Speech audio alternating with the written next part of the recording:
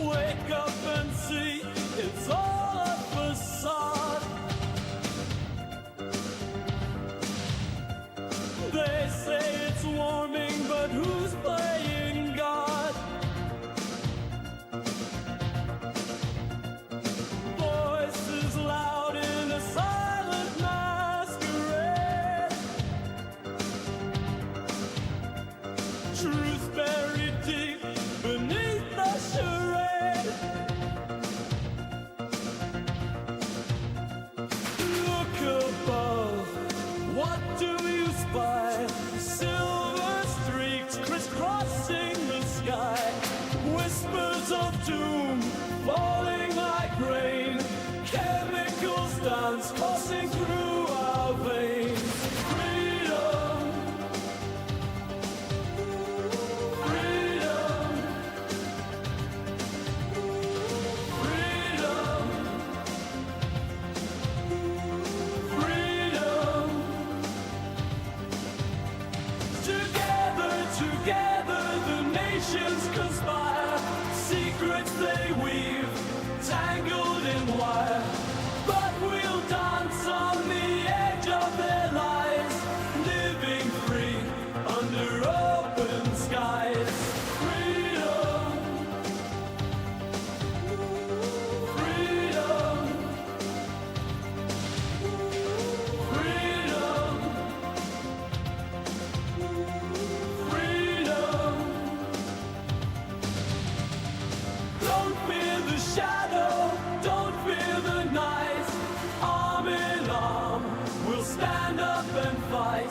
A world united under their gaze. We'll find our peace in the old ways. Freedom, freedom, freedom, freedom. Throw off the chains of worry and doubt. Help one another, that's what life's about. In unity, our spirits revive. Through love and laughter, we truly thrive.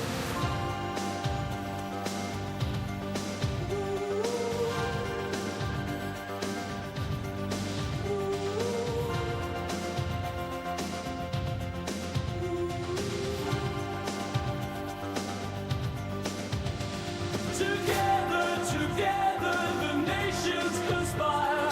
Secrets they weave, tangled in wire. But we'll dance on the edge of their lives, living free under open skies. Freedom,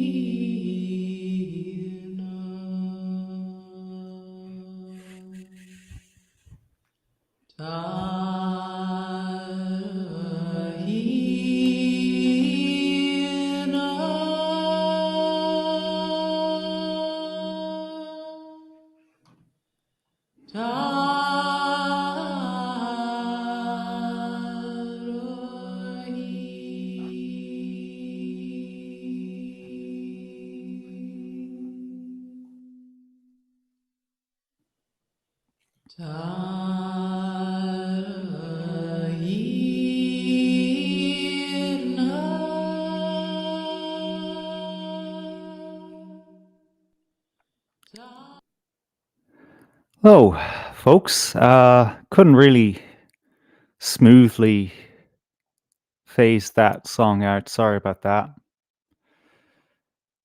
I needed a little bit of a ancient Irish prayer to kind of put me in the right frame of mind for this show because, uh, unlike usual, I come along for a half hour and get us all situated, and we wait for Morgan.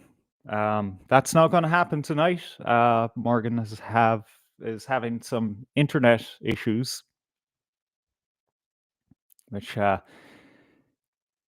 I thought the rural internet problems were gone, were kind of fixed in this country, but supposedly not. I'll resize myself there. Excusez-moi. So, who knows what kind of show we're having tonight, but we're going to make the best of it. Holy shit in the chat, Miss Pegina, Father Billy O'Dwyer.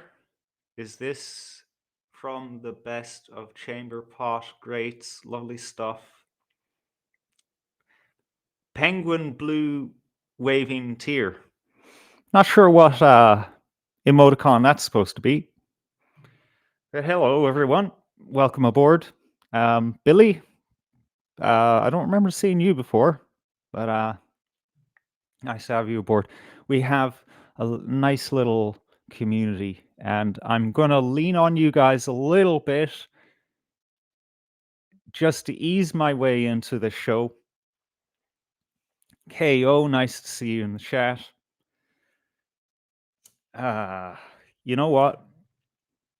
First thing I'm going to do, so that I don't forget, is this. Okay, so Paul Nolan, he has been he's been convicted of. I'm not entirely sure what the nature of his crime, in quotes, is. However, he on the books exposed the identities of iPass residents. Supposedly, there's a law against that. He is a part of what we call the auditing community, of which Morgan and I are, members, I guess. Yeah, we're you know, it's been a while since we've ventured out with our cameras and went to places that power would rather we don't go, and interact with people that power would prefer that we don't interact with. But we see people like Paul as one of our own. And the whole country should see people like Paul as one of their own. And in a way, you could say he's a political prisoner. You know, if if you really see what's going on in this country, we're in a kind of a cold war, cold um, rebellion, cold revolution. It's not hot, we're not going out there with marching brigades armed with rifles trying to take down the government. We're not ambushing the black and tans. We're not trying to take over this GPO yet, but we're still fighting.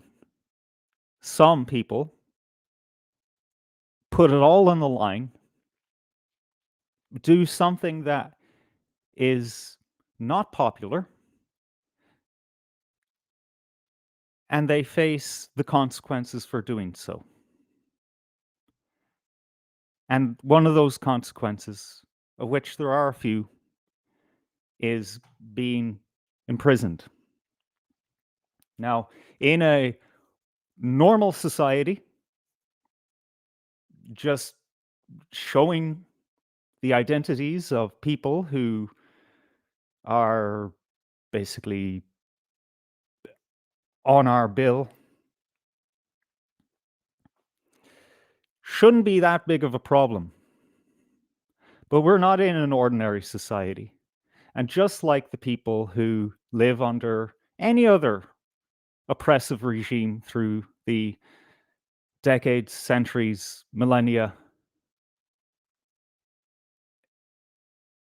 it's still the same struggle.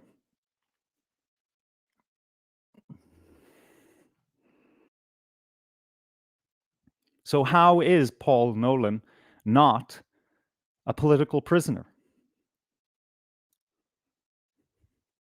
So, we've decided to include a QR code, and as well on the bottom of the screen, you see the buymeacoffee.com link, and that is for his legal fees and prison expenses.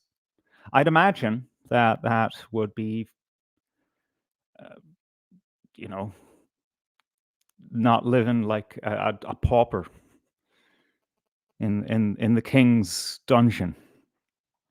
Let me see. Holy shit, expenses in prison. How about, yeah, like I said, not living like a pauper in a fucking prison. Hey, look, we got to do right by our own. It's just too frequent for people to take a step out of the normal course of their lives. Like I said, do something that is actually threatening to power. I'm not talking about going to a march, that's absolutely something that you should do. I'm not talking about necessarily handing out leaflets, although that does bring with it some dangers. I'm not talking about running for TD or councillor or president, even, although that is also dangerous in its own way.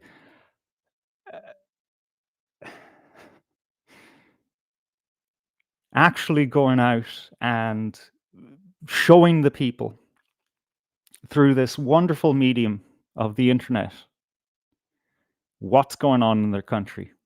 Yeah, that's not really appreciated by the powers that be. And when a comrade falls doing that, throw them a few quid. That's all I'm saying. And if people could remind me throughout the night to show this QR code and link at some point, maybe it's another 2 times, that would be great. I'd appreciate that.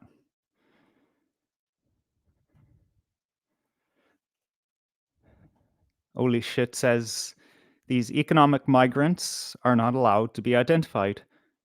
Sure, not even the Gardaí or immigration are allowed to do it.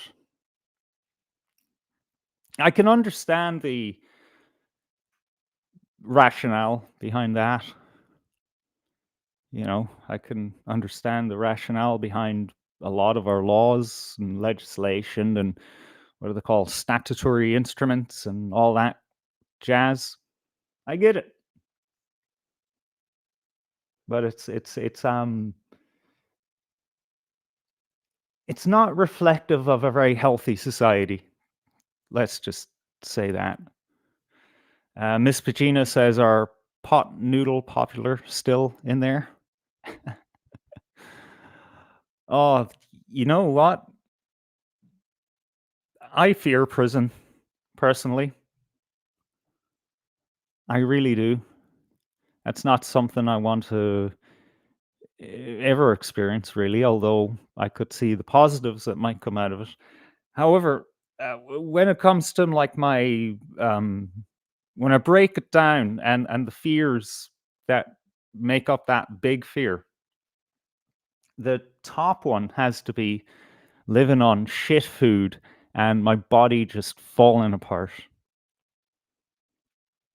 You know, you eat what you're given in there, and yeah, if you're not doing great financially, which would, I mean, unless you've got a wealthy family or a lot of friends, you're probably not doing great money wise in prison. You don't have the means to earn money unless you're doing something shady in prison. You're probably going to eat crap like pot noodle. Paddy Irishman, nice to see you in the chat there.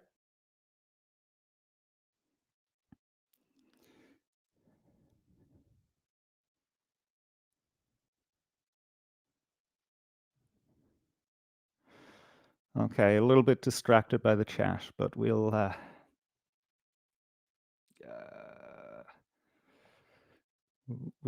get back to full speed in a second. I'm just gonna make sure that everyone's behaving themselves in there.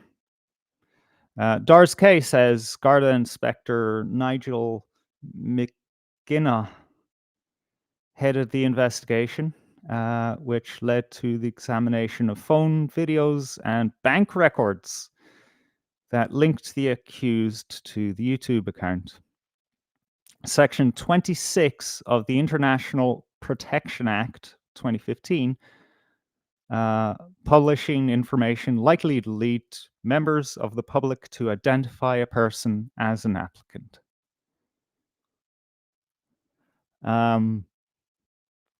So Dars, not asking you to do my homework here, but I'm not long after hearing about Paul's plight. What are the on paper minimum and maximum penalties of that? Kieran Martin, good to see you in the chat, says, "Don't fear their system. Let that go." Yep. This is the way to do it. Plug out mentally.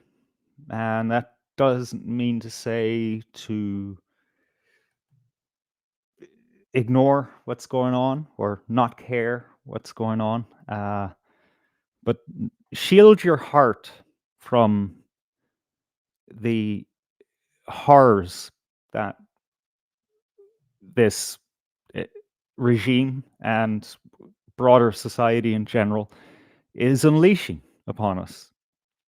This is the only way that we can survive as a people. It's the only way we can survive as individuals, is if we don't get driven fucking crazy by it. But it's more so important if we want to survive, if we want to see an Ireland like resembling something that we know it could be and that we remember from better times, we need to take that position so that we can have something to give to other people. You know, something other than our own fears and neurosis, because this isn't helping. I don't know how often you guys use social media. It's not great. It's not great. There's a lot of oh my god, oh my god, oh my god going on there. 24/7. Could scroll endlessly and find more. It's not helping. So don't fear it. Darce K says, I don't know anything about that law. I only just found out about Paul, and I got those couple of quotes, extracts from some mainstream tabloids and websites. Yeah, so I think Morgan in the chat is probably the closest to an expert on that legislation. Then, Dude, nice to see you in the chat. All right, let's let's get into something here. I've had 17 minutes. That's long enough to kind of get over my nerves. I think they might come back. Who knows? I mean, uh,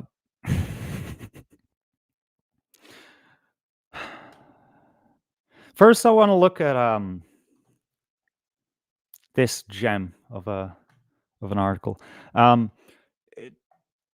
It, it's a part of an overall narrative of tonight's show, so don't worry. I'm not just looking at the media. Just look at it. I'm not just inflicting psychological violence on you. Well, I read the Irish Examiner, so you have to as well.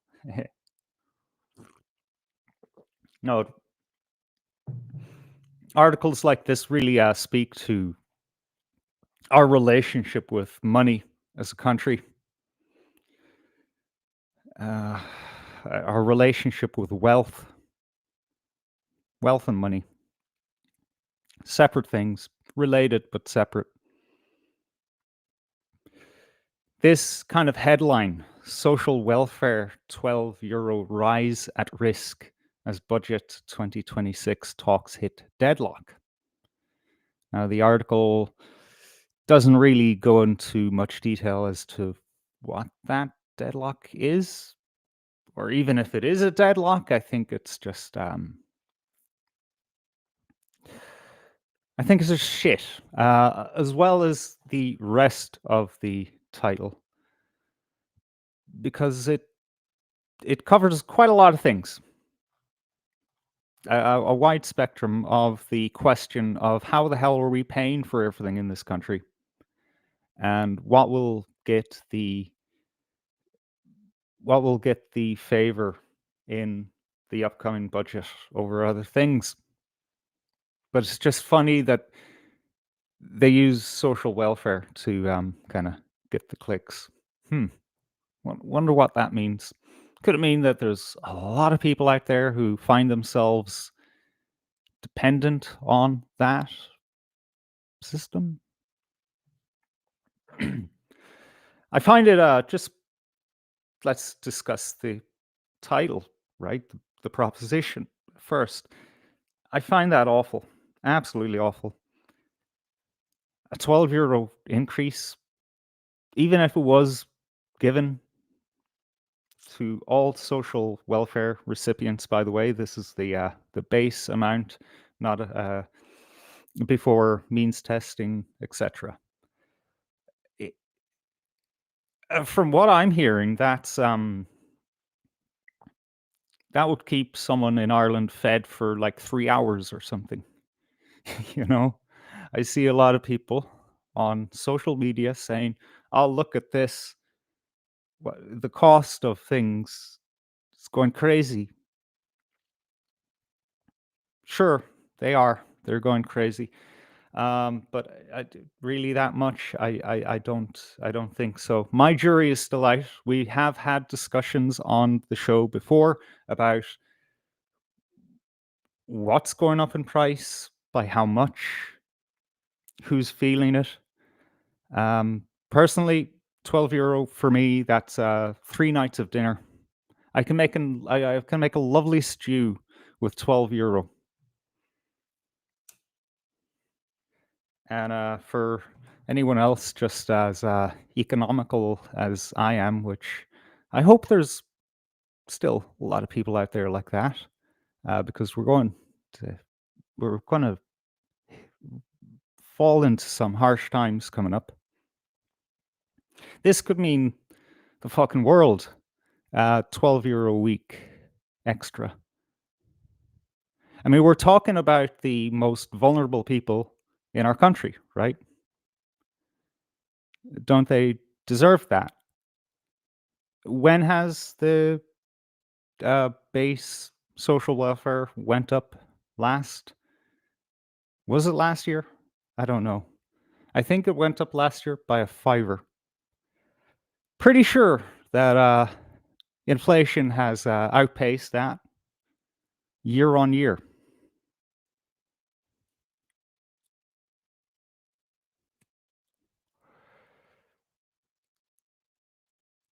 And as well as inflation outpacing that, so has tax, because the more things cost, the more we pay tax on. 12 euro? Hmm. So it's a bit stingy. But supposedly, that's probably not even going to happen at all. Let's give a read to the article. Proposed increase of up to 12 euro on core social welfare rates are now in jeopardy after the Department of Social Protection was told to go back to the drawing board on its budget demands. Social Protection Minister Darren Cleary has been told by Public Expenditure Minister Jack Chambers that he is asking for too much money for budget 2026.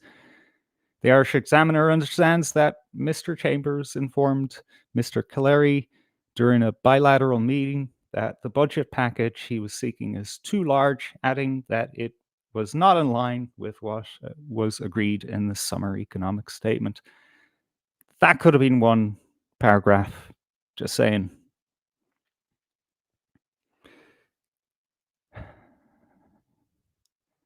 So I'm going to skip the shite that repeats itself.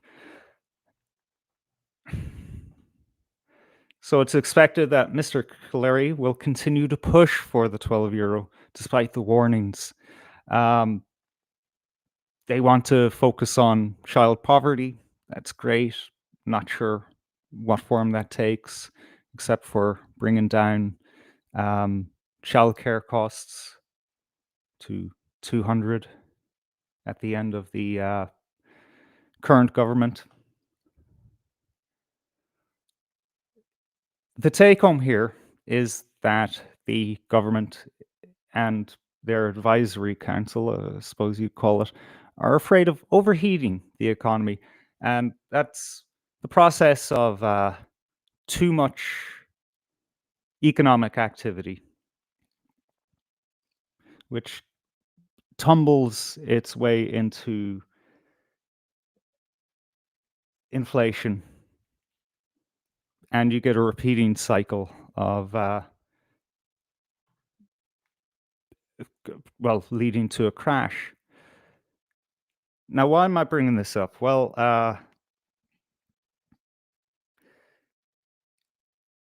these are the early warning signs. We've had a warning last autumn from the UK. Instead of, maybe not funding foreign governments to blow other people up, y- you know,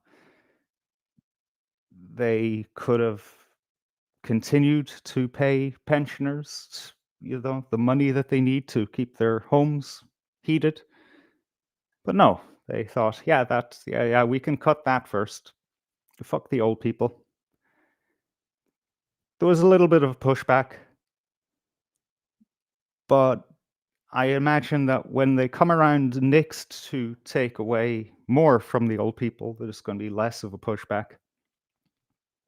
We're seeing a lot of protests in Britain becoming larger. The system doesn't really seem to care. In fact, they're doubling down. Starmer, afraid of his losing his position, which I mean has already been gone several months ago, uh, is now pushing this ID thing, this digital ID that everyone in Britain must have. Questions are going around whether that applies to Irish citizens living in the north of Ireland, but let's not talk about details like that. No, it's just a nice pie in the sky idea. This is the kind of shit that they think they can pull off, all the while protests, protests, protests. They don't care. We're seeing the same thing in Germany. A month ago, the German finance minister, I believe, said, "Hey, look, we can't pay for the social welfare system anymore." Just like that, you know. Oh, yeah, these vulnerable people, we can't take care of them. Similar thing in France a few months ago. Like, what's going on here? We're going somewhere dark here, folks. And the first people that are going to feel it are the people who are relying on social welfare.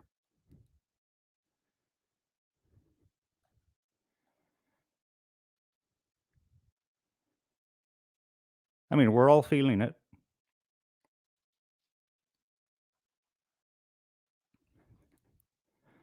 But I can see the most vulnerable among us to be the first out on their ear. Space Ghettos. Nice to see you in the chat there. Thanks for coming along.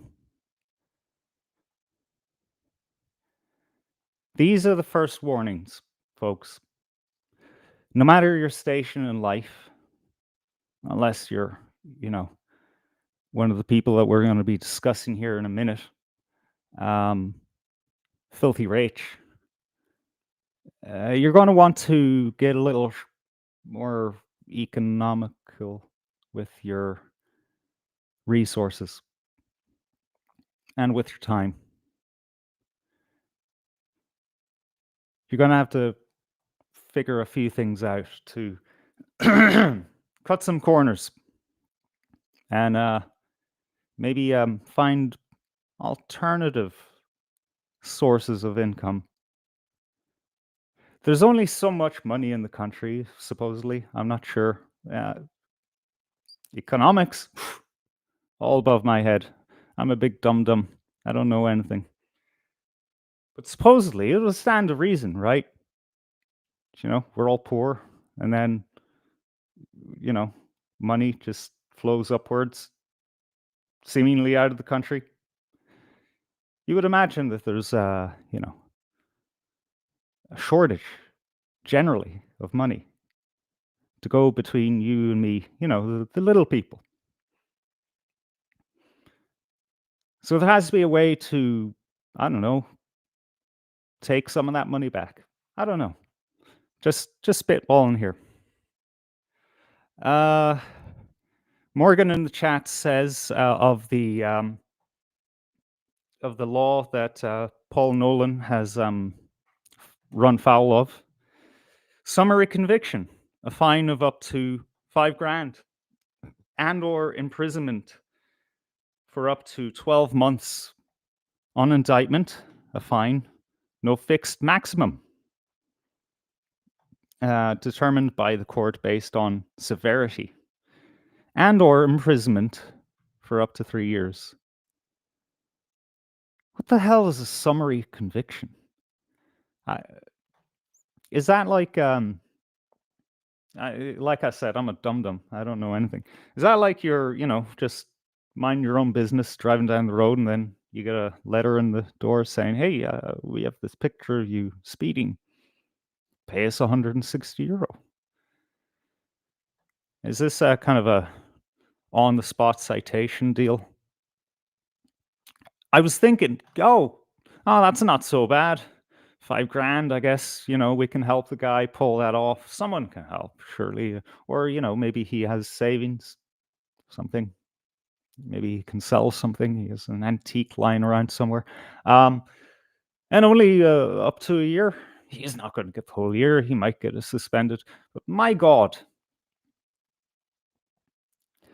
no maximum fine and 3 years, up to 3 years. I mean, that's not life ruination. That is, it's still gonna fuck you up in terms of you've got things to do, you've got a life to live, got things to work on, whether at work, school, some kind of project, and they're just gonna snatch you away from that for a law that you didn't even know was on the books. Lovely. Uh,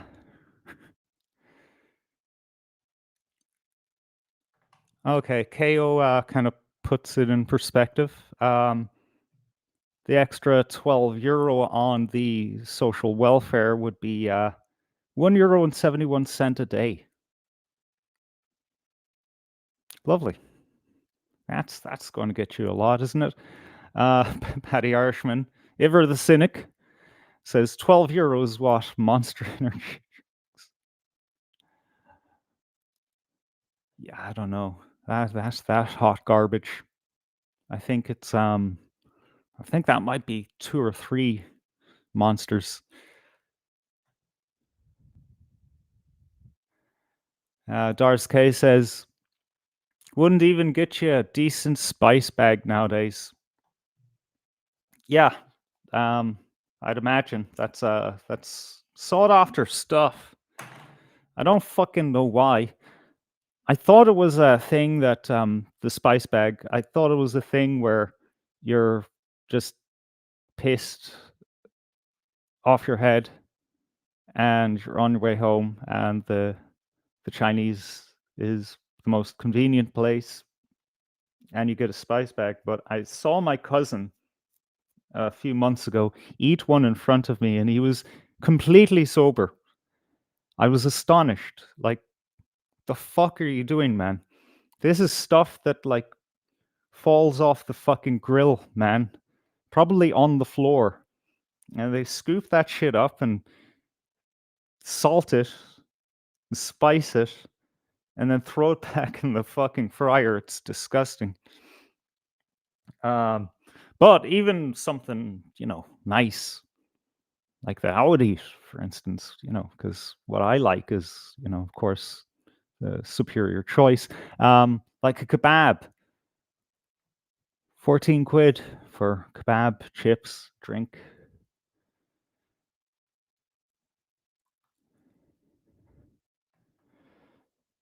Uh, Peter Green, nice to see you in the chat. Will older people be able to stay warm with €12 extra, pay taxes all their lives, and can't afford to keep warm and fed? Yeah,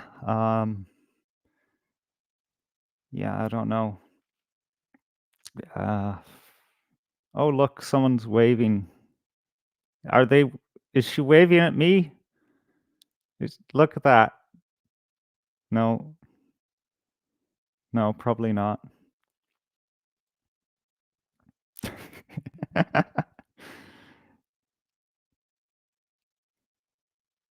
Who the hell is she waving at? All right, I thought maybe she was waving at the CCTV. Oh, look at me, see? Um, €12. Fuck, a bag of like was it 20 kilograms of coal goes for like 20 quid or something. I don't know about you guys, but like I could burn through a bag of coal in 3 days. And that's not the only heating expense. See what people have to say in the chat. Mr. Irish said, telling the truth will cost you. Okay. Summary is district court. All right, district court. All right, that makes sense now. And if it's more serious infraction, it gets kicked up uh, the hierarchy of courts. All right, makes sense.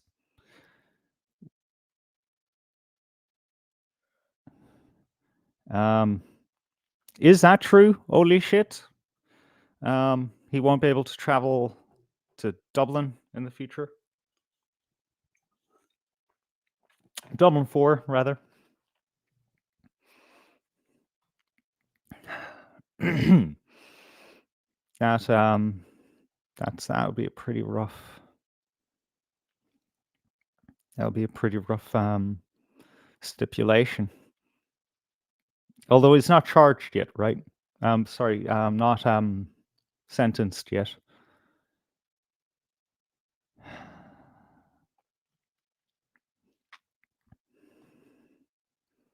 All right, now we're getting into something here.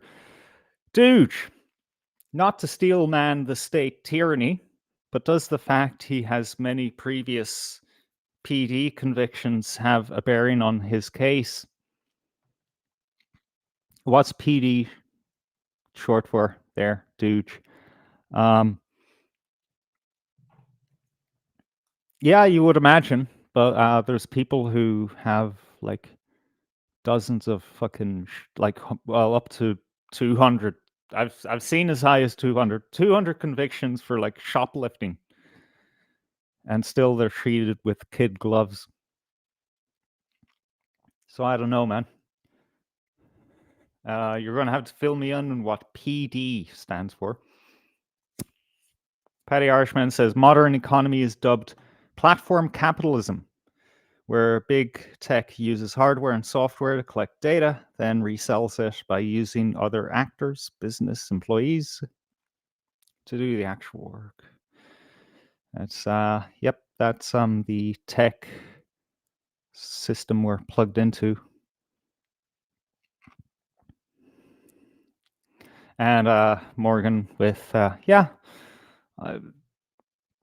pretty reasonable conclusion. 47 convictions does not help his case. Yeah, okay. I didn't know that he had 47 convictions. Do we still support him? Dude comes in with saying, I noted that in the Irish Times article, just wondering how the wider auditor community feel about it. I would like to know that. Public disorder. Thank you, holy shit. Wow. I mean, that's a pretty broad category.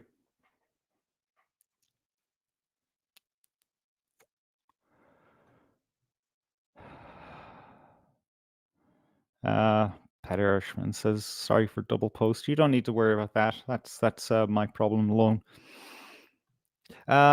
Where is Morgan, by the way? Saoirse asks. He is in the chat room with you. All right, I've dilly-dallied enough.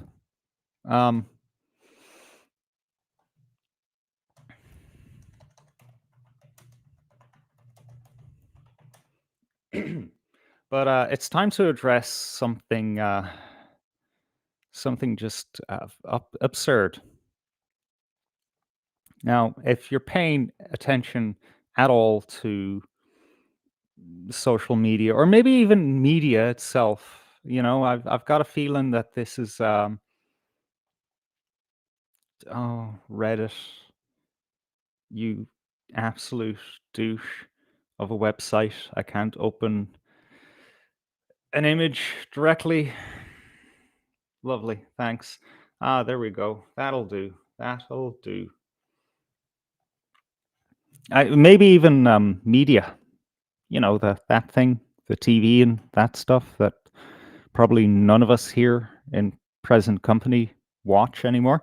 You probably remember this or have seen this a few times even. This supposed like crime against all that is good and holy, the divine order. A woman owning a fashion accessory. I mean, like, I don't know. How does she show her fucking face? How do we allow this in this Catholic country of ours, We should be enforcing modesty on our women.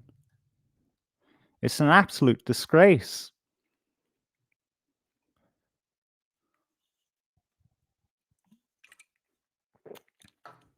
I mean, you would think that that would be a conservative position of like, well, Jesus, behave yourself, woman.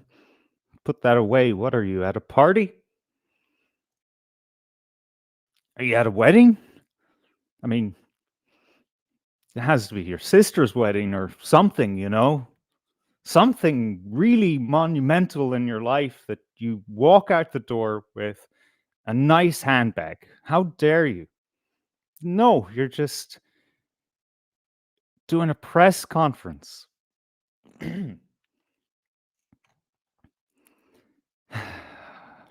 Doris K says she looks like a trans mannequin.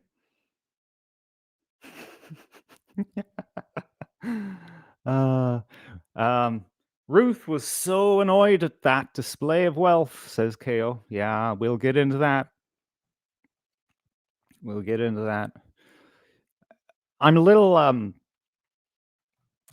of sorts because what I did was I put stuff that I'm going to refer to in this segment in a Google Documents document, and now I can't show it. I have to show the bloody document itself. All right, handbag gate. That's what I call this. I was, of course, taking the piss. You know that. If someone has money, I would expect to see them showing signs that they have money. I mean, it's not advisable, really. Um, the sleazebag politicians have it right. You really should just walk around looking like you're fucking poor and give absolutely no indications that you have money. Because if you do show that you have money, then, people are going to fucking steal it. They're going to find a way to take it from you. Brian Keary asks, when is the revolution? I don't know which one. We're well within the Fabian revolution at this point. We have been for decades now. Communist revolution. Yeah, I bet that's going to happen soon. If the technocrats don't get their way first. As for our revolution, I don't know. That's hanging on the balance. I'm not sure if it'll even happen. All right, let's take a look at the gobshites who took offense at this woman being in the world. Okay, we have to read what Dooge has to say. That's the law. I think she looks even better than when she appeared on Father Ted in the 90s, but I like posh birds. That what reference am I missing there? All right, Brian has clarified his position. The Irish one, to fuck these globalist bastards and stand up for Ireland. It's going to have to be that. We're going to get into that conversation in a bit. Right. First, wait, I forgot his name. Tom Dorley. Now, I forgot his name because it's fucking weird. Now, this guy, this is one of the guys who decided to talk shit about Miss Steen's handbag. You know, very dignified stuff. So you'd be mistaken to think this guy is like a farmer. He works with his hands. He goes out and takes care of the chickens and the cows and uh, sows the grains and drives the combine.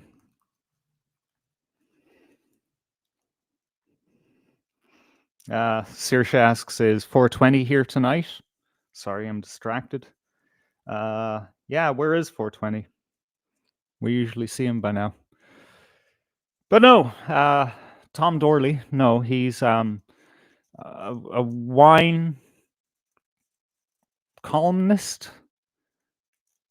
Yeah, a very, very odd fella. That's him in his most natural form.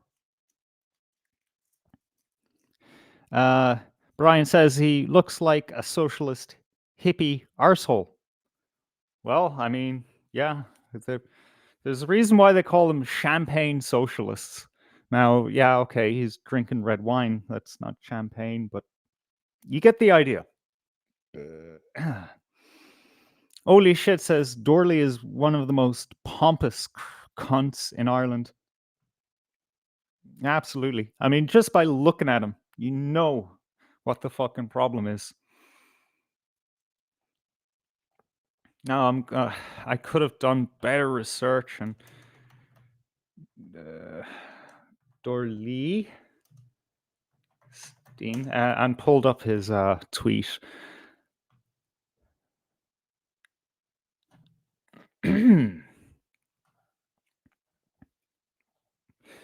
Yeah, that's not coming very easily for me, is it?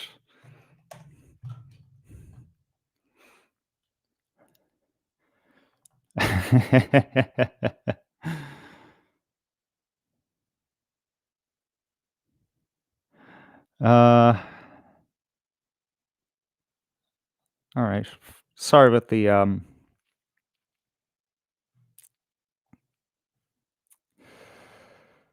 dead air, but just gonna have to deal with that because you know, I'm lazy, you know.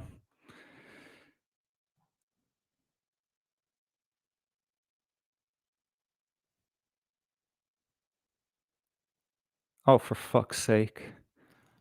All right, we just have to take a break and look at this shite. When did this happen to um, Waterford Whisper News? I will return in 7 of your years. Maria Steen bids farewell before entering portal back to 1954. Do people have amnesia? It's like,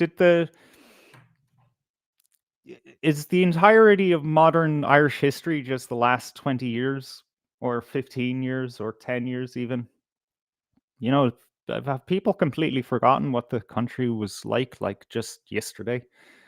I'm shook. Like I'm confused. It hasn't been that long. Someone made a good observation there a few days ago. For the first time, we have a presidential election and we don't have a Catholic to vote for. If we want to talk about wild, insane, out of character ideology, it's not standard fare, almost middle of the road Christian conservatism.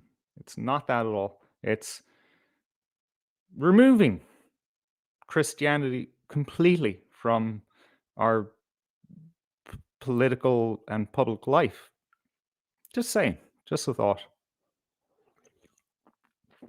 Right, back to this gobshite.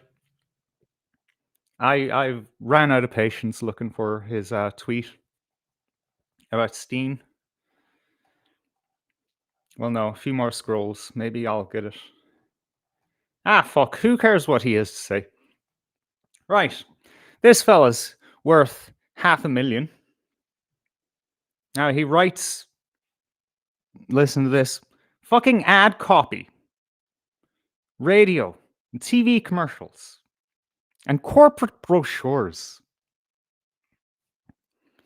This is what this guy does for a living, for his money. And he was on some RTE fucking thing. I forget which one. Something about wine, because that's his thing.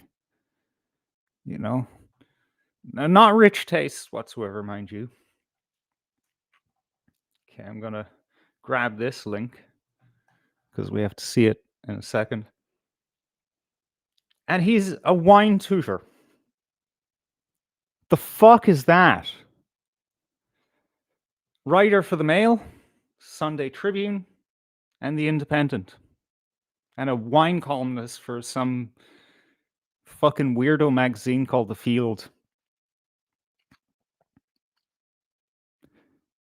Well, I mean, it wasn't always a weirdo magazine. It was and still is a farmer magazine, but what kind of a fucking farmer magazine has fucking lofty fucking lifestyle section in it and fucking wine recommendations? What kind of farmers do we have today?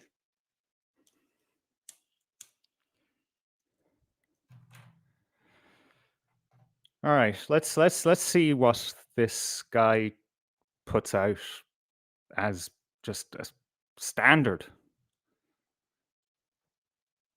And I will forever be struggling with um, just the headache that is Google Shorts for the rest of my life, I imagine, unless everything becomes like fucking what, augmented reality. I get a chip in my brain, and then we'll have other problems.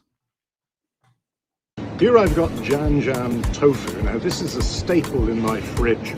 I get through this in a matter of days.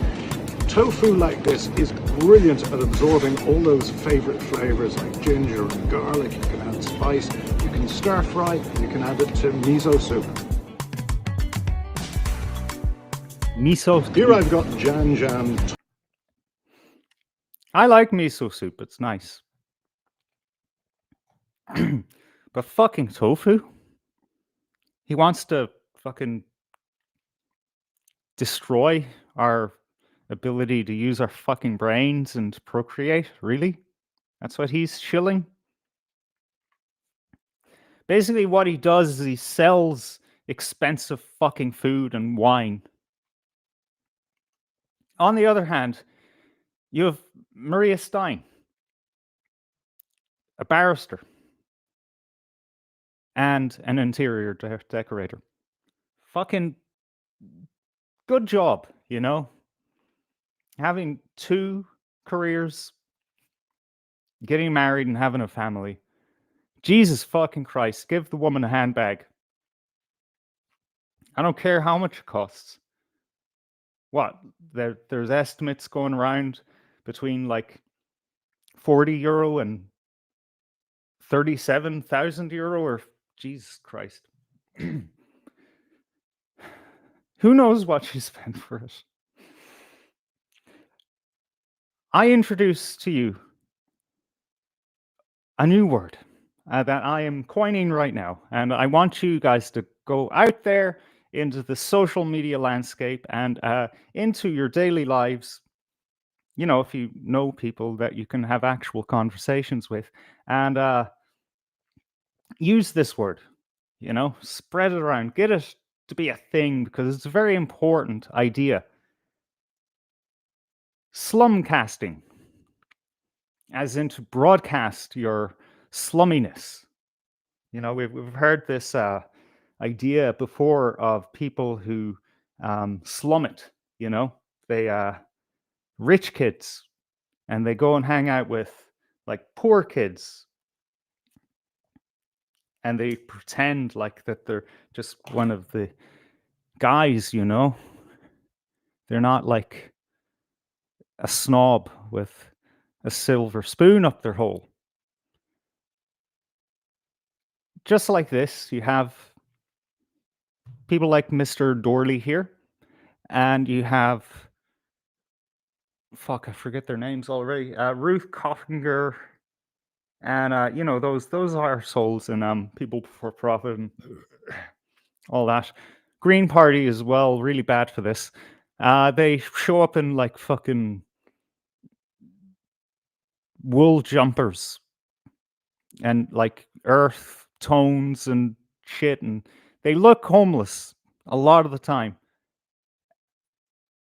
And that's their visage. That's how they are communicated in the media and on social media, and that's the impression that we have of them. But then they finish their 2-hour work week and they go home to a life of luxury, a lovely home filled with all the mod cons, and they don't need to worry about anything because they have a really good income. And also, when it comes to politicians, there's like 50 different types of expenses that a fucking TD or a councillor can cash in on. They don't need to worry about what we have to worry about, but they'll write fucking columns in the media and get up on their soapbox in front of the cameras and go to RT studios and speak to some dusty old gobshite on the radio about the downtrodden of the country, women and ethnic minorities and disabled people, And some of them will even write dissertations and run studies and make their whole life about how terrible rich people are. They're slum casting.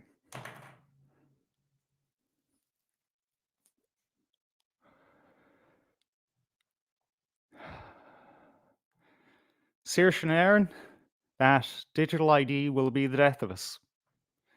I'm afraid it might be. Am I afraid? No, I don't think so. And I don't think you should be too. I think we'll be fine on the whole. I think this current incarnation of the digital ID thing is just a fart in the wind. Like I said earlier, Starmer is a drowning man trying to grab a hold of anything that will legitimize him just for a few more months. And you know what? This may well do it. I don't know what the motivation is, but Tony Blair came out and said that he has good feelings about the digital ID thing. My holy memory is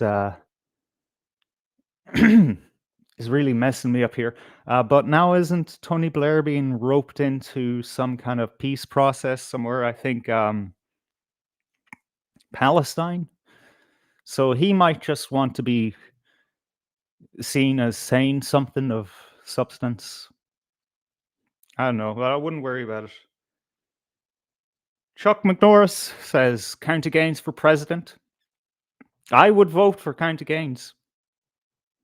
Absolutely. If he was on the ballot, absolutely. I would vote for him, no problem. If Steen was on the ballot, I don't know, I'd have to think about that one. Brian Keary says, don't judge by looks. These people are traditionalists, yet nothing wrong with some skepticism, also healthy. Weren't you the guy that said he looks like he looks like a socialist something or other? A lot of the times when we say something, it's so that we ourselves can hear it.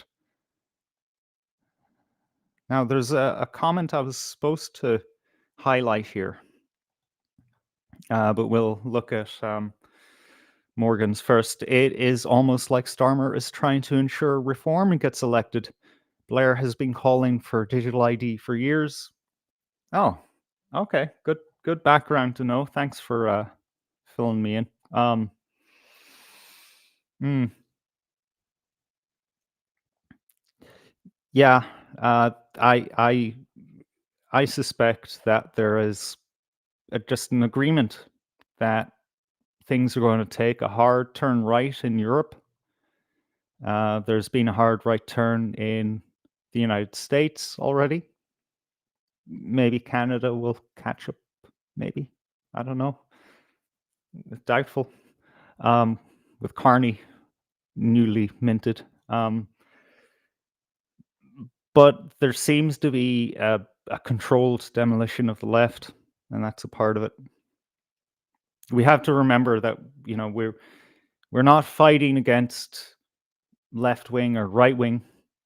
We're fighting against the guys who take advantage of both whenever it suits them to use one ideology or the next. As long as it keeps us in that kind of middle band of just slowly creeping towards a secularized, globalized, meaningless world that just slowly kind of suffocates us. Yeah, they'll use fucking communism, fascism, whatever. I mean, if I was in their position, I wouldn't care.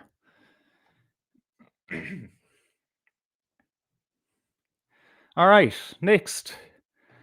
Oh, Jesus. Next on our list is I'm gonna say a kind of a self-made woman, I guess. She crawled up there on her own. I don't see any kind of any kind of evidence of a shadowy hand lifting her up or anything. But still, she lives in the Liberties in a nice spot.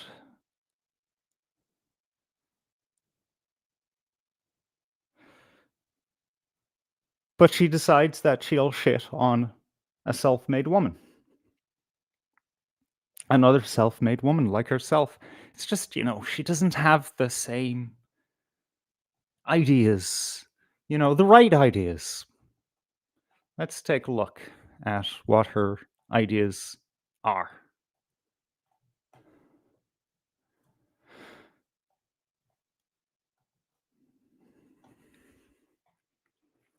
Beginner's Pluck. Dublin-based writer Estelle Birdie. Now, she wrote a book called Raveling, and it follows 5 friends from the Liberties in Leaving Cert year as they negotiate life, facing racism, poverty, danger from drug gangs, and Garda harassment.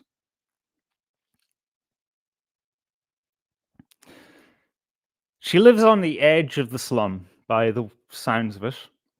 They say, write what you know, and, she has children, and she lives in the Liberties, and that's a part of Dublin that's, according to a friend, a member of the show, I guess, Douche, says that that's kind of semi-gentrified, so her children are obviously hanging out with the scum of the earth.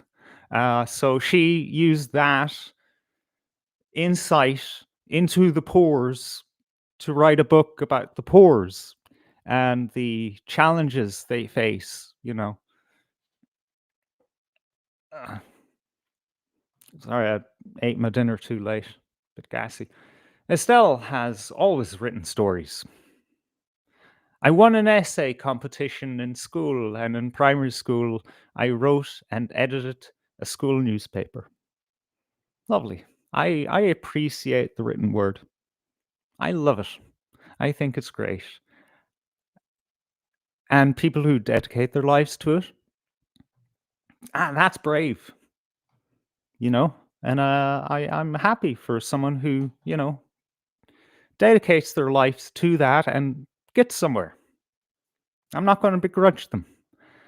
However, you know, when they use that lofty height to beat us over the heads, no, you've lost me there.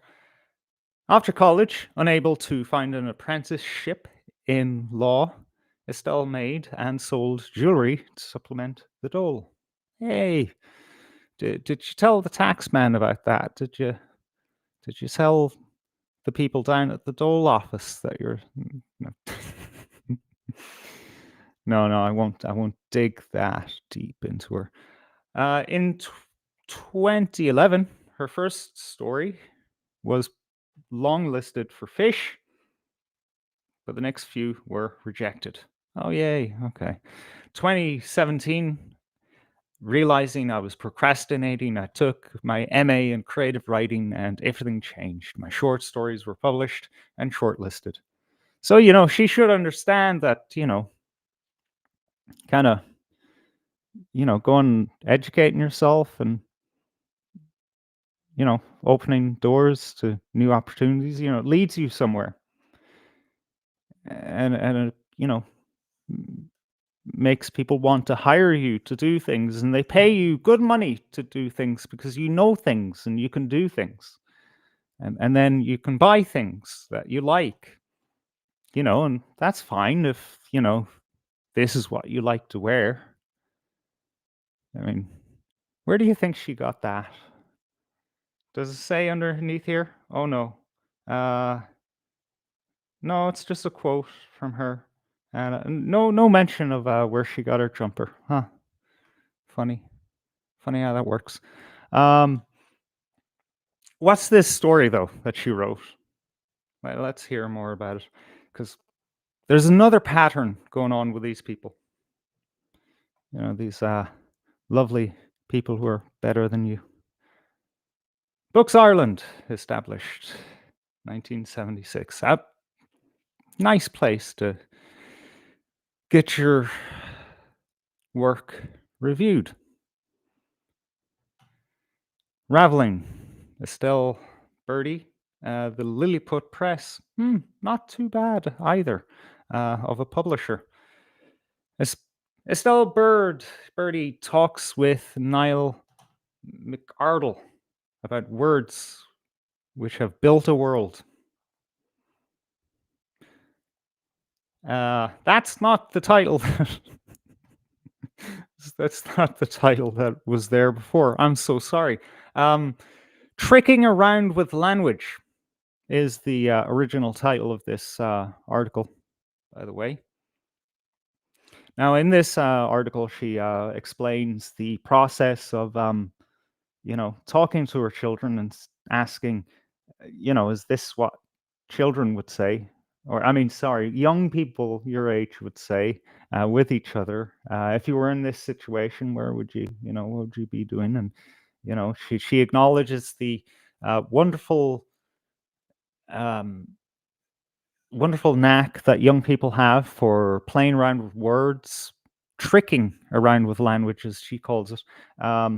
And she praises the Dubs as exceptionally good at that, and Ireland in general. So, you know, we have a wordsmith here.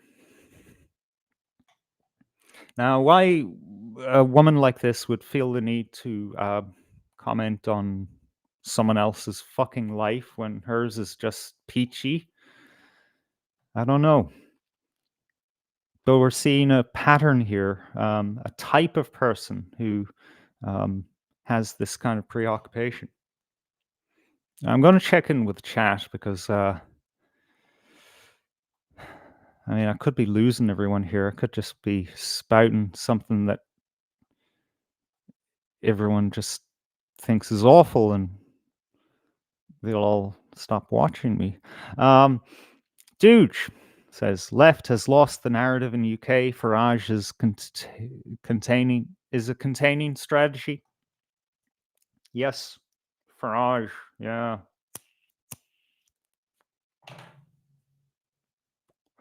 Big evil racist right winger who, fucking corrals the vote and then fucking vanishes when it matters.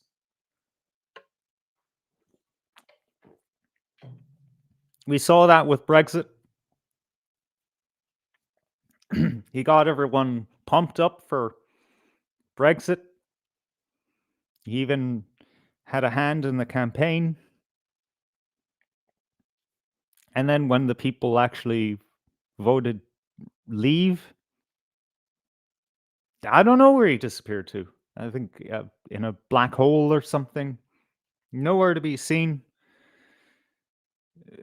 People couldn't turn to him and say, Nigel, this thing that you have wanted for years, it's been accomplished. It's a miracle, in fact, that a country has left the European Union. You've thought long and hard about this, surely. You've had many years to develop a strategy, kind of a model of how Britain can move forward. What do we do? Because, you'd think that would be the man to know. It was his idea. It was an idea that was going to, come in some shape or form, I'm sure. But when I first saw him, I think it was as early as 2012 or something. I loved him. He was great. Getting up there in the European Parliament or Council, I forget. Giving all sorts of large about how they are these terrible tyrants. And then he just kind of leaves his country to flounder in the rocks. Completely mismanaged. I would say by fucking design, mismanaged, so that they can forever, say, "Oh God, look what you guys did." If you didn't vote leave, then we wouldn't have X problem or Y or Z problem. And that's your fault. Naughty, naughty children. In a parallel universe where, Nigel Farage wasn't a complete fucking turncoat, probably a fucking Fabian agent, he'd have been there for his country. He'd have guided it through the storm. Maybe he wouldn't have been capable of knowing exactly what needs to be done, but he would have found people who knew. Then, I don't know, Britain would have become better. It would have improved, not just economically and in the kind of surface level legal sense, but like the people would have gotten confidence. They would have thought, yeah, we can control our destiny in a positive sense. We can decide what we want for our lives and for our children. And then, I don't know, some other things could have happened too. Like not being swamped with the fucking entirety of the third world. Just a thought, Just a thought.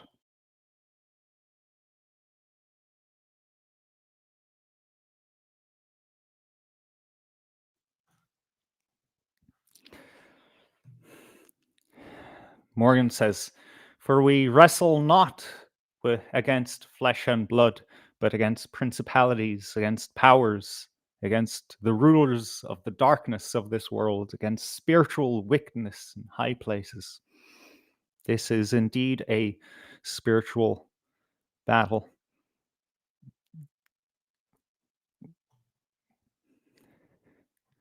Peter Green says, do people realize what the digital ID actually is? I don't think so. No banking, no travel, no services, nothing unless you comply. Yeah, I wouldn't really worry about it. Not that much. Dooge. Ephesians 6:12. Ooh, we have a reader. Let's see, what is Brian Carey saying? Carey, sorry. Has all the internet talk sanitized us? If we didn't have it, would we be making groups, starting a resistance? That's a question that should be on our minds a lot, especially today. Not that this has become a problem of late. It's been a problem for quite a while. It's just things are kind of getting to a crisis point where we're kind of we have our last chances here to ask that question of each other and ourselves. We're neutralized. That's the word I was looking for. We're neutralized, to use intelligence community language. We're no longer effective. This can be seen very plainly by what happened in Nepal. They turned off the internet and the whole place went fucking mental. And part of that is the fact that people are pissed off they don't have internet. They don't. They can't share memes. They can't talk shit. But another big part of it is that they, they had extra time. I'm not here to preach. I'm not here to say I have it all figured out, because I fucking don't. Probably never will. But what I do know is that there's a lot of energy being wasted. A lot of energy being wasted on talking about problems. It's in our nature. It's not in our nature to act necessarily. Most people can't. It's just not in their design. They're not made for it. What really needs to be neutralized from our overlord's perspective is the actors, the people who can go out there and make change and put something in motion that gets other people's attention and gets other people to add their energy, to do the legwork, to discuss in very, direct terms with their friends and family why X, Y, Z is important, which is different from moaning about what's going on social media. And yeah, the neutralization is effective. It's effective. One of the things that I've found is that the ability to make money online has really fucked us. The idea of going out there and pumping out content, getting an audience, those are the doers. Those are the people who can stay the course and they can find the thing that works and then just do that to death. And they get the payout, you know? They get the ransom. Or no, what do you call it? Bribe. There you go. They get the bribe. And they're happy because they're in a better position than most of us are and neutralized. Peter Green references Revelation chapter 2, verse 9. I am not going to read a random Bible verse, brother. 420. Nice to see you in the chat. We were wondering where you were.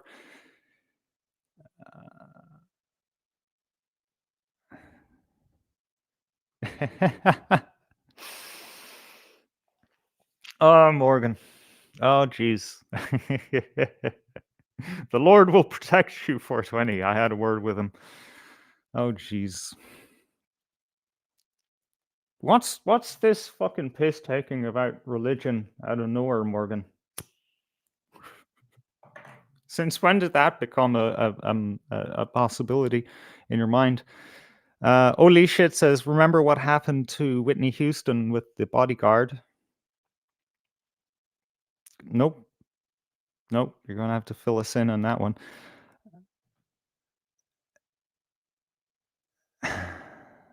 And Brian Keary, who says that we shouldn't judge people by their looks, says, what a silly, hairy wagon Estelle is. I hope all the gee bags buy her book and forget it within a year because it's vacuous. Oh, good stuff. Good stuff. All right, let's carry on because I could get stuck in the chat forever. Eamon Fitzpatrick, the bon vivant word manipulator. Now this is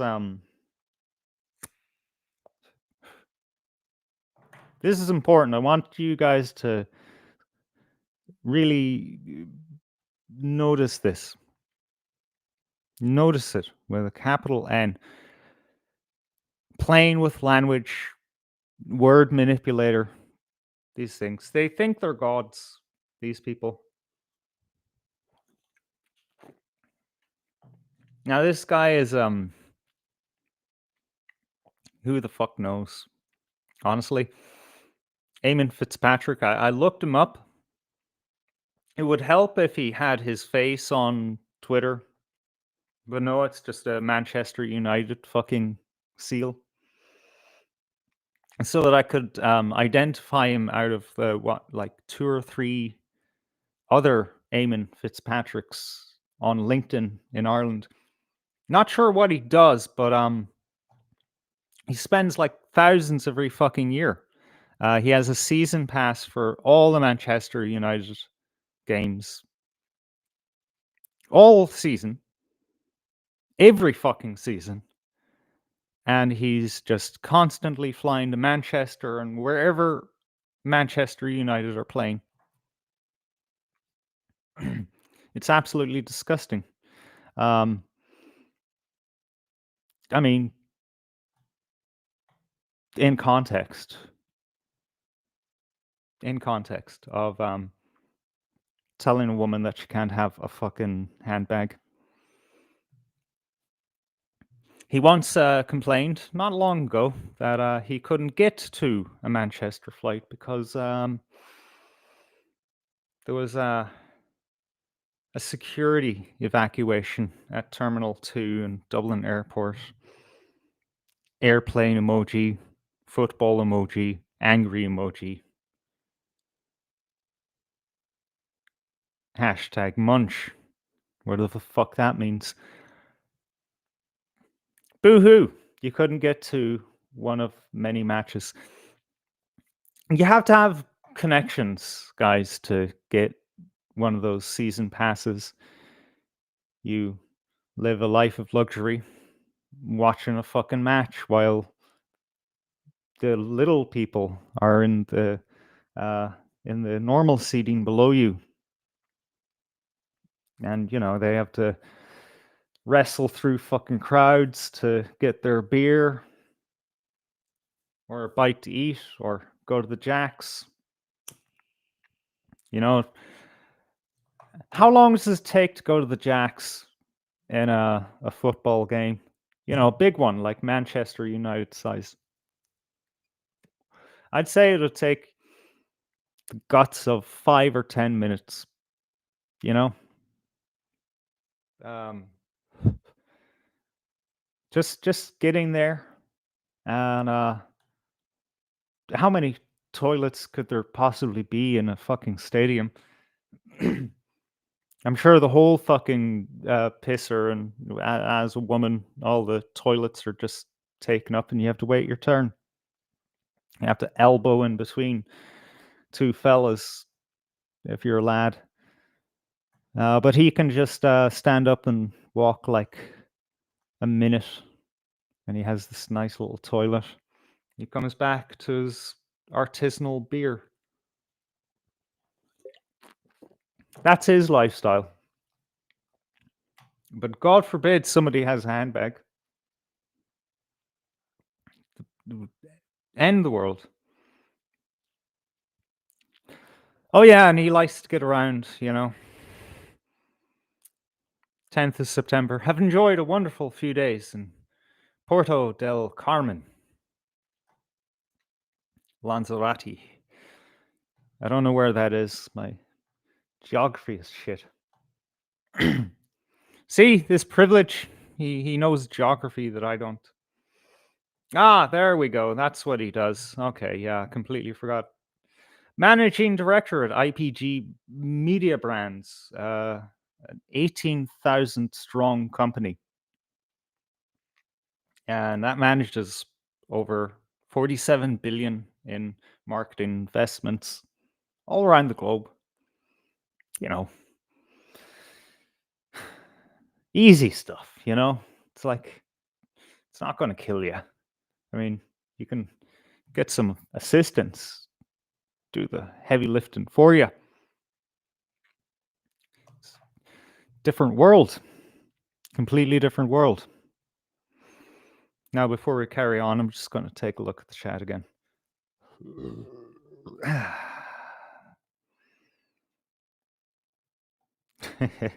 Tarske says, kickball, woo!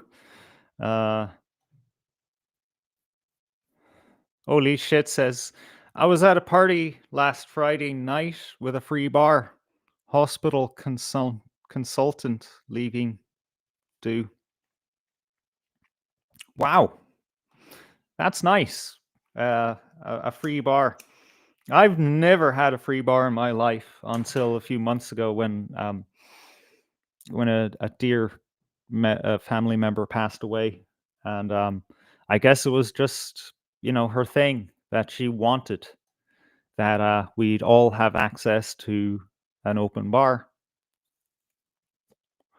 for like the first 3 hours of the night. I went easy, I probably paid for more drinks than I didn't that night. But it was nice to have, I felt like I could actually just be there, Hey, well, it helped that it was in the north, it's like half the price for the booze. But you know what I mean. It's a different world you live in.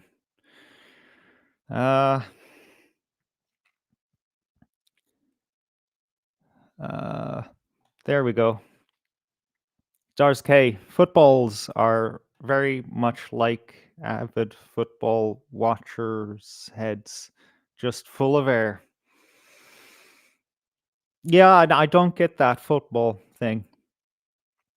I'm not hot on it. I don't understand the point. It usually ends in 0-0 or 1-1. I want a real fucking sport. It's just my feeling on it. A contact sport, people getting fucking CTE and shit. That's what I want.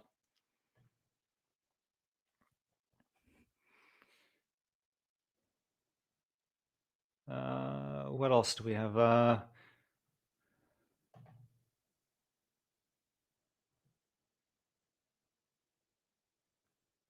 Okay.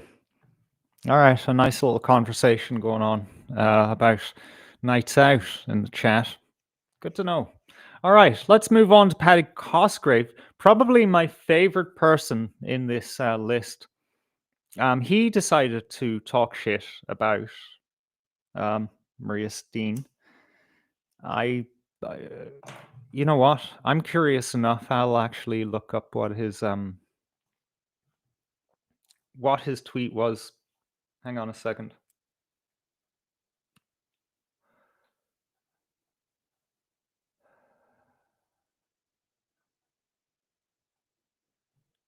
Jeez Louise. Where's that grok conversation gone? Give me a second here, folks. There we go. Right, let's get down to Cosgrave. Cosgrave. Come on. Where are you? There you go. Yeah, no, sorry. I don't have the tweet. I'll do better next time, folks. Much more organized show next week.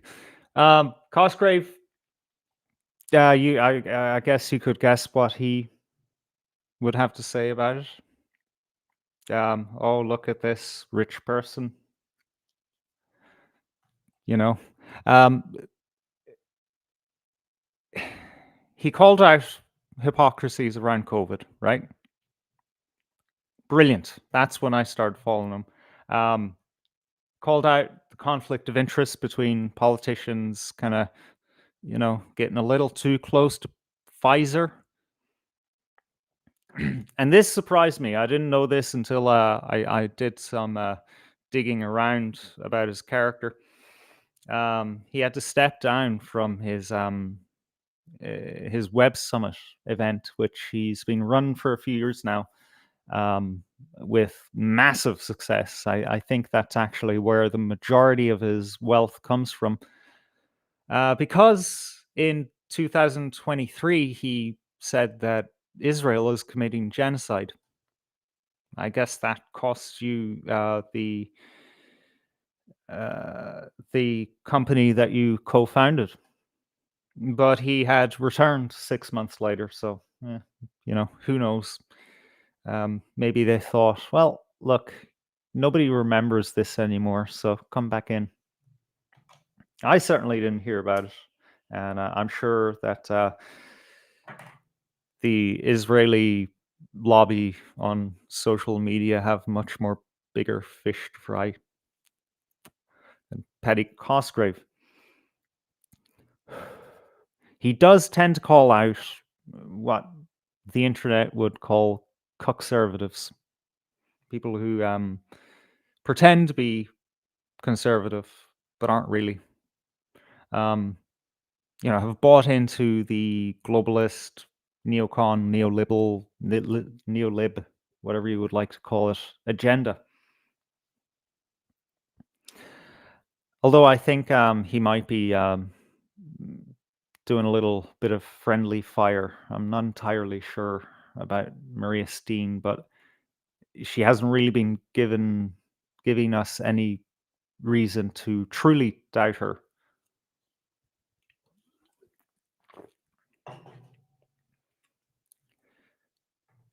But I will give this to Paddy Cosgrave. He does admit that he is filthy rich and that he lives a life that most people don't. But he's, still feeling fine talking shit about a woman who happens to enjoy handbags. To give you an idea of just how rich this guy is, the Web Summit is hosted every year in Lisbon, Portugal. Nice spot. Not the nicest, there's, you know, more extravagant locations on the mainland to have your summits, but it's still nice. It's a lovely place to be. Um, it's hosted there instead of like, Dublin or something because it's attended by like 71,000 people. This is where the big guys in tech come together and discuss, you know, deep abiding questions about life and the economy and technology. It seems to be a fucking footnote for some reason. But here's the kind of money that he rakes in from this summit.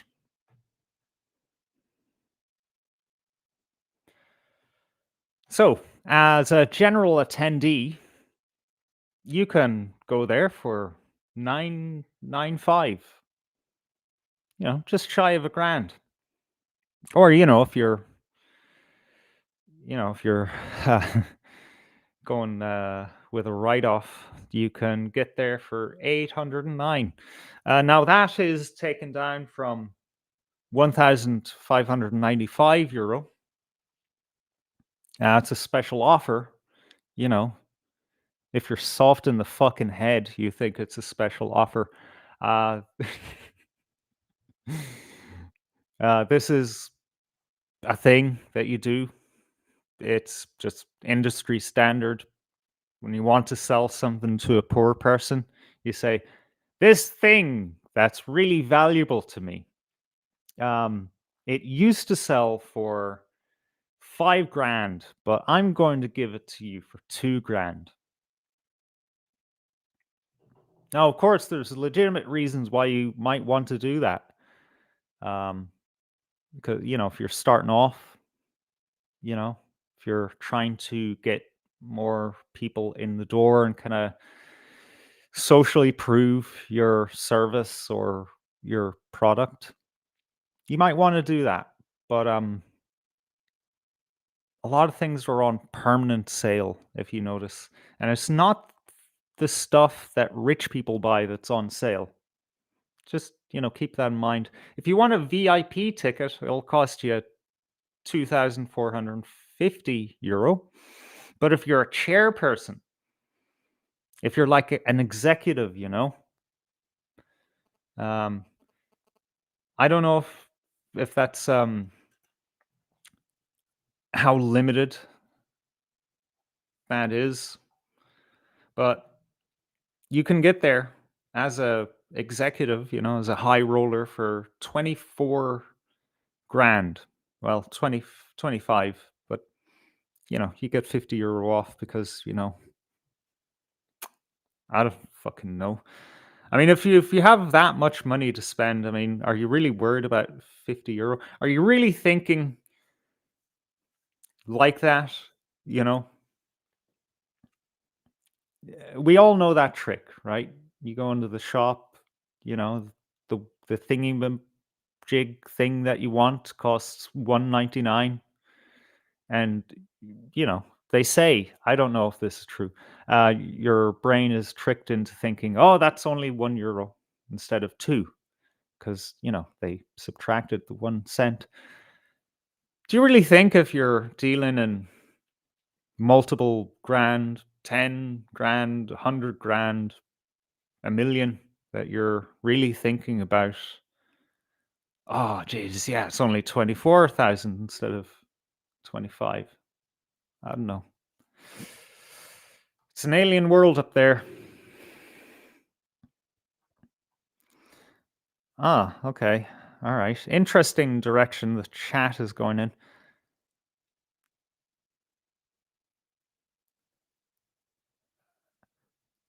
Paddy is only worth 20 million. Holy shit, says. Is he? Oh. Jesus. I guess my okay, I'm just gonna fix that and pretend that that was never, I didn't make that mistake. Thanks for the correction, though. I'm glad I read the chat.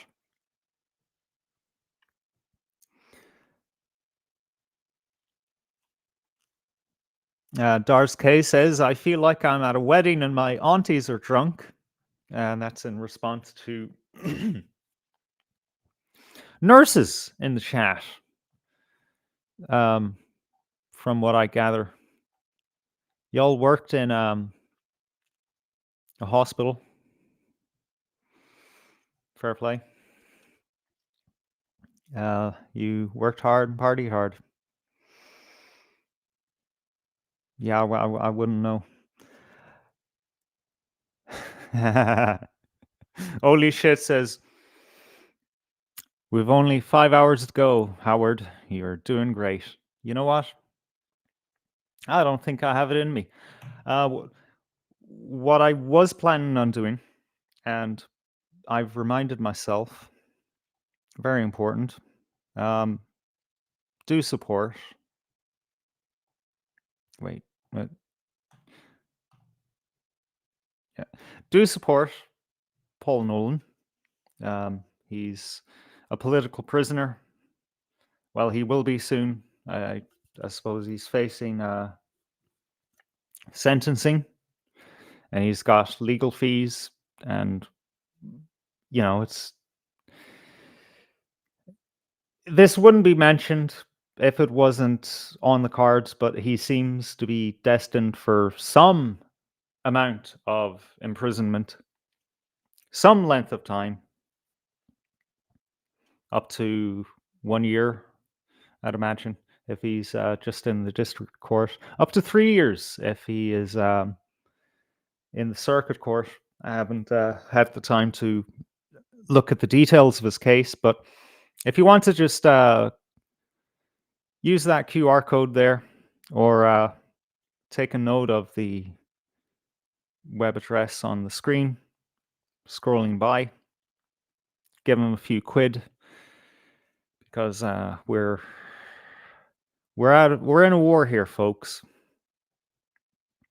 And if someone takes one for the team, then we need to be there with some support. What I was going to say is, I'm going to open the floor at some point to have a chat with anyone who would like to call in, share their thoughts. It's not a thing we usually do or think to do, because we usually have a lot more to cover. I'm not sure where I'm going to take the show after the break that's coming up.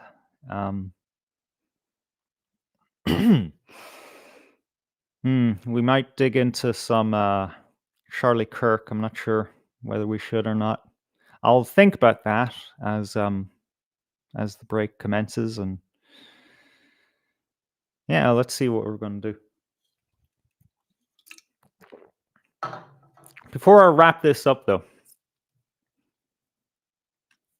Oh yeah, no, I was supposed to introduce you to oh yeah, here we go. We have 2 more people on this list. Sorry about that. Ruth Coppinger shows off her bag collection.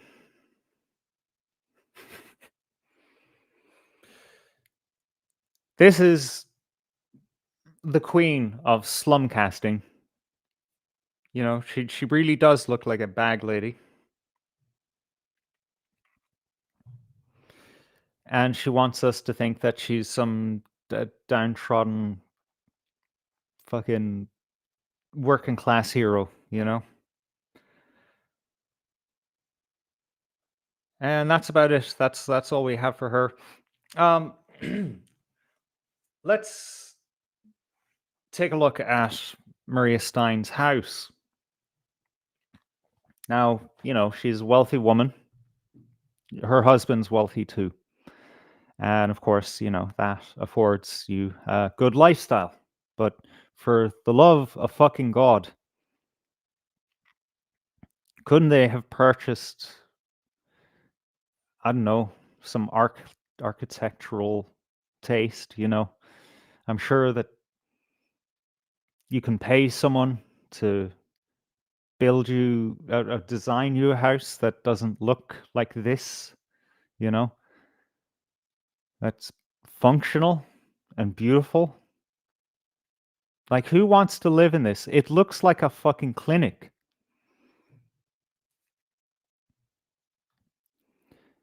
It looks like somewhere you go for, like, some kind of retreat, that treats you for cancer, except like the treatment is like experimental or something. I don't know, but she didn't ask for the world to see her house, and it was awfully bad, awfully out of touch for this random prick to post a picture of that house that Steen and her family reside in. And then he went on to complain about fake Irish accounts piling on. Uh, we live in a different world entirely to some people in this country, and it doesn't even just come down to money. I think you can be a poor like we are and still be elitist. It's like what do they call it? Like an Uncle Tom, for the black community. They- they're aping the ideology and the sensibilities of their master, hoping that maybe one day the master will smile at them.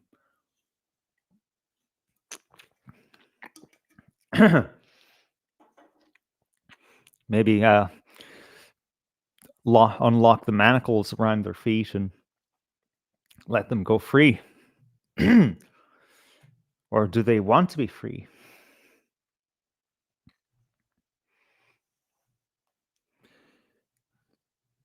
And this is in one word: begrudgery.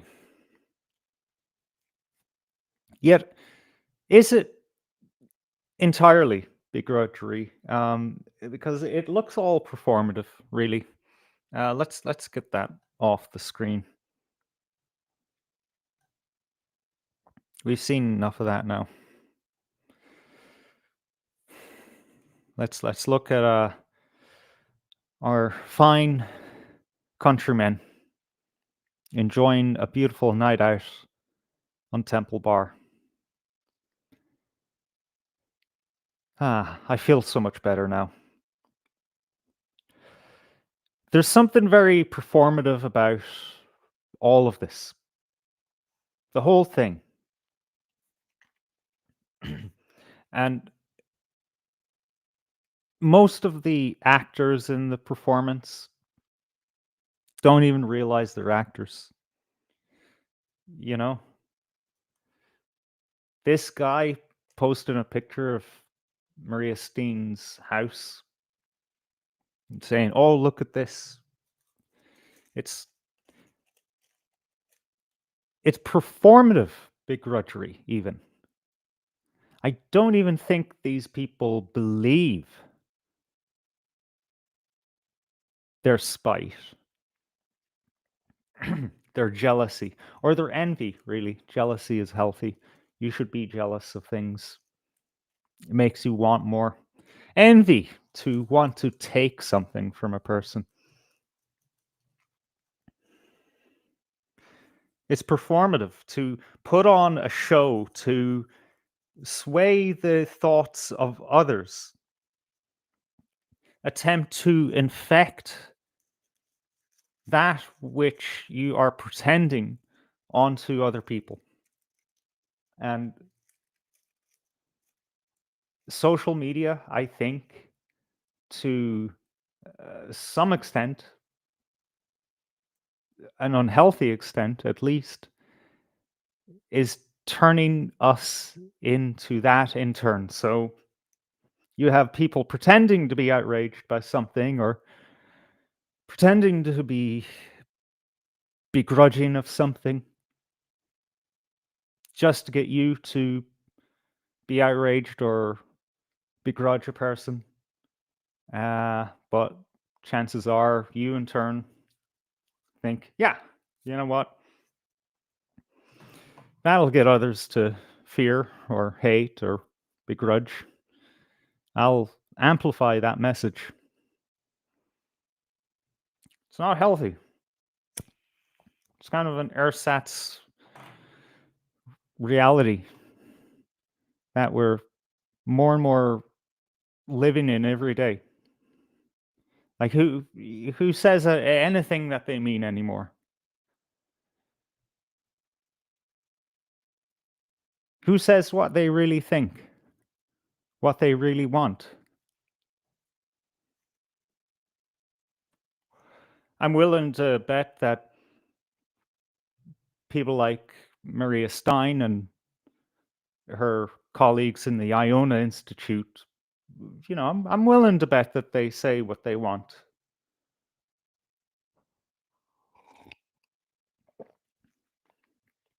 That seems to be a message I see over and over again, is that she says what she means and means what she says. But it's weird that that even needs to be commented on. It means that that's not normal.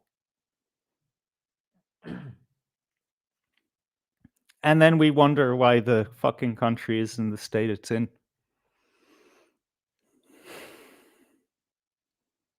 And I don't think that's just discrete to politics, although it's the name of the game, seemingly, in politics, is to put up a false front at all times.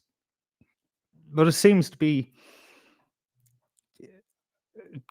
endemic socially, more and more. People will say what is required as opposed to what they need and want. I could be projecting, but I know that it is an increasing problem.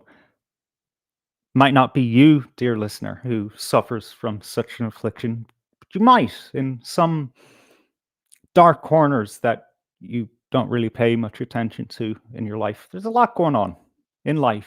Just, forget about the crazy world that we live in now.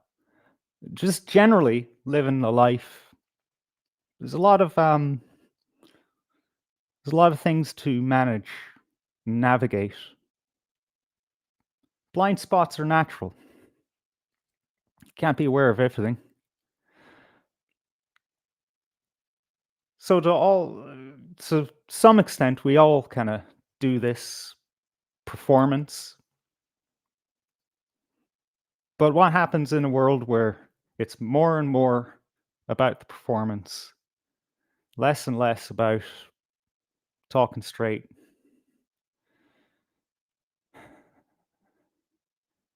Like, is that how our forebears who fought and died for our country operated?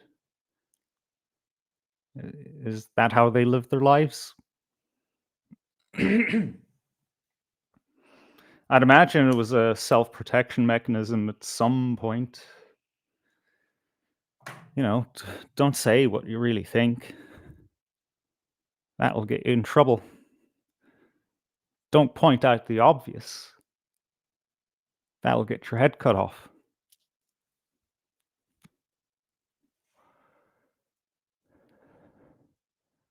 Don't point out the problem. That just makes people sad.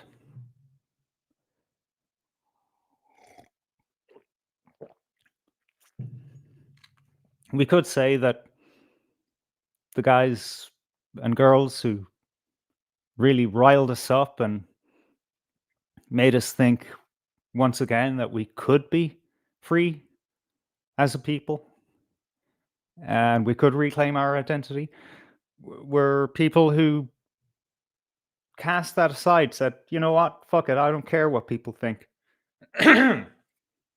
I'll say the painful thing. I'll say the criminal thing,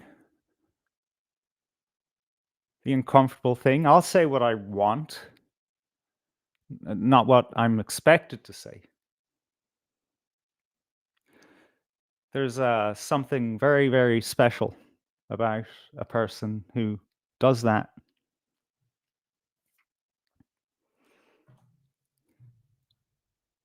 One of the special things about a person who does that is that people listen to them. They think, oh God, he's saying what he thinks. She's saying what she thinks. Making demands, being very clear. This is what we want to happen. This is what we want for our lives. Not dancing around, trying to think, oh, well, how will that opinion go down? How can I word this in such a way that it doesn't offend X, Y, Z? Someone who comes along and cuts right through that shit, yeah, they get noticed. And people turn to them and ask for their opinions. They think, wow, how can I be like that? What can we do with that power that that person has? Can we get somewhere with it? Can we make a new world with it? Maybe most people wouldn't be comfortable being that honest with themselves and with others. But listening to someone, reading their book, listening to them speak out in the street might give them confidence to one day be that courageous themselves. Just a thought.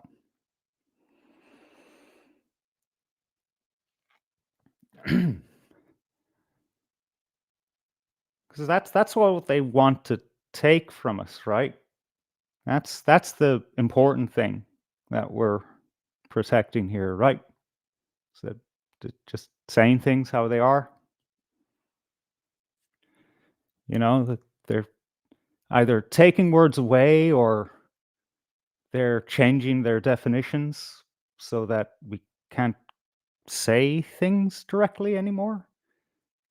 If a thing just sounds like a convoluted, esoteric, academic mess, you know, the confounding of tongues.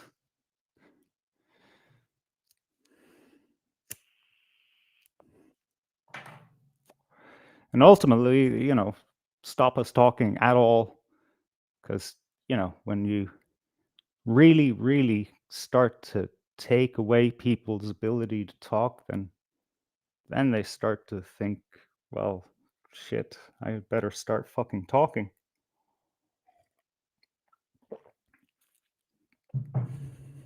It's dangerous. It's a very dangerous thing to be able to do. Speak plainly, honestly, sincerely. It's very dangerous when a lot of people start listening to someone who does that.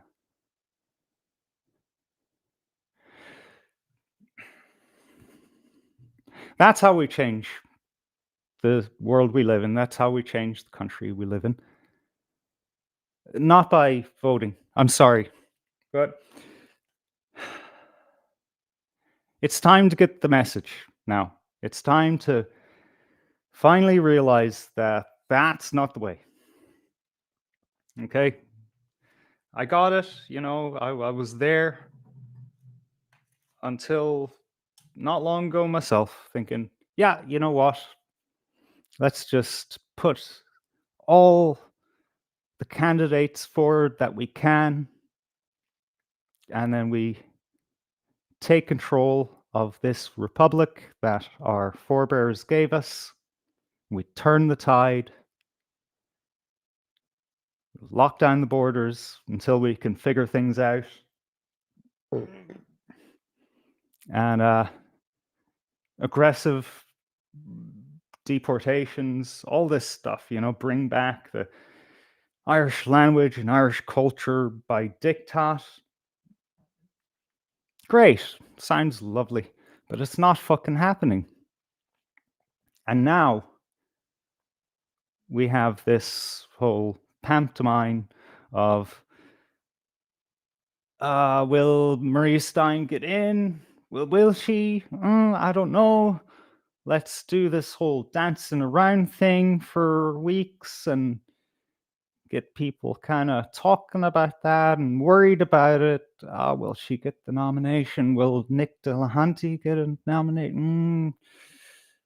And then it just kind of ends up exactly how the establishment decided it would be all fucking long, which is, again, like someone astutely pointed out on Twitter a few days ago, this is the first time we don't have a Catholic to vote for. What is it? This guy who, which party was it that put him up? Fianna Fáil or Fine Gael? He played some hurling as a teenager. And what else? I don't know. But he hasn't a fucking notion about politics or anything like that. He's just a guy. They just find a guy. Oh yeah. He has a history in the GA. Yeah, that'll work. Yeah, I'll just put him up. And then two lefties. Great, lovely. Yeah, that's democracy right there.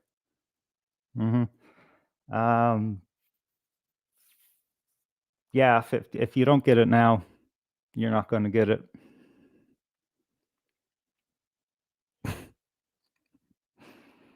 There's no voting our way out of this, folks. All right, I'm going to take a break and decide what the hell it is I'm doing here for the rest of the night. Catch you in the flip side.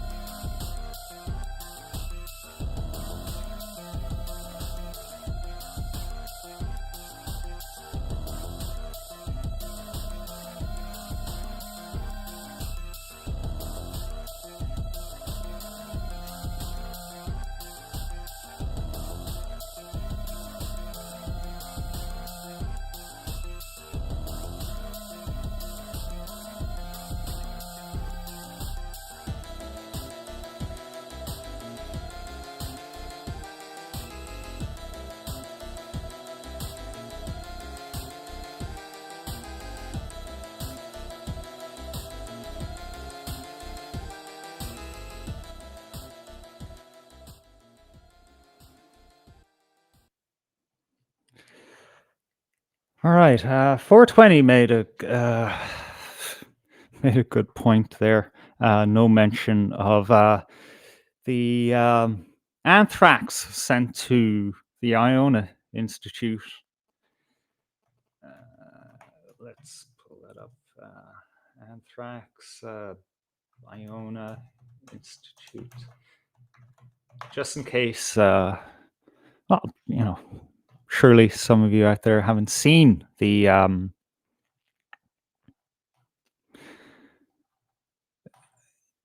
yeah, you know what? That's good enough. That image. This is bizarre. I mean, these days,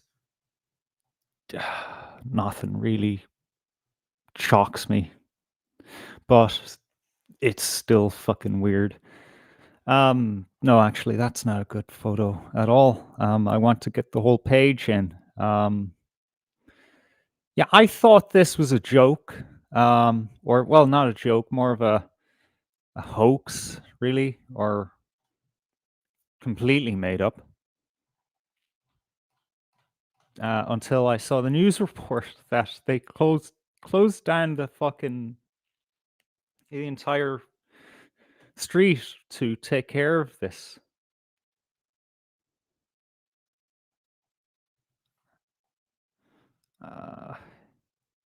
Insane. Because it just didn't sit right with me, you know. Happy Anthrax, Mr. David Quinn. It's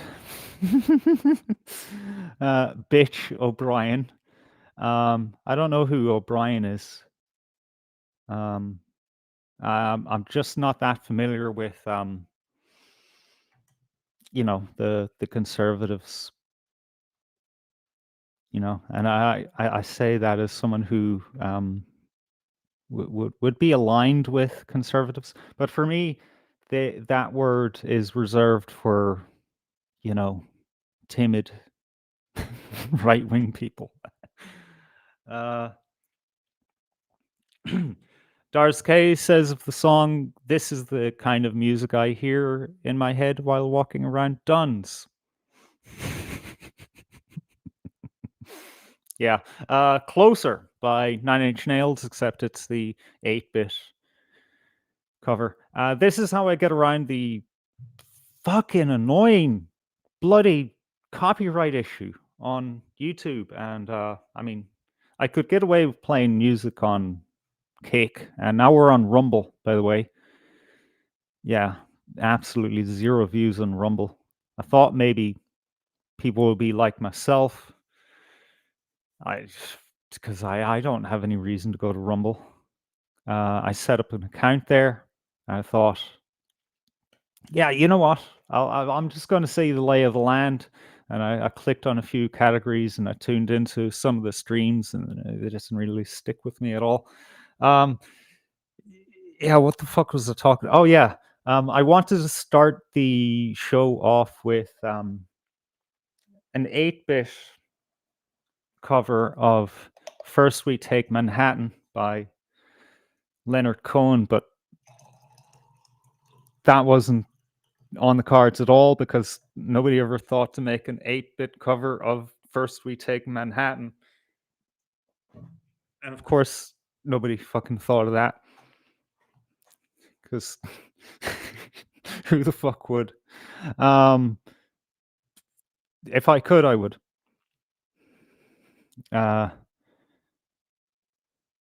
NIN rocks even as an 8-bit tune. You will need a strong constitution to watch that music video. Yeah. Yeah, brutal music video. All right, so let's talk about Anthrax. This note, written in big letters in cursive, and then it was originally, now the last thought I just expressed and the next one I'm about to express, I've completely lifted off of people commenting about it on Twitter. I have to give due praise to anonymous people online. Happy Anthrax, Mr. Quinn. Somebody, whoever wrote it, thought, you know what, that's too formal. So I'm going to add David on top. It's very weird. And then Bitch O'Brien. It's just a bit all weird. But if you're going to send Anthrax to someone's office, then you're not doing too well anyway. Dr. Crispy says, Mr. Quinn, Bitch O'Brien, what?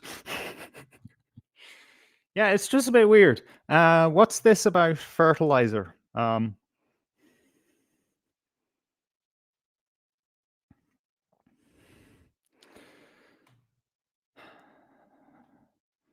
someone fill me in on fertilizer being taken out by the Gardaí? I'd like to know that. Like to know a little more. Dr. Crispy Rothschild obviously just tuned in. Sorry about that. So what happened was it a week and a half ago? Someone sent anthrax to David Quinn to his office at the Iona Institute.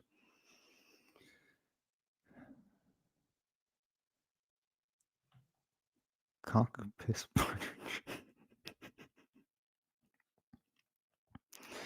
Doris K says, favorite Nine Inch Nails tune is Me I'm Not. Yeah, that's a good tune. Year Zero, good album overall. All right, so what's going on here, folks? The show proper is over. I have done my part for the night. If you want to stay tuned in, you're more than welcome. We'll just shoot the shit as far as I can. As far as my stamina goes, which I don't know. I'm a little skeptical of it myself. But if you want to join the party, you can. I'll send out the link if you want to pop in. Look, there's a nervousness, a resistance to doing something like this. Just hopping on a live stream and saying your piece and having a conversation. But the thing is that you've just got to fucking do it. Stop being a bitch. If you have something to say, come and fucking say it. Who knows what might happen? You might like it. You might think, geez, that's something I've never done before, and now it's done, and it's behind me, and it's another little badge on my general's jacket of life. I'm talking shit now, but you get my point. You just never know until you do something. And if you're worried about people seeing you, don't worry. You get the option to exclude your camera. And you can just be a symbol talking, which is very weird, but we'll make do. Holy Shit says, my favorite song from the 80s is It Isn't Gonna Suck. I'm not reading that, but okay. I can't say I'm familiar with that song. Oh, fuck's sake. It's not a real song, is it? Ah, Jesus Christ. But you know what? I'm not going to be too hard on myself because in particular the 70s and to a lesser extent the 80s, there was a lot of fucked up music. Like just pure fucking demonic music at times. Um, what was that band now?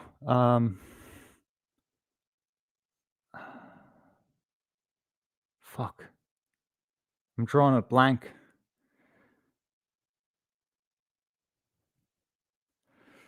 Okay, I'm not going to remember that. Not a chance. No, you know what? I refuse to be beaten.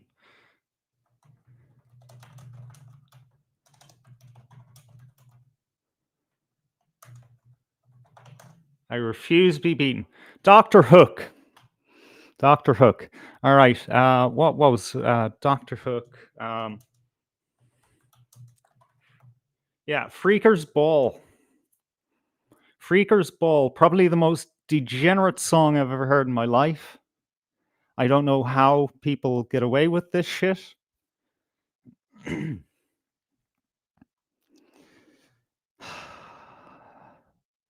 Holy shit, Jesus. The things that you come out with. Yeah, it's I guess it's a song that describes a party with just, the degenerates of society.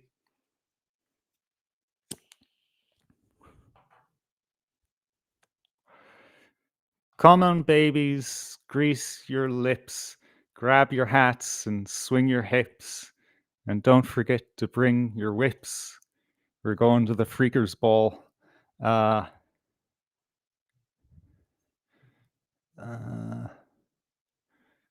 let me get the most degenerate fucking.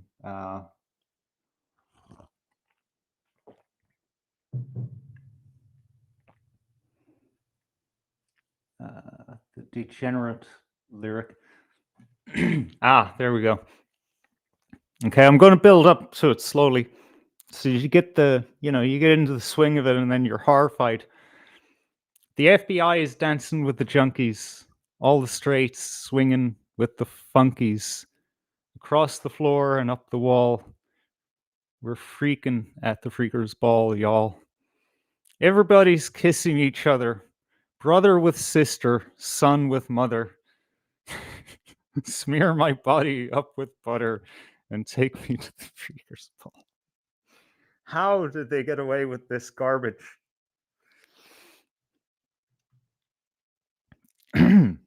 Frankie Goes to Hollywood. Solid fucking group. Dr. Crispy asks, play some Gigi Allen. Yep. What a character he was. But that's not happening.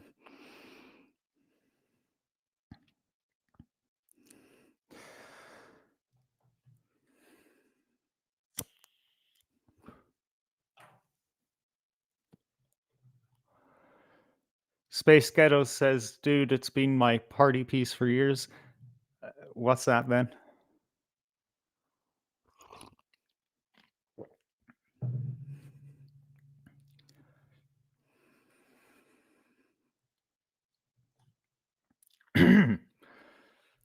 All right, I'm determined to bring us up to 1 a.m.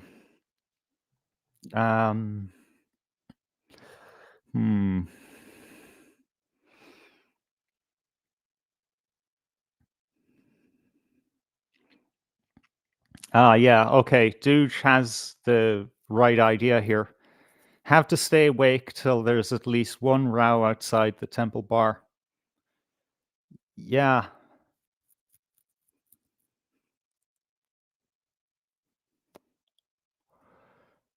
Freakers Ball, Space Ghettos. That's your thing. Okay, all right.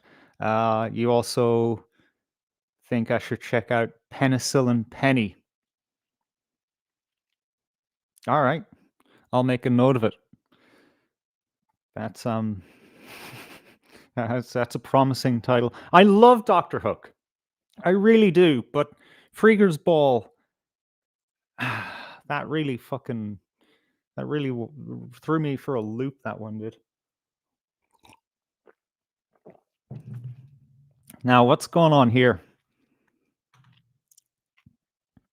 I wish I had a zoom feature on this on Restream.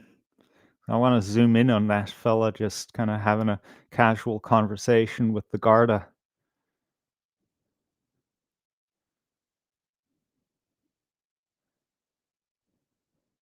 Filthy shizzle, Space Ghetto says. Now, what's it like? Yeah, we've only watched Temple Bar at night once on the show. And I think what happened was we switched over to Bourbon Street in Nolans. How long does it take for people to kind of filter out of the pub and go on to whatever it is people do in Dublin? You know, like, geez, it's a terrible place. Sorry if you love Dublin. I don't. I just remember going to watch fuck. What's his name? I always fucking forget this guy's name. Gary Newman. And when it was done, we went to like 2 different pubs. And the final one down in the basement, I forget which one it was, but it was a killer fucking goth party. And then we were kicked out at 2 a.m. I think that had something to do with me shouting Chucky or Law repeatedly. I'm not sure. But it certainly didn't help that I was acting that way. And then, there was nothing to do. We didn't have anywhere to stay, so we just had to kind of wander Dublin for hours until the first bus home. And there was nowhere to piss. Absolutely nowhere to piss.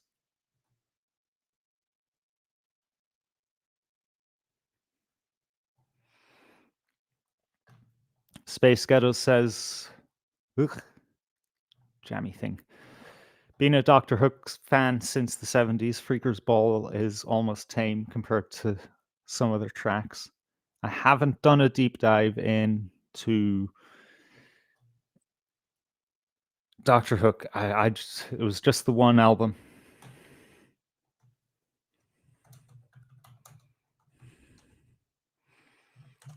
What album is that? Sloppy Seconds. Yeah. The majority of my taste in music came from older people, my family.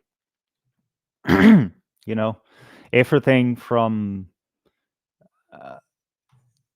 late 60s to grunge music and mid 90s.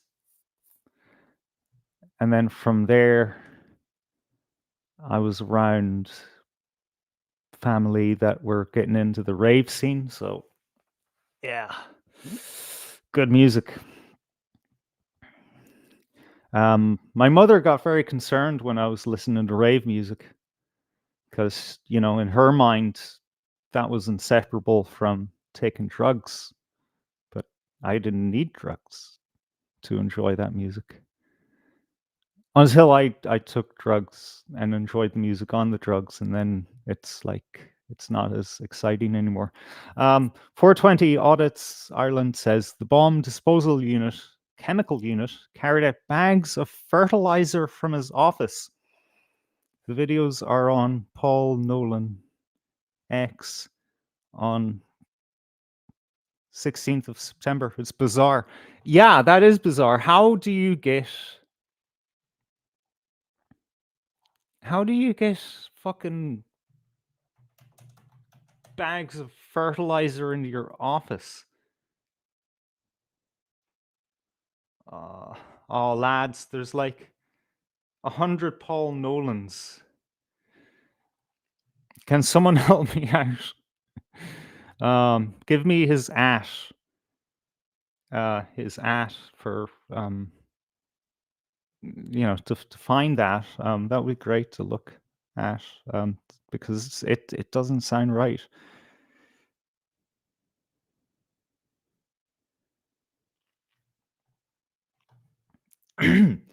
Space Ghettos asks, you do know what sloppy seconds implies, right? Nope. Sorry, I'm very innocent in that regard. I'm waiting for the action here in Temple Bar. What's gonna happen next? Someone trailing around a suitcase at fucking midnight. You would think that you'd find a place to be by then. The fuck is wrong with these people? I'm pretty sure that like hostels, close their doors, right?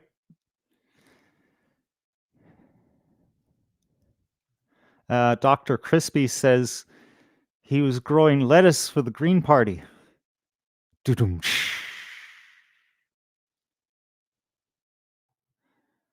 Very funny.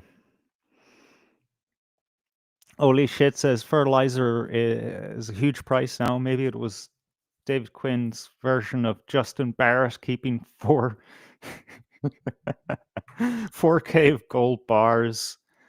The great Nazi gold heist. I forgot about that for a week. Paul Nolan 1916 is what he uses. Okay. Okay, let's see this. Yeah, there we go. Thanks, man. Thank you, Kieran.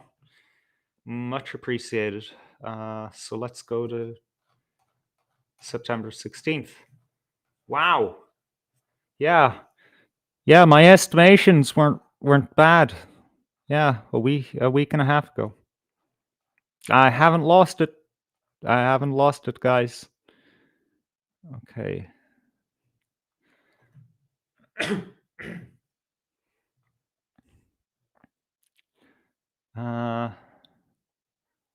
Okay, I'm getting distracted here.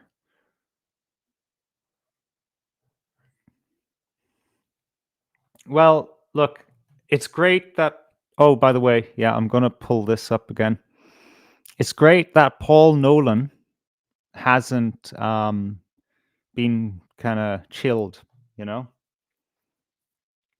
even though he has been convicted and is awaiting sentencing for, bringing us the news, basically. It's good that he hasn't stopped. And that takes balls.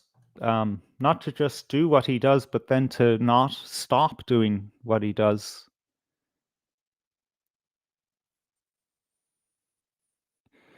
Okay. To throw him a few quid. He has legal fees and he might need proper food in prison. All right, let's see what we have here.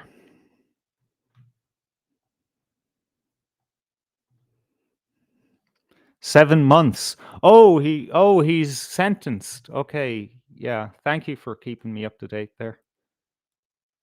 Just at Marion Square North.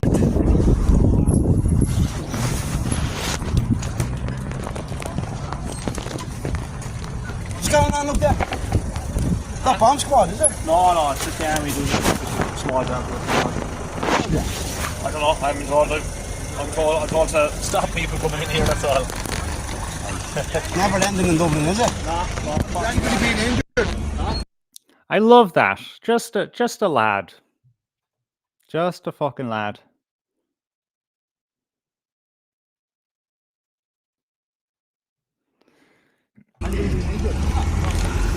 There you go.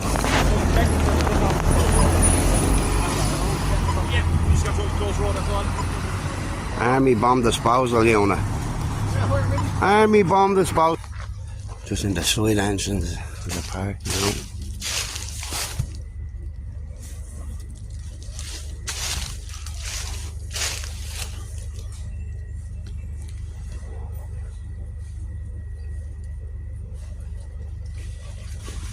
Something going down there anyway.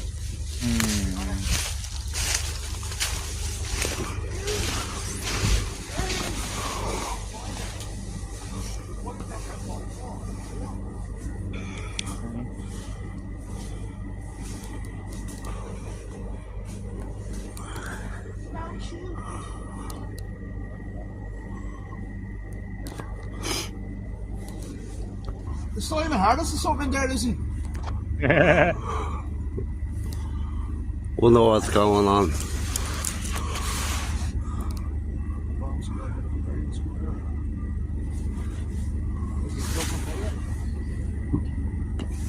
Just off Mount Street, Marion Square North. All right.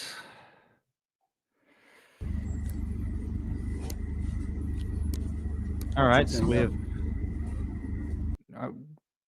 Did the? Oh my God!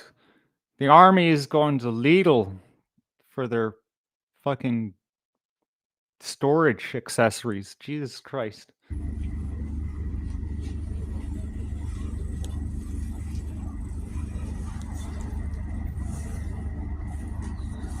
Suspicious package found is what is being reported, is it?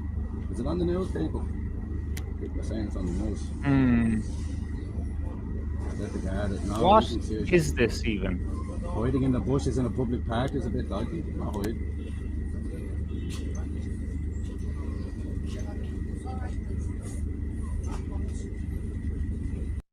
This is the kind of shit that auditors have to put up with. I'd imagine a commenter watching his video. I'd imagine this was live streamed originally. Oh, you're hiding in the bushes in the park. Oh, isn't that dodgy? Oh, for fuck's sake. All right, Brian Curie's back, I guess, because he's saying hi in the chat. Good to have you back, I guess. We're looking at what is allegedly the army taking boxes of fertilizer out of the Iona Institute offices. Holy shit says maybe Quinn was trying to go out with a bang. Jesus Christ. I don't know. It's all very fucking weird. I'm happy about me recording. Yeah, Bob. What?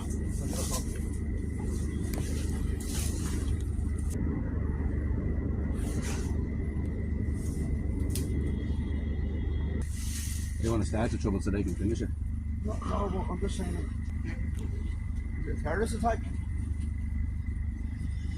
Usually when you hear the word bombs, it's like a alarm, something like that.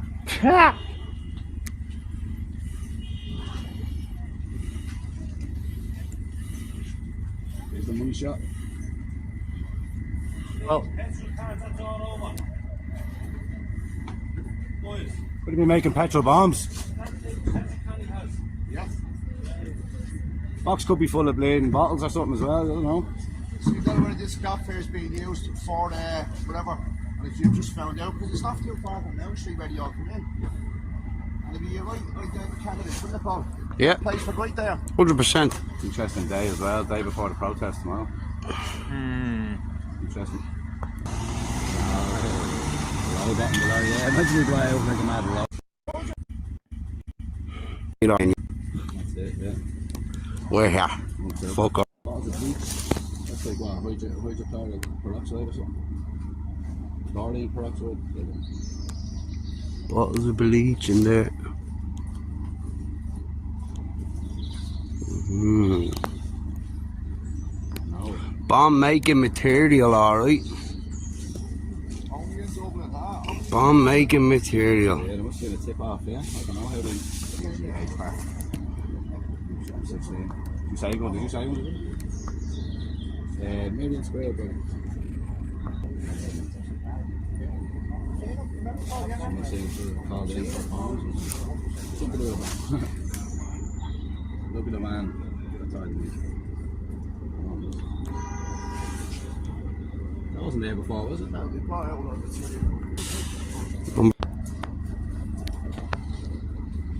Someone rang to say they're going to sell it. what the hell are we looking at, folks? It's all very, very, very strange.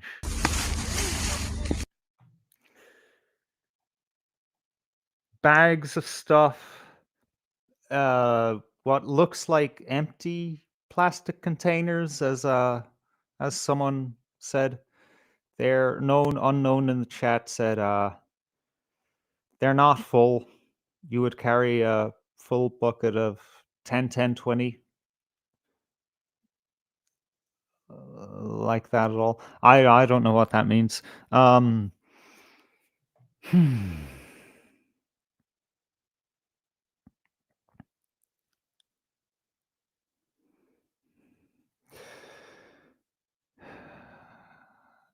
What are we looking at? I don't know. I haven't the foggiest, except that it it had to have been property of Quinn or the Iona Institute. That's all that could have been. Um, Fertilizer. I don't know where that one comes from. Like who said it was fertilizer? Um, why would the authorities tell us it was fertilizer?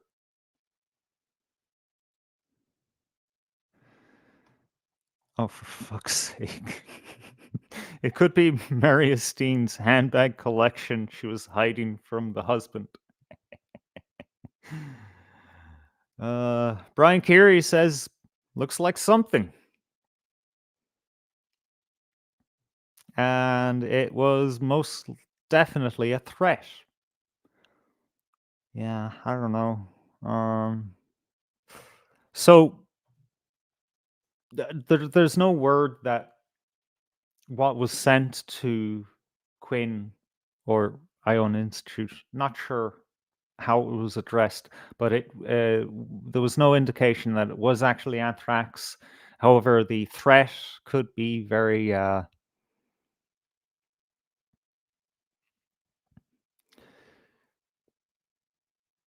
it's frightening, you know. Now, would I stop what I'm doing, uh, take out my phone and take a photo of the anthrax envelope? No, I would leave immediately because that's what you should do, you know. Uh, Known unknown says documents is all it could have been.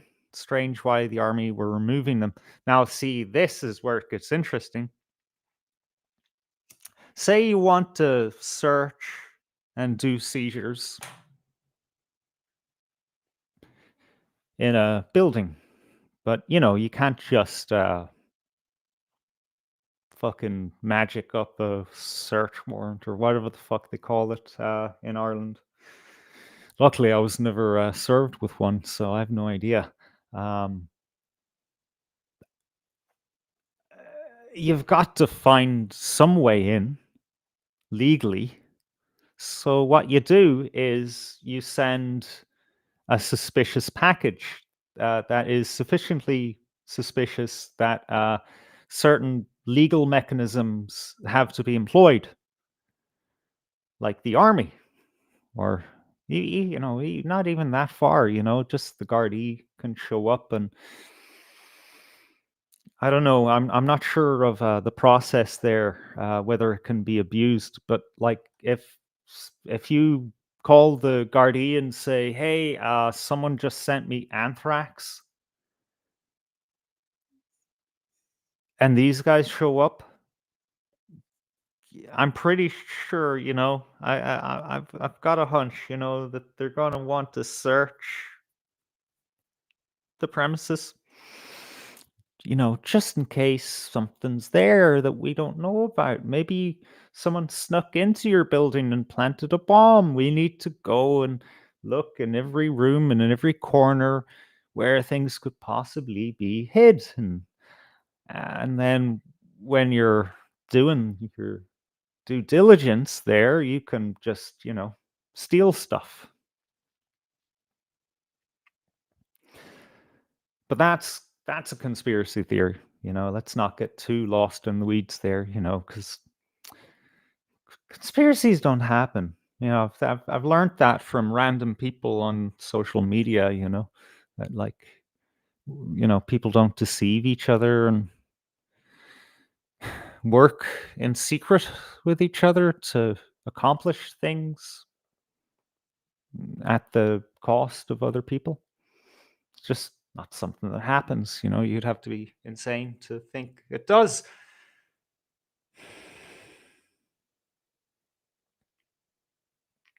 Brian Keary said David Quinn was the independent journalist that it was sent to. Yes, but David Quinn is co-founder of the Iona Institute, and it's allegedly that's their office. That's not his house, and it's not his office. It would be the Iona Institute. Unknown Unknown says, strange, isn't it? They'll remove the harmful material. Harmful to who, though? Winky face. Yeah. Yeah. As Morgan pointed out in the chat, there's no hazmat for hazardous materials. That's a bit weird. But we're in this kind of post-truth world where there's so many things that are just not right, that we've seen too many things that aren't right. So we no longer know what is right anymore. When someone stands up in front of us and acts,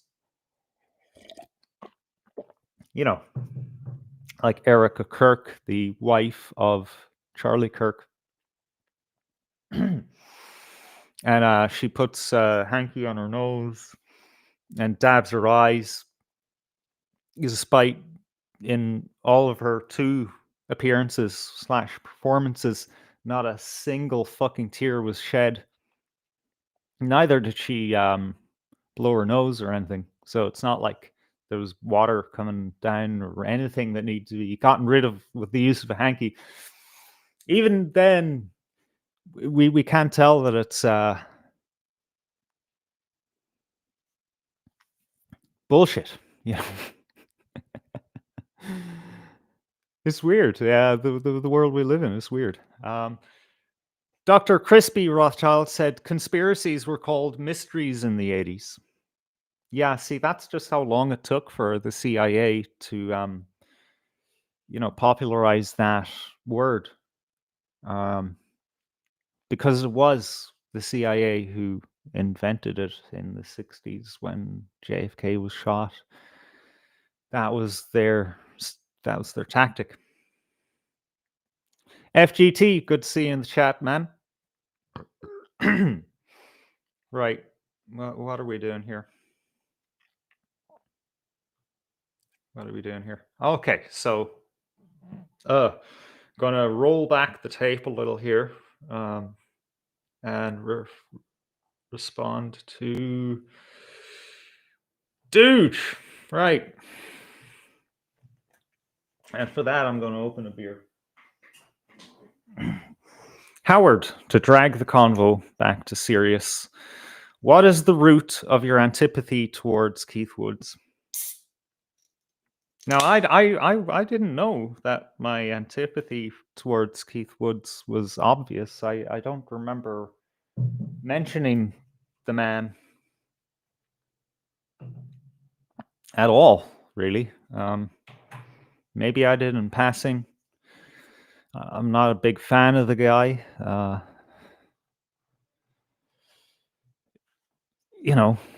not afraid to say that, but I never went hard in on him. I never kind of pulled him apart, critiqued him. So I wonder what gave that impression. Antipathy, yeah, maybe. I wouldn't say I hate him. Wouldn't say anything like that. I just don't like him. Don't know what to tell you. I frequently decide I don't like people. Brian Keary says, Keith Woods, I'm skeptical also. Okay, so how I came across him was, I forget. I have this ongoing argument with my friend, who may still be tuned in. I said, do you remember you sent me that video of Keith Woods? And I was like, yes, this is, you know, this is a guy carrying on where I and others left off a few years ago. And my friend said, no, no, you sent me that video. So I'm not a reliable narrator when it comes to anything that's happened in, like more than a few weeks ago. That's just me. But I do remember impressions that I get from people, right? And I'm very quick to know when I don't like someone, and it's usually for a good reason. Now, if I don't like someone, I just say, oh, okay, I'm not going to have anything to do with them. Not even going to bother. Holy shit says, I hate everyone. I'm all for equal opportunities. Yep. Oh shit, Brian Keary read his book. He has a book? Fair play. You know what? If someone writes a book, I'm not going to I'm not going to belittle that at all. That is, an achievement. It has to be said. Give a hoot. Read a book, Darske says. Gut feeling, Crispy says. Yeah, gut feeling is a good way to say it because turns out that's your second brain. Very complex system down there in the gut. Much more primal, and it communicates a lot with the brain. However, I think we all have access to something that's even a little more subtle than that. Possibly supernatural, psychic. But a lot of people would say, well, that's just intelligence at work. I'm pretty sure that a lot of you here have been around long enough to know almost instantly who is going to be a problem. And I got that feeling from this guy. At first, I was blinded by his rhetoric. As I said, I thought, wow, this is a guy picking up in Irish nationalism where I left off. Not saying I achieved anything, but I made enough of a nuisance of myself that I would be, a point of conversation around, certain people in the nationalist activist scene. I exuded my own kind of soft power, and I felt that things weren't quite right with organizations like the National Party, etc. And I can't tell you what that video was about, but it gave me a feeling that, yeah, I gave up years ago. Thank God someone else is doing it. I had to explain that just in case you thought I had delusions of grandeur there. So I don't know what happened, but I guess I decided to listen to him more, and the guy just fucking melted my brain, man. It's impossible to listen to him. I don't know how anyone else does it. It's awful. And it's not just his voice, but how he chooses to speak. And I have a problem with people who are educated, let's say. You know, they've been in some kind of fucking philosophy, theology, or adjacent field in academia, and it's just rot. It's shit. I like plain speaking. Give me a concept from fucking ancient Greece or Asia. I can work with that. It's just a way of speaking is a problem that I have.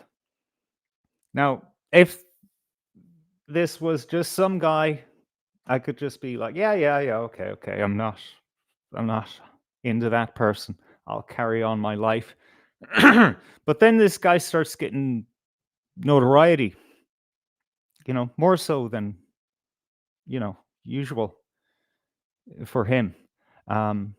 Because he was consistent, he put in the work and he got the fruits of his labor. It happens. And, he does make a lot of, interesting points, and people see that, and yeah, fair play to him. But I still don't like him. And then I find that he is in some kind of weird relationship with Nick Fuentes, the fucking Fed,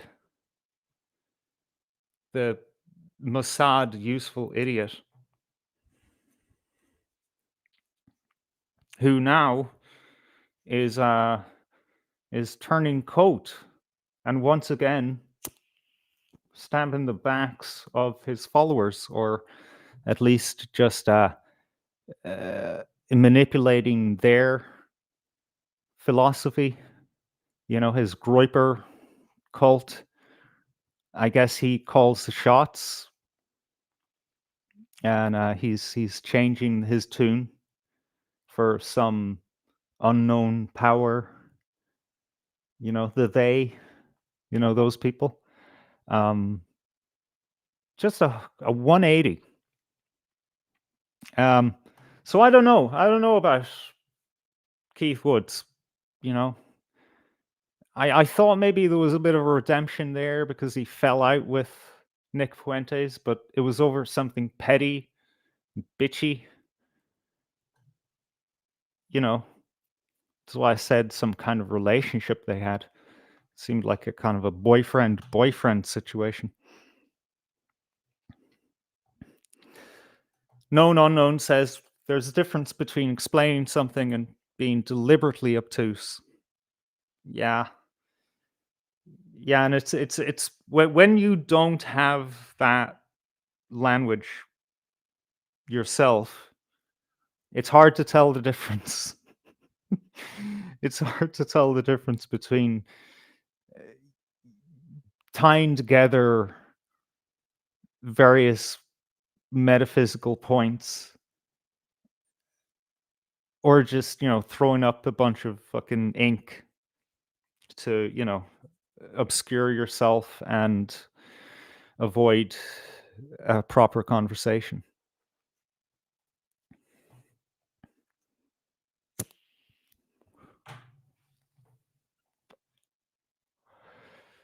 Holy shit says anyone can read a few philosophical books and spout bullshit for days. Yep. It's a known thing. I find myself following a few philosophy meme pages on Facebook. And the runners of these pages, as well as the bulk of its audience, are disaffected philosophy students. A lot of the memes are centered around, well, this philosopher is full of shit.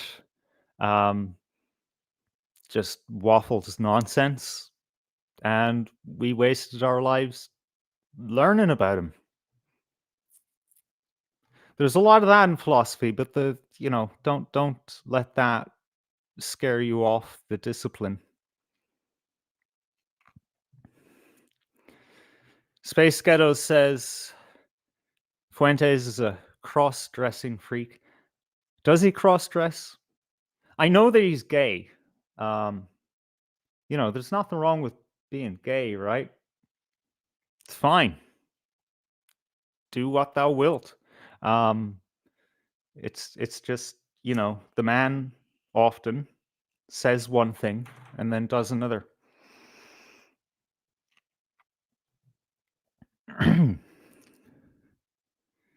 Brian Keary wants to know when we're going to kick off.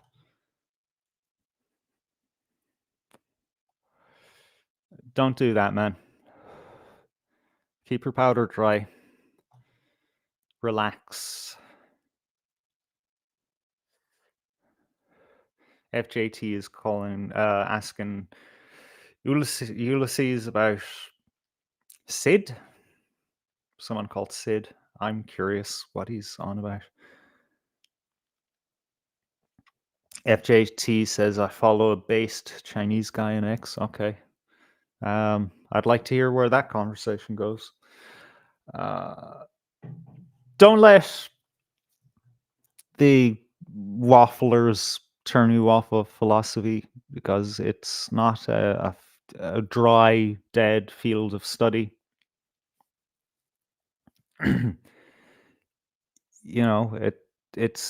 It's an art, it's a discipline, it's something that you can use to understand things on a deeper level. Absolutely, there's no doubt about that.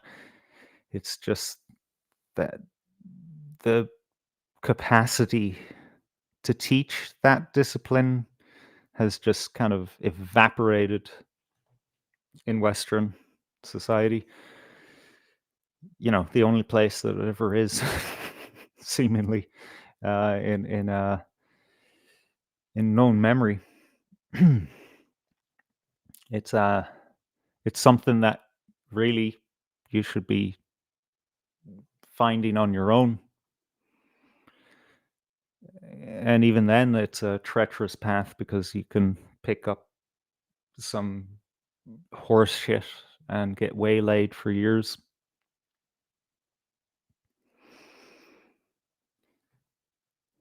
I'd say do it the old-fashioned way, the way you would be taught about any discipline in a formal Western setting. Take, for example, art. You will be encouraged to, engage in the various forms of art, the various mediums, paint, sketch, what have you. But you will be taught about the history of art. The various forms, and how they've evolved or devolved and changed, and how those forms reflect how society was at the time, etc., etc. And that's how you identify good philosophy from bad. If you understand how they kind of fit in with the world, and generally you want to be kind of investigating the guys who just aren't really kind of sung from the rooftops, for obvious reasons, because we live in a hellscape, and of course the bricks that make the hellscape are not really the most interesting thing about this life.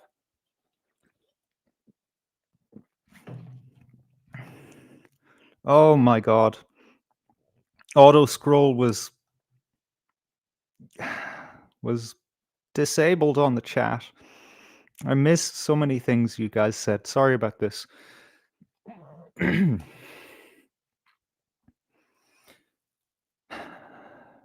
Brian Keary asks, what do you think will be the Spark digital ID? Stop waiting for a Spark, man. Stop waiting. Stop looking. I've been on this merry-go-round long enough. I thought, when like childishly, I was expecting just martial law. They're just going to lock everything down, and then people are going to start resisting, and then COVID happened, and what happened? What was the response to that?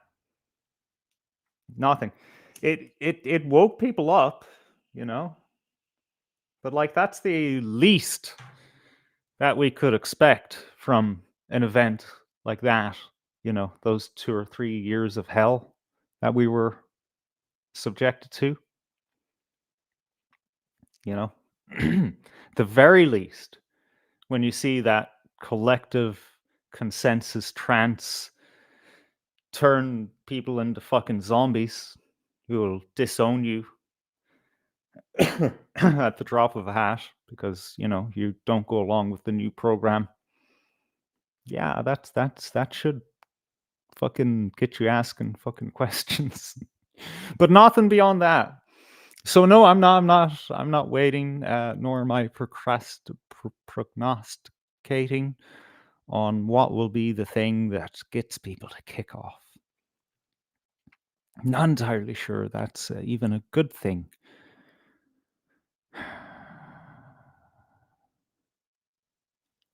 Dr. Crispy says, are you going to write Bertie Ahern on the ballot paper? I'm going to be writing either Justin Barrett or Dustin the Turkey on my ballot paper. Ulysses says, more will revolt if they keep pushing the school stuff. Yep, that's a pain issue. That's a pain point. Absolutely. That coming for the kids, that's what gets people fucked a lot of the times.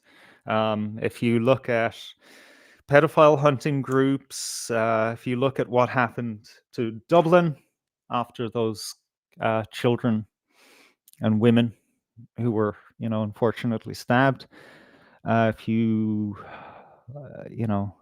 look at, like, say, a pedophile gets released from prison, or is at least someone is expected to be one, and then they're in someone's neighborhood, and you see like a bloodthirsty mob outside the house to drive them out. That's how pissed people get about the children. It's a serious misstep for the regime to, be so hardcore,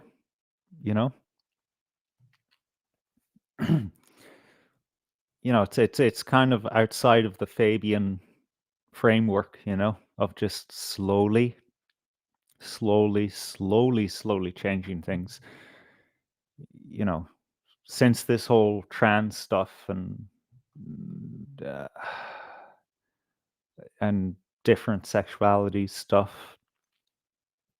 over the past 9 years ish is when it really went wild.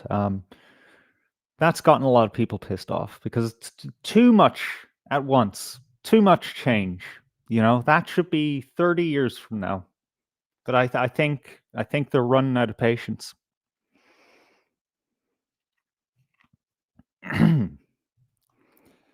Known unknown says philosophy is great until you try to understand it. Yeah, that's what I mean. There's a lot of shit philosophy out there, and that's the conclusion you walk away with when all you see is shit.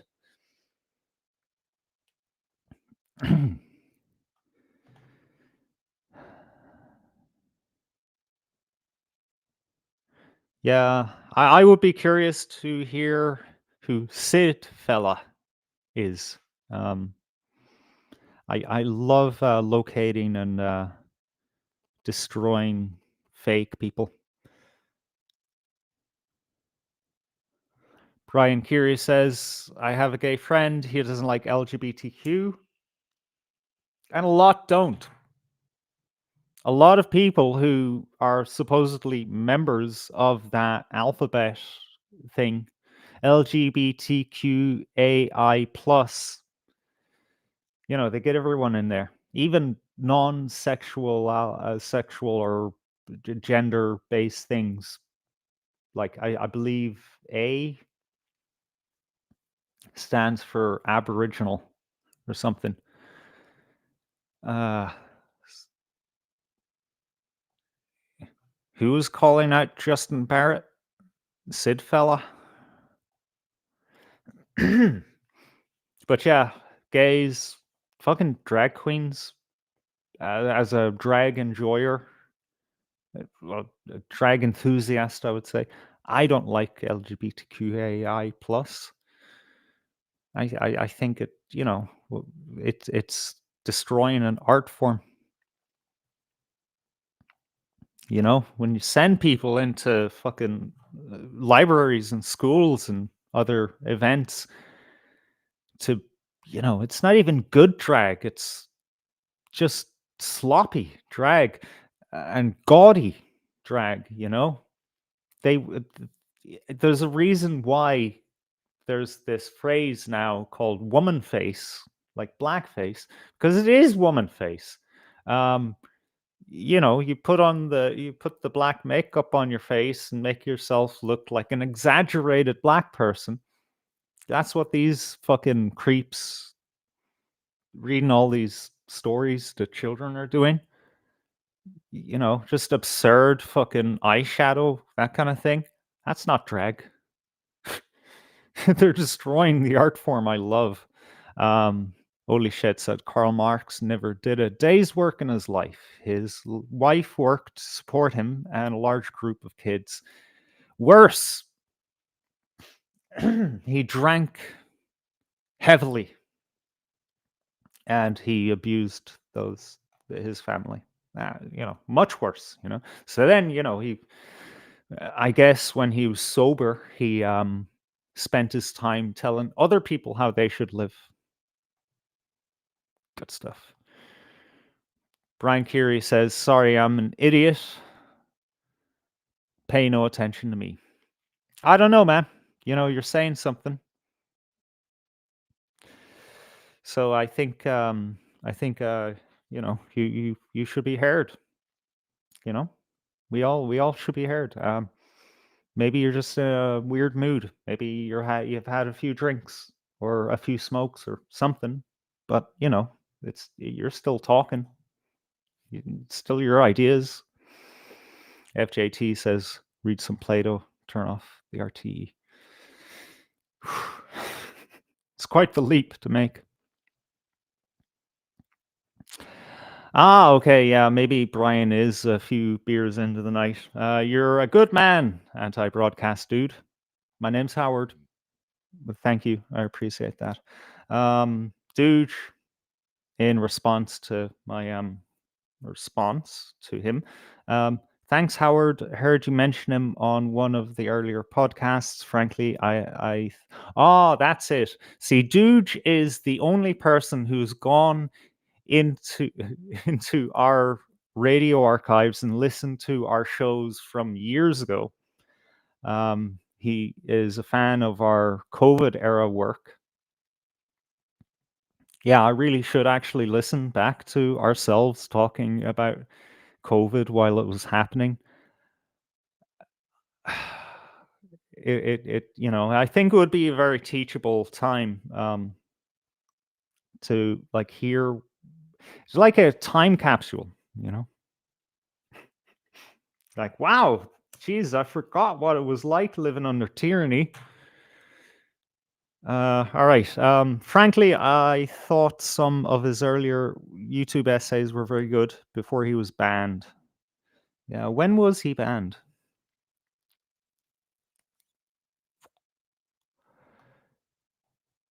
Ah, Brian says maybe a little too liberal for me, but still a good man. I don't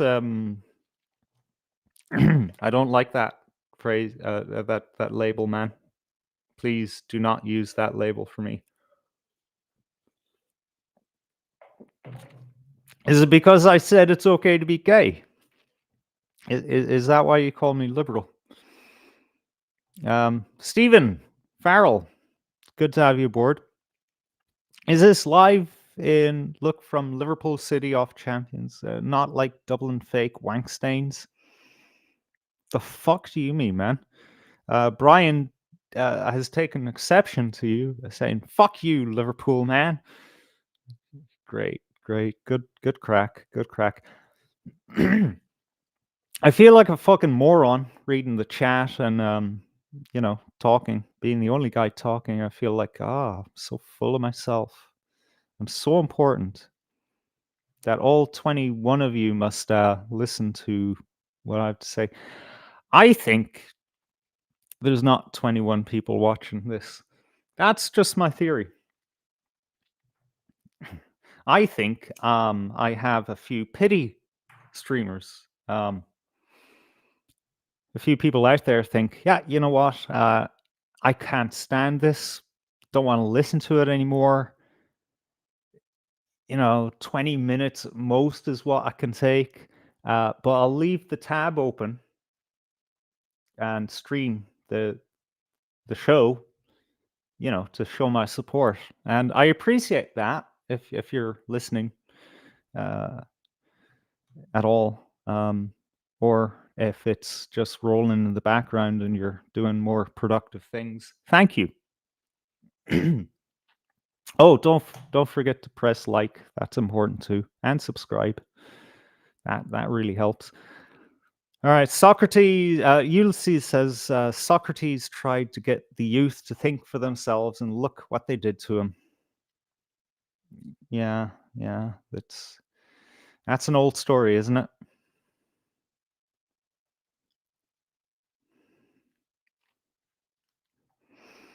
And Ulysses, again, not enough went for the COVID, but the ID seems to have woken a bit more. Yeah, do you reckon? Excuse me. See, I think, and this is why I take exception to the liberal label. I think cashless society should be, a bigger thing for people. Even self checkout, why isn't that, why isn't that upsetting more people? That should get you out in the street and burning shit, man. But it's not. It's not.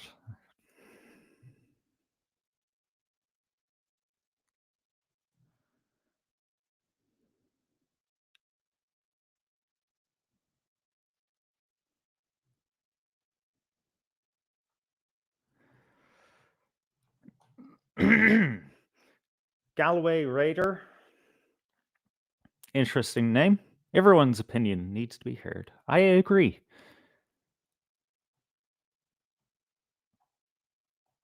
Dude says the podcasts stand up very well. Lots of prescience that has aged well. You know what? You've inspired me. I'm going to put video a static image to those shows and upload them to the second channel. Make them a series. The COVID series. And maybe more people will listen to them.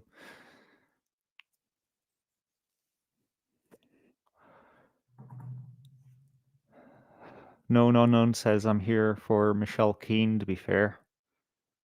Yeah, sorry to disappoint, brother.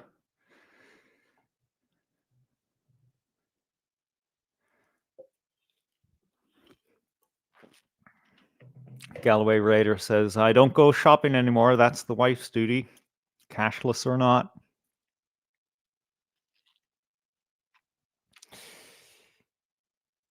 Yeah. I don't know. That's too big a responsibility to leave to your woman, right? That's, whew, jeez. I don't know.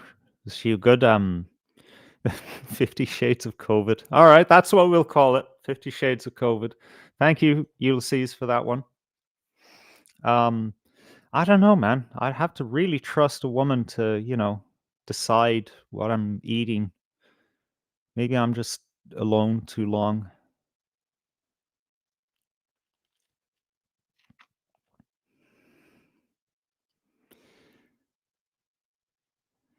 All right, Brian. All right, we need to address this. He says it doesn't matter what I think anyway. What matters is a movement. What is the actual purpose of this kind of chat anyway? Um, what do you mean? Does it have to have a purpose? Does it have to have a direct, obvious application to something else? Can't we just be here now and kind of not be so isolated from each other? We will never meet in person. I mean, we could if we put in a little effort. But the we that we are now, this little community that we have, the chat room, me talking to you like the voice of God coming through your headphones or reverberating through the room you're in, like some self-important prick. That's not going to happen. It's only here on this platform that it's happening, and it's the current moment. And maybe there's a reason that people are here. We need company. We need to kind of pass ideas between each other. How about that? We need to be reminded that we're not alone in our perceptions of the world. And maybe we just need to have a laugh.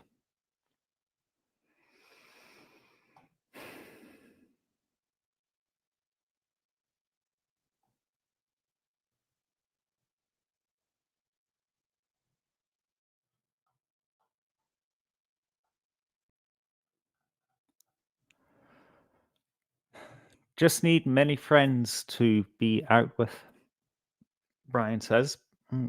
Don't know what you mean by that. We need friendship for sure.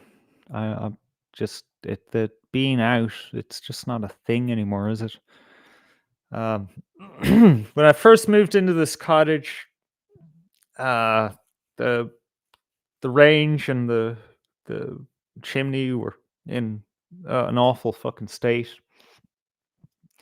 So I had to get a fella around to clean it all, and it's an old fella, an elder, but he was, still fucking sharp, still strong and agile. It's impressive, man. Ran his own chimney business, and it was great crack, chatting away while he was, working with his tools. And when he was done, I said, "Look, do you want a cup of tea?" Had a good chat. He said, "Look, nobody goes out anymore." I said, "Look, is that a COVID thing?" He said, "No, no, it's been a while like that. It's just gradually kind of gotten more dead. The town at night would be more lively. People would be coming together more often. It's just a thing that we don't do anymore. Wonder why that is. What happened?"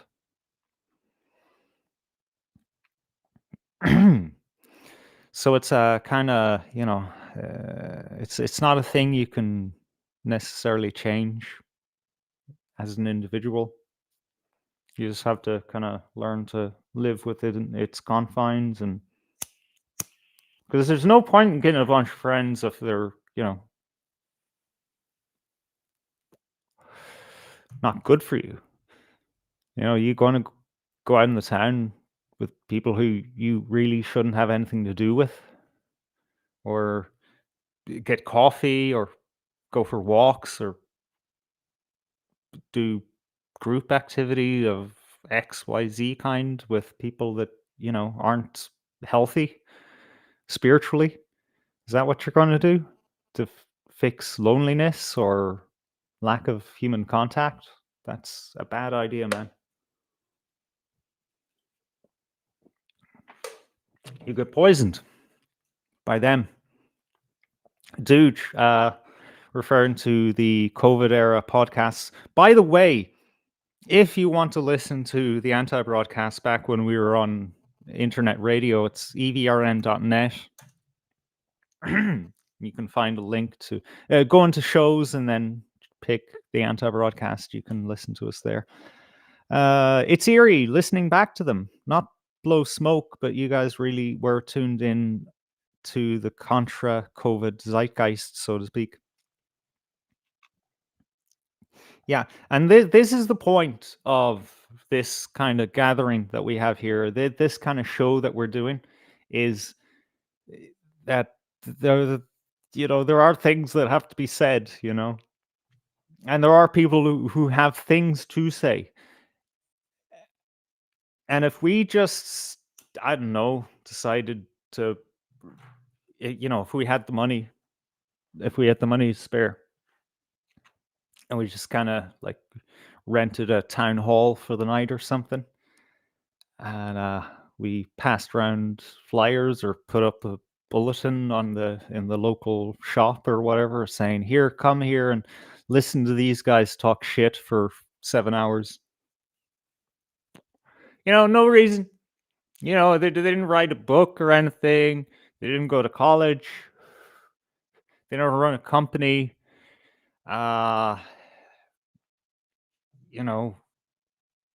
One works in an office, one works from home, one has children, one doesn't. Come and talk. Come and listen to them talk in person. Who would show up for that? Certainly less than 21 people. There's always one viewer on Cake, and I'm beginning to think that that's not a real viewer. No. We're all the end point of the exponential growth of the universe, experiencing our own opinions in this exact moment. Is there something more important than that? Why aren't you doing that, Brian? That's deep, man.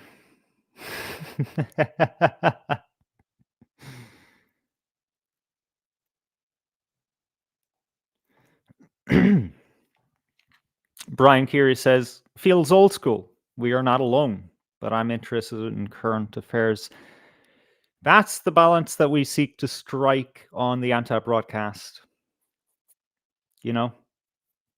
Like, current affairs have their place, and it's important to be abreast with them. But like, when that's your whole thing, when that like dictates your thought processes and what you're thinking about at any given day or moment, we have to think about the world beyond our, personal lives, beyond ourself. That's healthy. But when that becomes dictated by an outside source, then that's a problem. It's why people for a while now, decades, have been saying, stop listening to the media. They're telling you what they want to tell you for a reason. They are doing the programming. They're keeping the score. And now we're back in the same fucking thing with social media.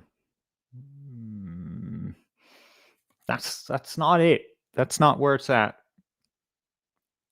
So on the other side of things, we like to, talk about the meta behind what's going on to kind of break that spell. And we like to just kind of observe life and comment on it. I think people will enjoy that.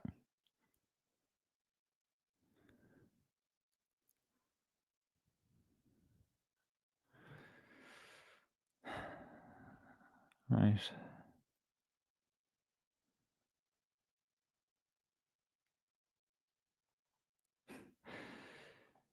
FJT says, I needed this stream.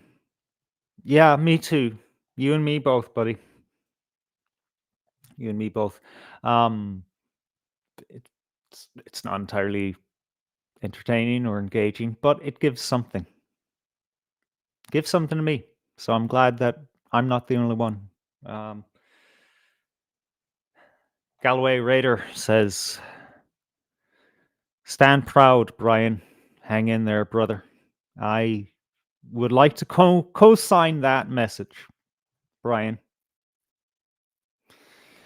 Look, it's dark, man. It's dark. Oh shit! You know what? um,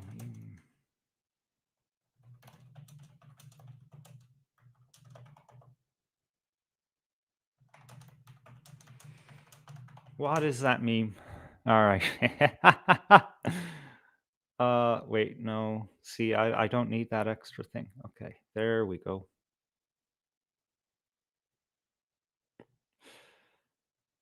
This is just perfect. No, this is not what I believe, but I found it quite funny when I saw it the dozen times it popped up in my Facebook. Hey, friend, listen.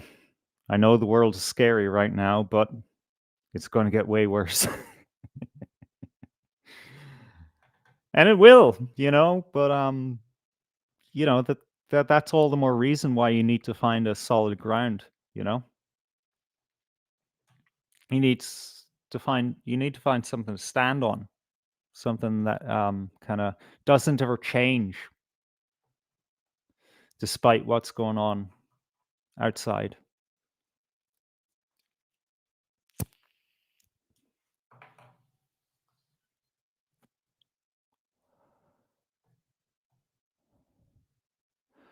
All right, this is interesting. Dr. Crispy Rothschild asks, anyone know what the community councils are about?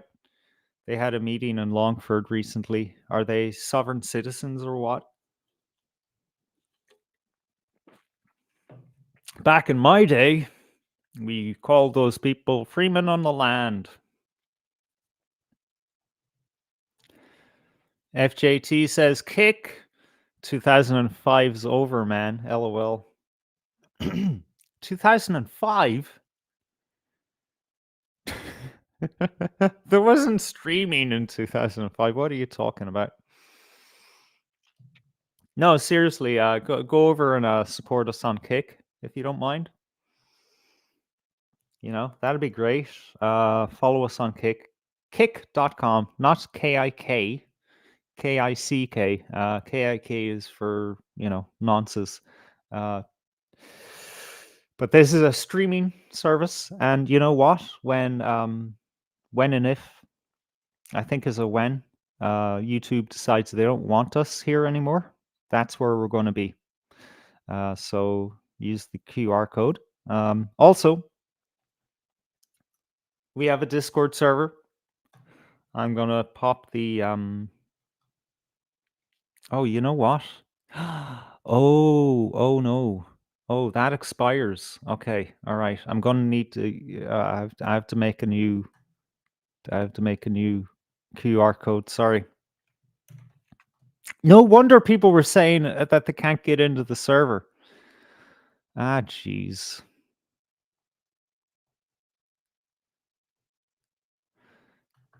I'm such a boomer. All right. This is a chat service, and we have our own kind of chat room thingy there. If you want to feel closer to, you know, the community that we have here, you know. But JT says, "What even is a sympathy subscriber?" I don't know, but we have a lot of them. Thank you, Space Ghettos. Love the stream. That's good. I mean, I didn't think that anyone would be interested in someone interacting with a chat room that's like, you know what I need to do? I need to fucking show the chat. That's the thing to do. Yeah, you know, I'm the fucking brains of this operation. Have you figured it out yet? This way, I don't need to play catch up on the chat all the fucking time. However, I do have one more QR code to show you. You know, to help pay for the fucking Red Bulls and the various miscellaneous fucking. No, wait, that's notes. Don't know why that opened that. The very miscellaneous things that we have to pay for to keep the show on the road, including the servers that keep our archives and stuff. So if you can throw us a few quid, buymeacoffee.com. I was very disappointed setting this up yesterday. AF Gaines, good to have you in the Discord. Yesterday, I was very disappointed setting this up because usually it says "Buy me a coffee" and there's a little button, and you click that button, and you can donate.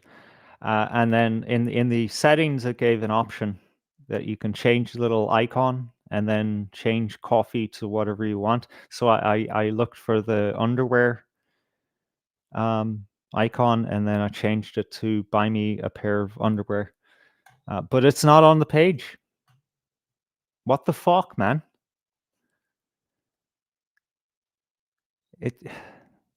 I feel hard done by. Because I thought that was a really cool joke.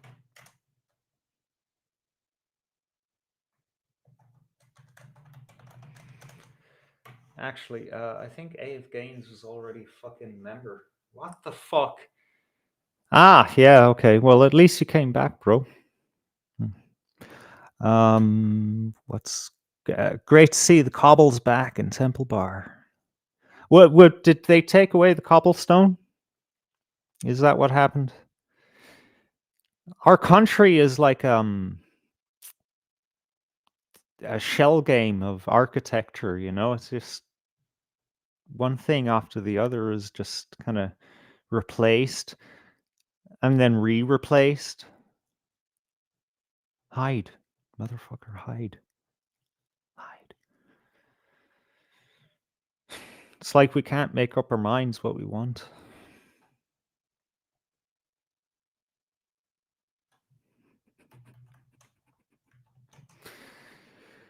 Oh, AF Gaines, you're such a goofball. Right. What do we have here? No. You realize you already have a digital ID and your internet history has been tracked for years. Yeah. Yeah, it's just it's a matter of bringing it all together under one kind of serial number system. That's all.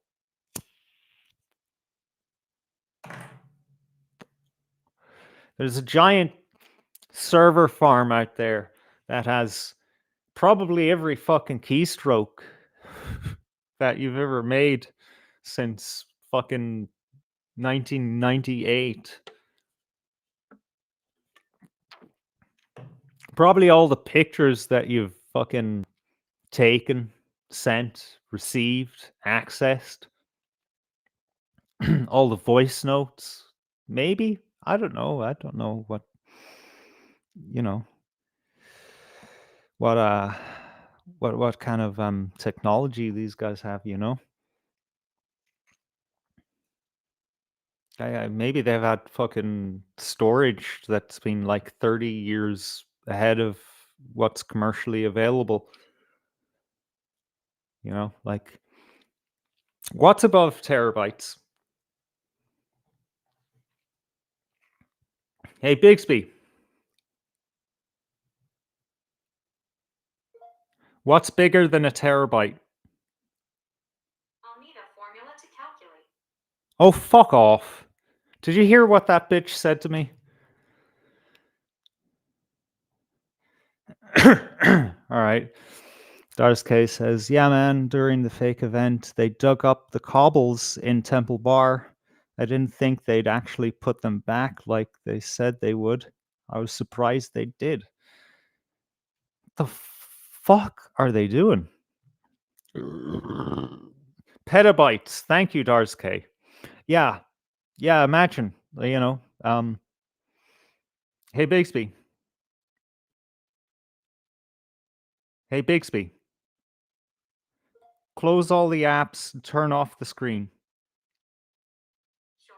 All apps have been closed. All right.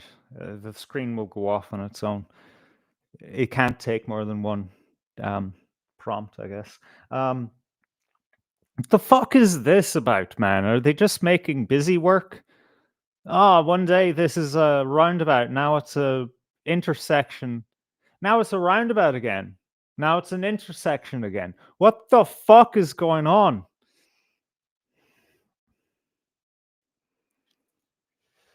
No, says an uprising. Are you joking? I'm afraid of the people who will unquestionably support the system. You mean like a new system that comes in? Some kind of Maoist kind of situation happens where, you know, depending on, you know, what the agenda is or what the whims of the new dictator is, you know, you're a part of the group now that's getting killed. That's the fucking problem with revolutions, man. That, you know, they can spiral out of control. People can hijack them and use them to commit genocide. No, no, don't do that. It's a bad thing. Ends badly a lot of the time. There should have been already an uprising if people didn't support what is happening. See, that's the thing.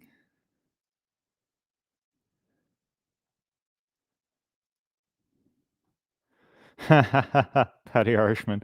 In a few hours, we'll get to see them restock the bar. Yep. Brian asks, who is Bigsby? That is the voice-activated assistant on Samsung phones. Hey, Bigsby. Tell me a joke. What's a baby bird's favorite type of car? Jeep. It's the most boomerish fucking shit that you can imagine. It's amazing. Dars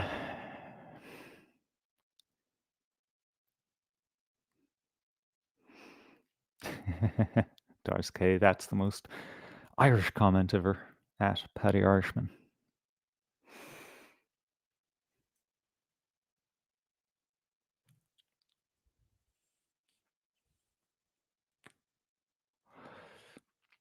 I need a break, guys. I don't know what's happening, man. You know, do chicken Kievs and halloumi fries create more roughage that you need to eliminate? Because I rarely, eliminate like more than once every 6 to 8 hours. It's very weird.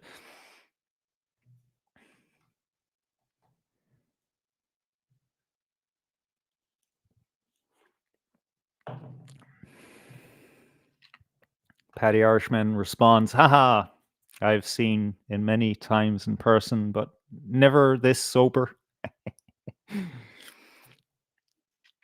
Doris K has a better joke. Well, I would hope so. What's black and slides down Nelson's column? Oh, geez, Louise. Okay, go on.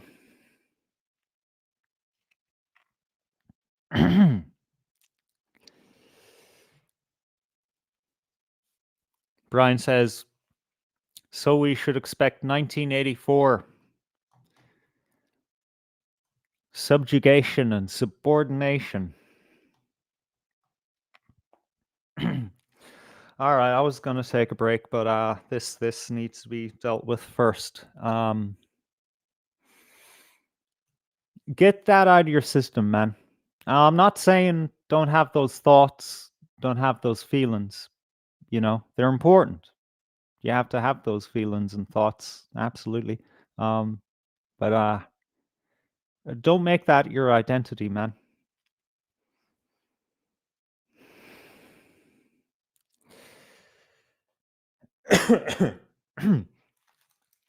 There's a lot more going on in life.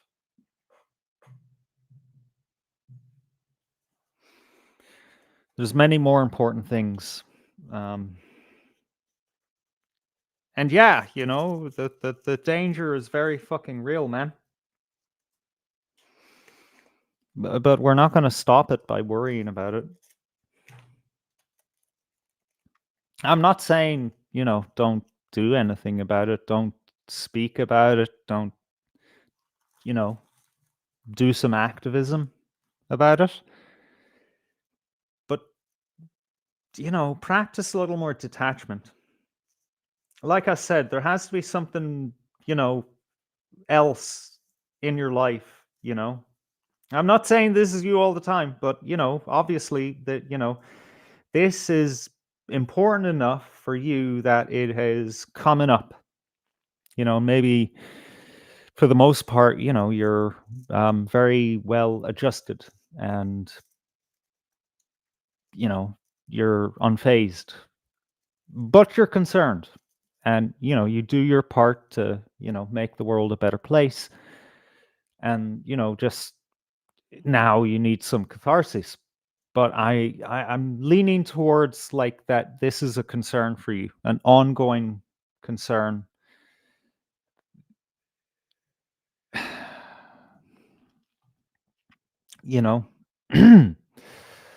I mean, this just seals the deal for me. I'm worried, man. I've been to every protest.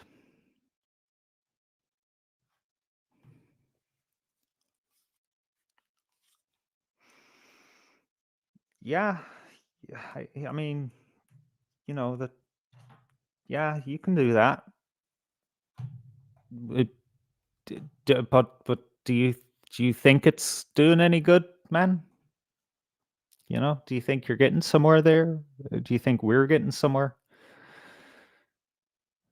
I'm gonna doubt that anything of real significance happens at those protests. It's important that the rest of us see that something's happening, that we're not alone, or people have like kind of seminal moments, walking down the street and they see these people waving flags and being happy and inspired and hopeful for the future.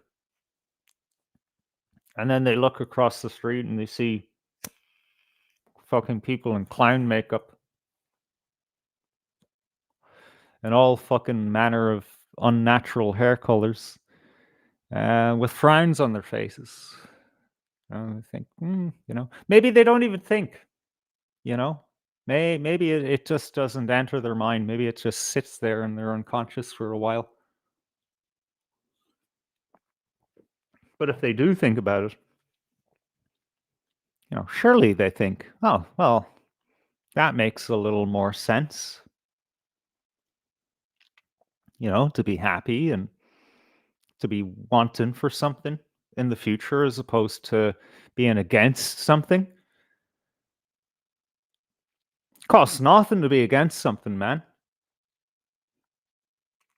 Absolutely nothing. And you know what? The government will even let you be against something all fucking day. They'll even let you take over whole fucking streets just so that you can be against something. What does it do?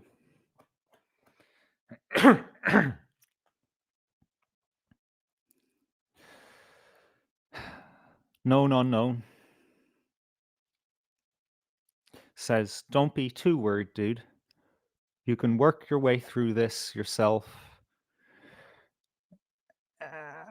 as we all have to.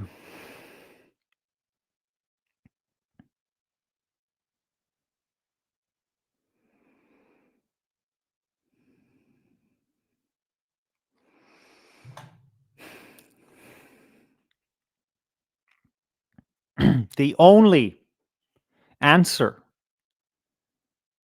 that we can possibly get that will possibly work, it's late, I'm going to stumble over my words, is to build something. And that doesn't mean build a fucking movement, build an organization that goes out and does the other thing against the people who are also against a thing. Why? Okay, look, I'm going to read his comment. No, it's not. So we need something more extreme. You can go down that route. That's fine. Yeah. I can't believe the state of Ireland. You know what, man? You're right. You're absolutely right. You're justified in everything that you're feeling and saying right now.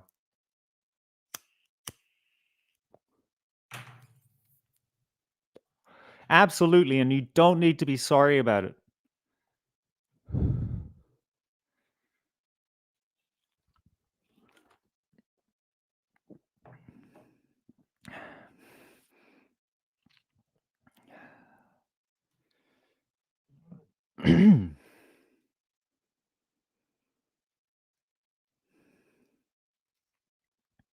Just be, man.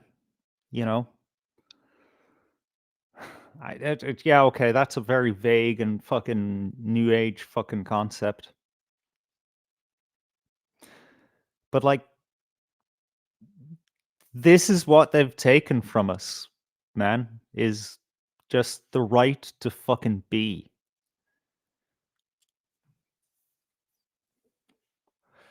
And I don't know why it isn't obvious to most people, or it's just not obvious to enough people, that the answer to the thing that's a negative is a positive. That's how you complete that circuit. You can't have two negatives going up against each other. And that's just physics, metaphysics. What is the thing that, is lacking here for you?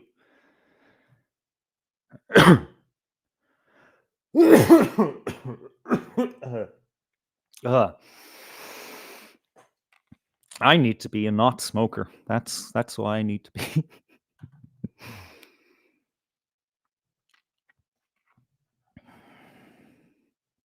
And here's an example. FJT, IMO, women have become complete monsters. You know what? I'm not going to say that there's no truth to that whatsoever. Really, I'm not. at the very least, I mean, women can't say that about men because the shit we've done over the centuries, man. We're good now. We're fucking angels compared to what we used to be. But yeah, there's something to be said about women. But what does that get us, man? Like, what does that get us? I don't understand. What's being achieved here?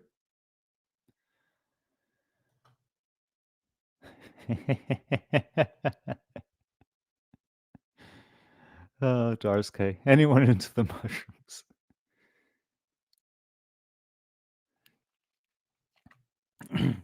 Brian Carey. It's this government who are breaking the laws. The law. The law as a thing. The law. Yes. Balucky Bill. How's it going out there? Sorry, the chat is moving, so I'm finding it hard to keep track of everything. And I'm in this thing now with Brian, and with myself. I'm here with you too, man, and anyone else who finds this, like it's reflecting themselves as well. It's important. You're not doing anything wrong here, Brian. Until you say something illegal. But dude, yeah, they are breaking the law. What is the law? Is it just something that we decided one day and that's it? We all decided, oh, this is the law. Now I'm talking about something deeper. I'm not talking about, oh, it was written down in the Constitution that XYZ, or then there's legislation that in the 1950s or something that Dahl made on the back of that Constitution. And that's the law? No, that's not the law, man. The law is much more important and much deeper, much more fundamental to the fabric of reality itself, the way we interact with each other as humans, as children of God, So yeah, they are, breaking the law. Every fucking day, every waking moment, actually, even when they sleep. Because now they have machines to break the law for them that run 24/7. Okay, all right. What's the fucking solution here then? Live in the fucking law, man. Again, I will bring up this hero, this political prisoner. If you can, send him a few quid. All tonight, I would be shilling my own buy me a coffee. But much more important is you support Paul Nolan. He's got 7 months to do in fucking prison for merely trying to communicate with us. Communicate the reality of the country at great expense to himself. Maybe he's a grifter. Maybe he's a glory seeker. I don't know. I don't know his heart. No one knows his heart. But he paid the price. Not the ultimate price, but a fucking steep price. You shouldn't have to go to prison for what he's going to prison for. But you know what? He can stand tall in himself, around his family, around his friends, around his peers, and in front of God. He gets to do that because he made a sacrifice. Not to glorify martyrdom, not to say that you should aim to get thrown in prison or, get shot as many of our ancestors and forebears have. It's just, I'm saying this is important. Be like Paul. In your own way, of course. I'm not saying, fucking ape what he's doing. You don't have to. You can find your own thing to do. Your own little bit of humanity to give to the world.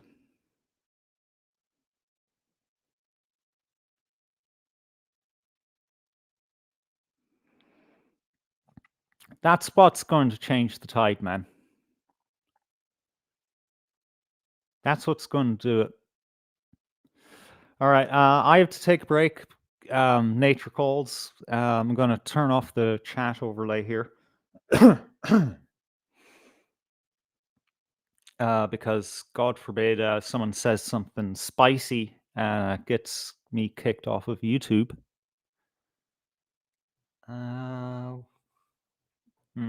What can I play?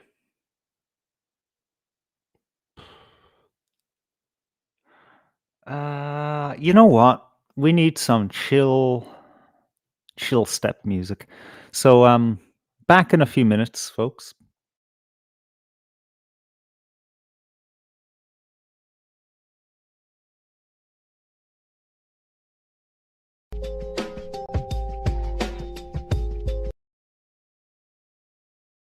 Actually, no, that is not what I wanted to play.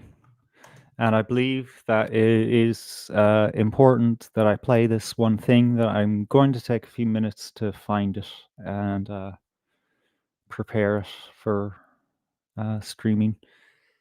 Because we need to chill out.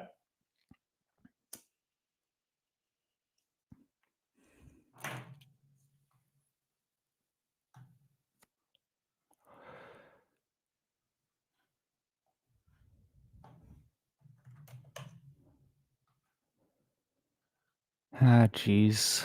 I mean, it's impossible to fucking search websites anymore.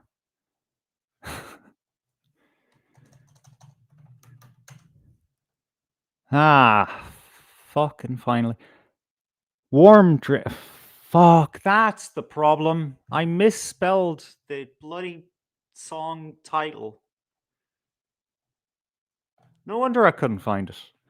And you know what? I sent this to a fellow Clutch fan, and he didn't think to tell me that I typed out warm instead of worm.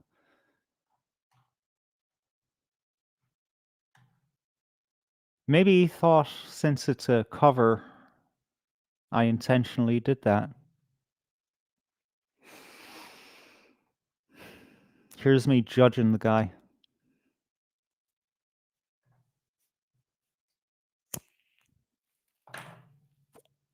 Dars K wants the Portish head sounding one, but you know what? That can come later. What we really need right now is the lounge cover of Worm Drink by Clutch. So I'll be back in a while, folks.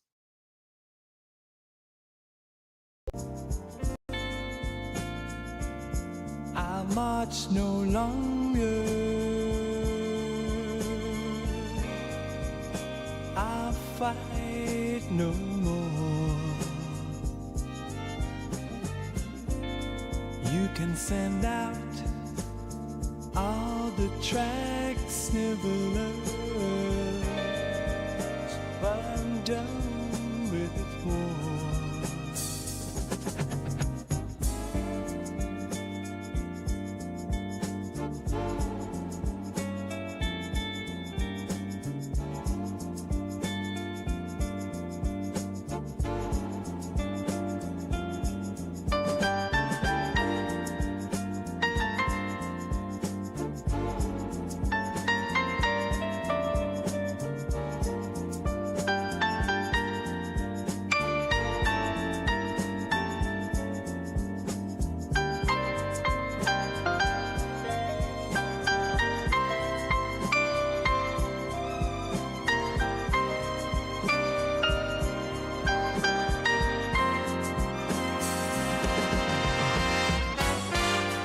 Wind him up, bring him back.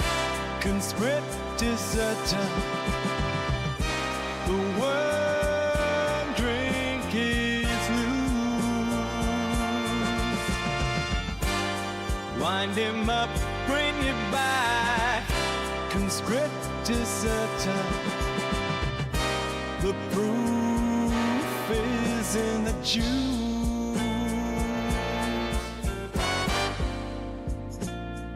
O'Connell's Boulevard, Phoenix Park, TikTok liquor, Thunderbird. And now that we have totally lost all composure, we will wither from exposure beneath the sun. Dun, dun, dun, dun.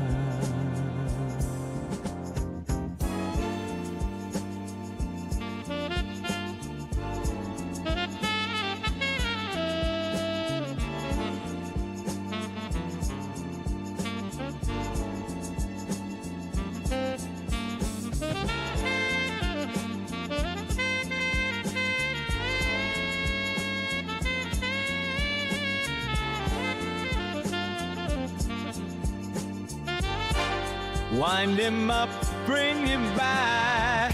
Conscript deserter. The worm drink is loose. Wind him up, bring him back. Conscript deserter. The proof is in the juice.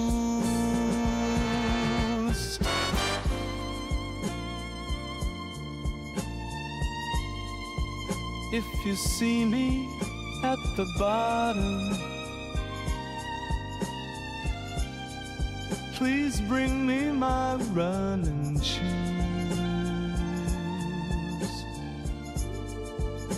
And if you see me get caught up, yeah, you know what to do.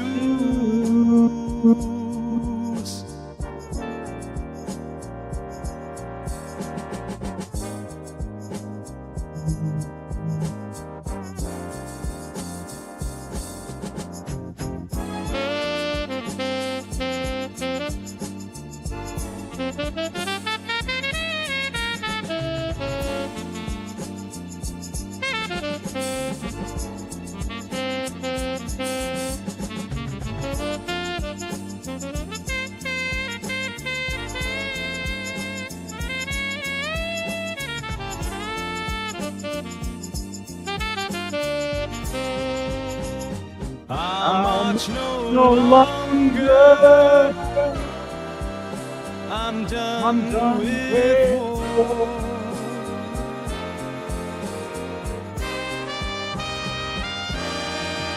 Send out your snivellers, but I'll march no more.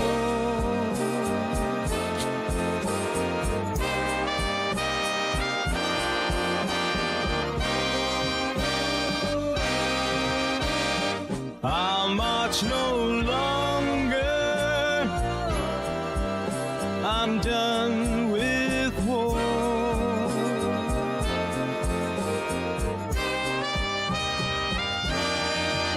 Send out your snivellers,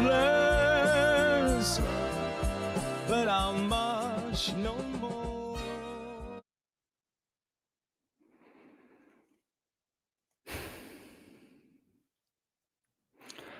I hope Brian doesn't feel too bad about what he's shared on this very public forum, because he shouldn't, you know? He should feel just fine.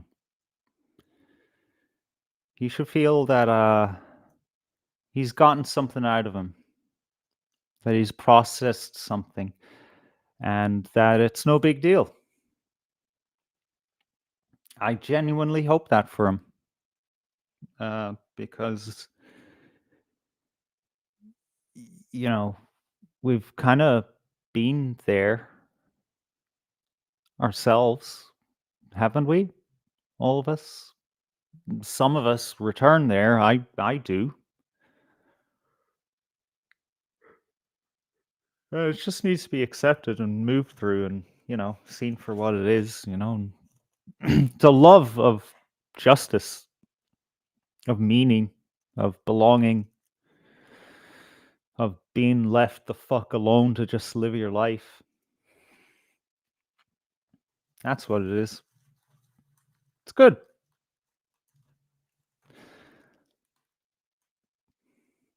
FJT posted a German flag and a Scottish flag.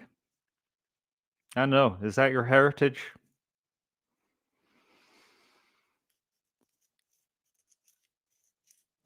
All right. I think we're getting down to the number of pity streamers, or whatever you would call them. People who leave the tab open to stream the show. I think it's around 12 because we have 4 active people in the chat. Good to know. Please keep doing that.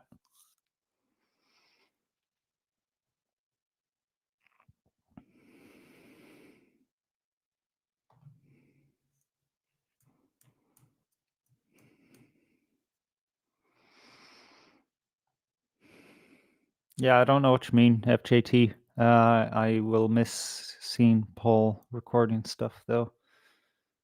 Recording stuff. And you're not Irish. Okay, well, what are you? Come clean. Are you some kind of foreign agent?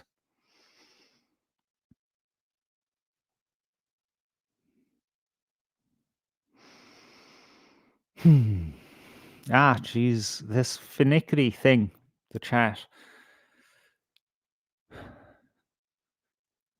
Balaki Bill.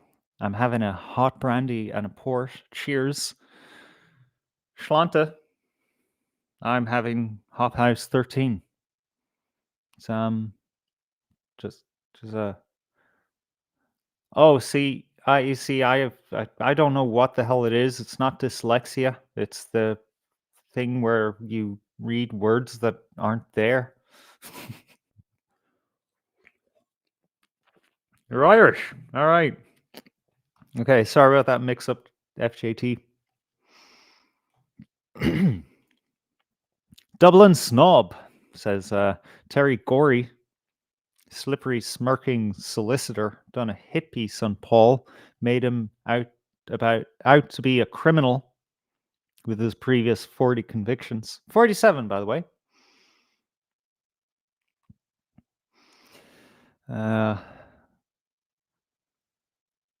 Holy shit, says creep that fella.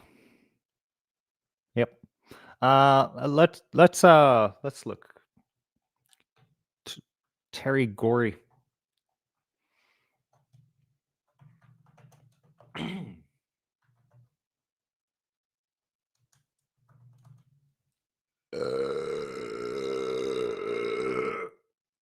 Sorry about that, folks. I was incredibly rude, but the mute button wasn't close to hand. All right. Let's see. What does this guy have to say? Oh, one of these pricks who posts on LinkedIn. If you post on LinkedIn, I don't want to know you, man. I mean, that's just ridiculous. Oh, it's a video. Oh, yay. Okay. All right. In a landmark case. Jesus. Oh, the words out of his mouth right away gives me fucking chills, as in the chilling effect. Paddy Irishman asks, have you ever thought about brewing your own hop house type beer? No, that's an interesting idea, though. I don't know. I just like the taste. It's I like the dirty taste. Like for instance, I thought today, you know what? I'll splurge. I'll spend €6 on a bag of coffee instead of 250. And it said like, it's I don't know. It's that blue packet of coffee that's sold basically in every little on earth. It seems. Um, and I was preparing my flask of coffee for the show, and I was pouring it out, and I was like, Jesus, this is really pale. And I drank some of it, and it was like light. It had flavors in it, and I was like, what the fuck? I like my coffee like I go into a field and I just grab a bit of muck and I shove it in my fucking mouth. And that's how I like my beer as well. Hoppy, yes, but like earthy. However, Hop House isn't so much of that I get sick of it quickly. Um, but in related news, tonight I just started my summer wine. I just phase one. I mashed up the blackberries, and I put in a few slowberries just for the crack, and I mashed it up, and it's near the range to get a bit of heat to get the wild yeasts going. Um, I thought I don't. I want this to be 100% local, right? So I have well water. I have apples and pears from the orchard that my mother lives on. Um, I have. I didn't want to just get fucking sugar off the shelf, so I went to the local butcher and I bought a local honey, and it's for like 400 grams. It set me back like fucking €18. It was a scandal, but you know what? 2 more jars of that. That'll bring me up to maybe 7-8%. I'll find some way of putting in more sugar even to get it even stronger. I want a nice strong country wine um ready for Christmas, you know. And of course, wine has to sit a little longer, so but an early bottle for Christmas would be nice. Uh Small Dick Blues was another good 80s song, says holy shit. All right, good to know. Small Dick Blues.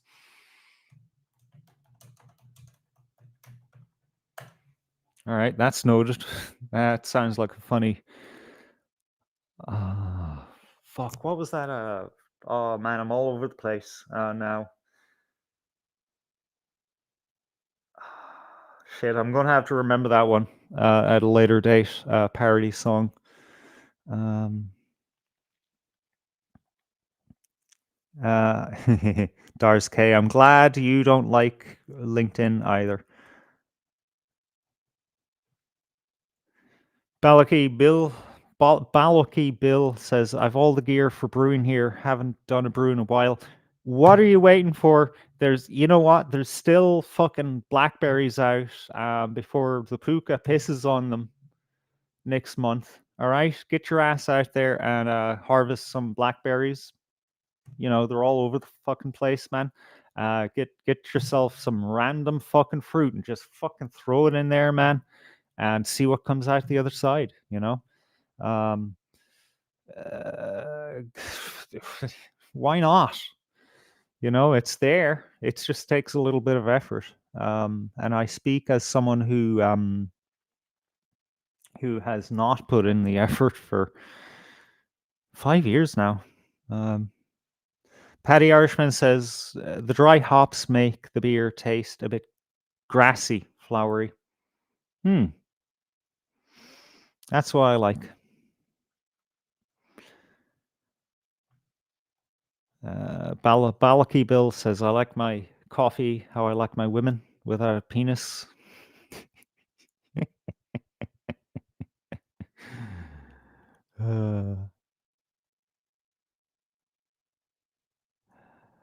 Doris K says, I don't even have WhatsApp. It's great. Oh, yeah.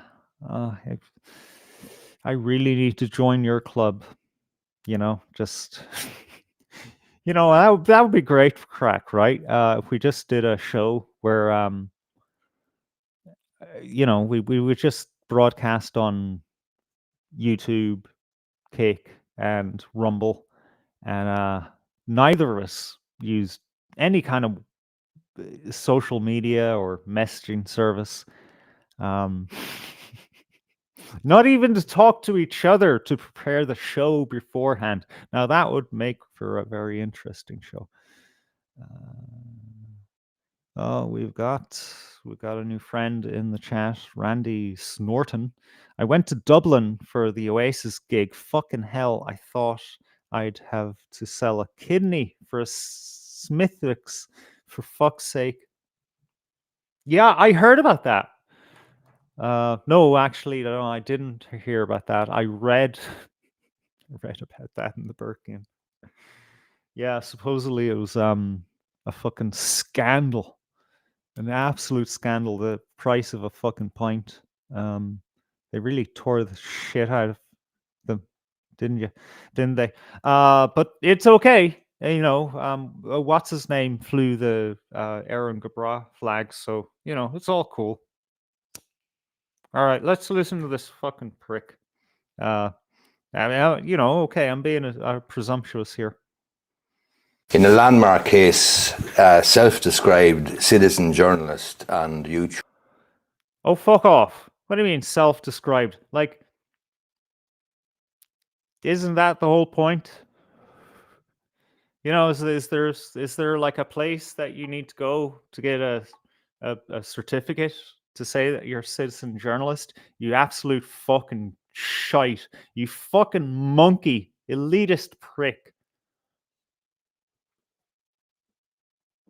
Man, I hate these people. That's why I don't listen to them.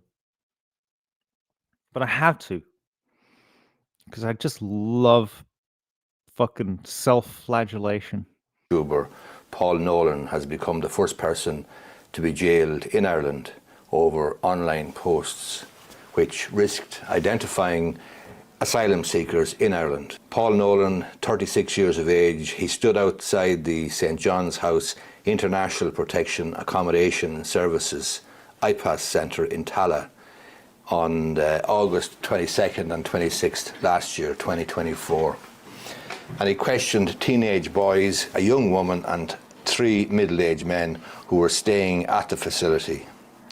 Nolan is a father of 3. He goaded applicants saying, in Ireland you have no right to privacy. And he posted these videos of his interactions on his YouTube channel. The 4 clips reveal their faces. What's with that camera change? Or was that just slick editing? The camera ran out of battery and then he had to reposition it or something. I don't know. It's just nobody needs 2 cameras, man. What's your fucking problem? I don't know, man. If you talk to fucking teenagers, better take fucking care. Be a little more sensitive. I can understand this thing of like, yeah, you're in Ireland, you have no fucking expectation of privacy. Yes, indeed. You're someone who's in public space does not have the expectation of privacy. But this new class, of superior people, yeah, they do. But still, just you're going outside the bounds of the law, as previously, just very recently discussed. The law, capital L. Just be careful. Be measured. Don't go flipping out at these people. It's not worth it, especially now. Like the guy said, landmark case. That's not just fancy language. That means that a precedent has been set. Randy Staunton said, "That lawyer's head looks like my nuts when I mistake a ball."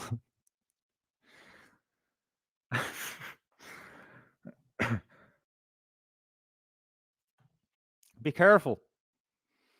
He's a solicitor. He might sue you. Included time to document these people ourselves and cheeky fella, these economic welfare scammers. He questioned a man who said he was from Gaza about why he was here and not fighting in his own country. The Community Employment Scheme worker, he's from Leopardstown, Dublin 18, pleaded not guilty at Dublin District Court to engaging in threatening, insulting and abusive words or behaviour under the Public Order Act. International protection applicants have the legal right to anonymity. Nolan also denied 4 counts under Section 26 of the International Protection Act 2015 of publishing information likely to lead members of the public to identify a person as an applicant.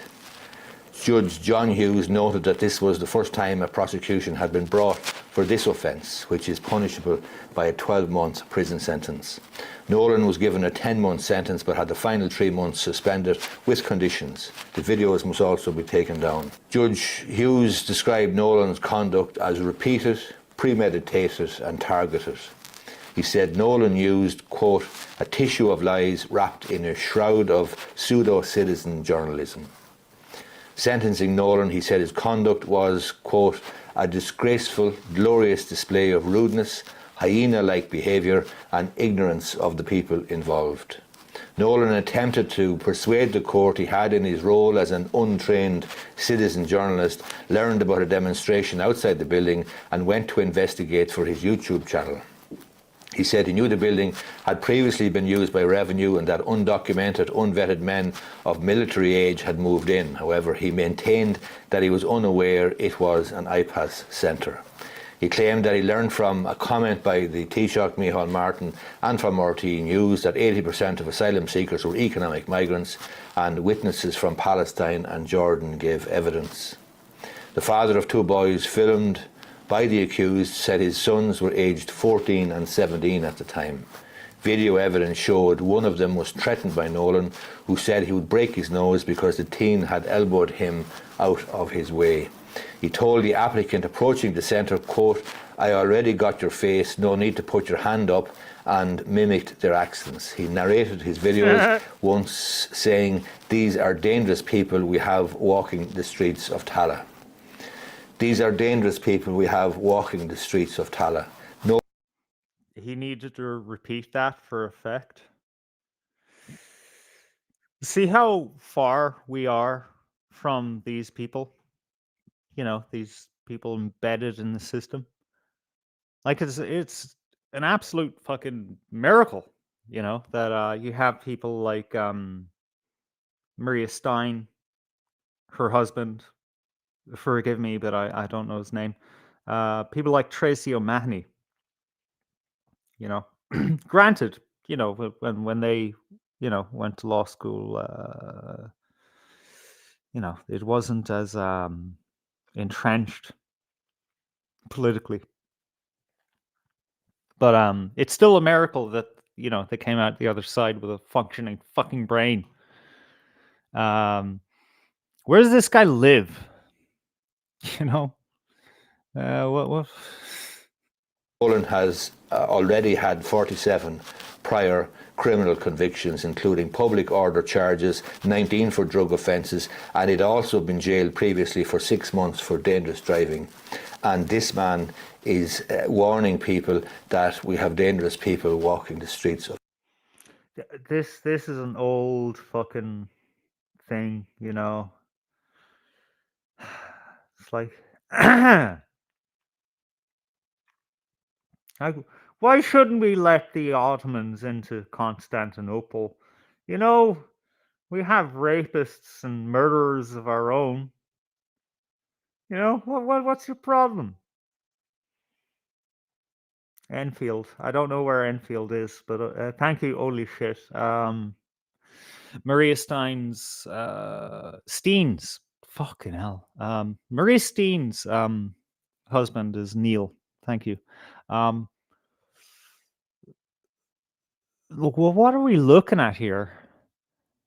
And by the way, dangerous driving, reckless driving. What do they call it? What's the legal definition there? He's warning people that we have and he'd also been jailed previously for 6 months for dangerous driving. Dangerous driving. Yeah, what is that? You know, it's a very it's a very broad term, you know. Granted, 47 fucking convictions. You know, that tells a story, all right? You know, let's not pretend that it fucking doesn't.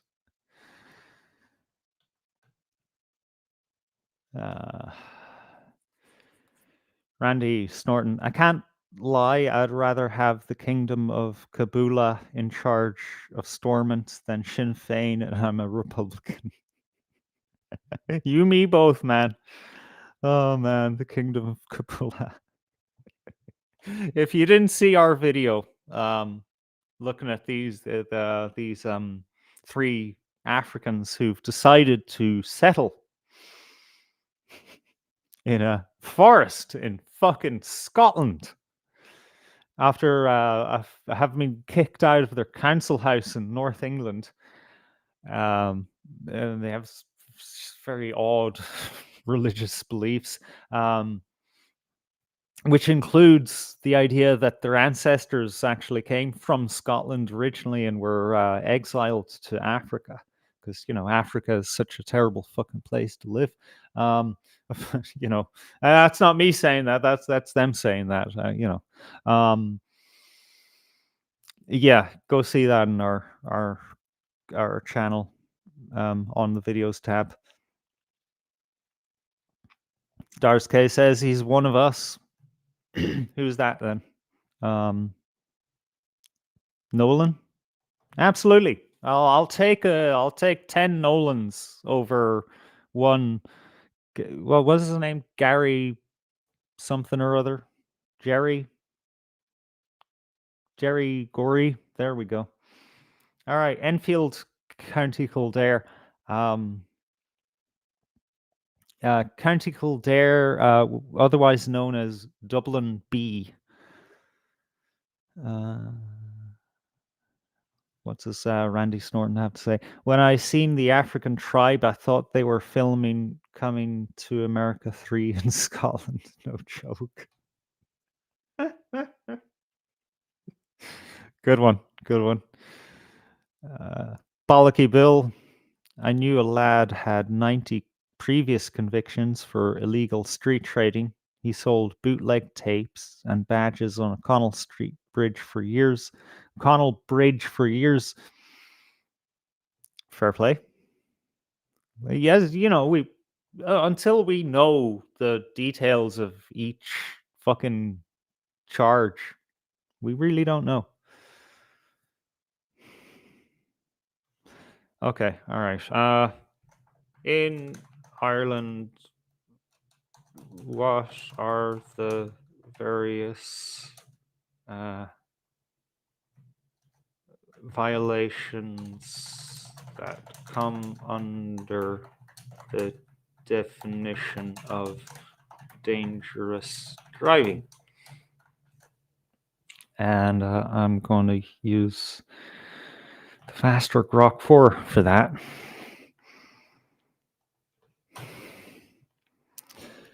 Dars K says, yeah, Paul Nolan, sound lad. I chatted to him once or twice. He's actually fairly laid back. Yeah. Yeah, most people are laid back. And then a lot of them are really fucking, you know, antsy when, you know, they're getting invaded. And you know what? Some people have a fucking hard time in life, you know, and they do shit, you know.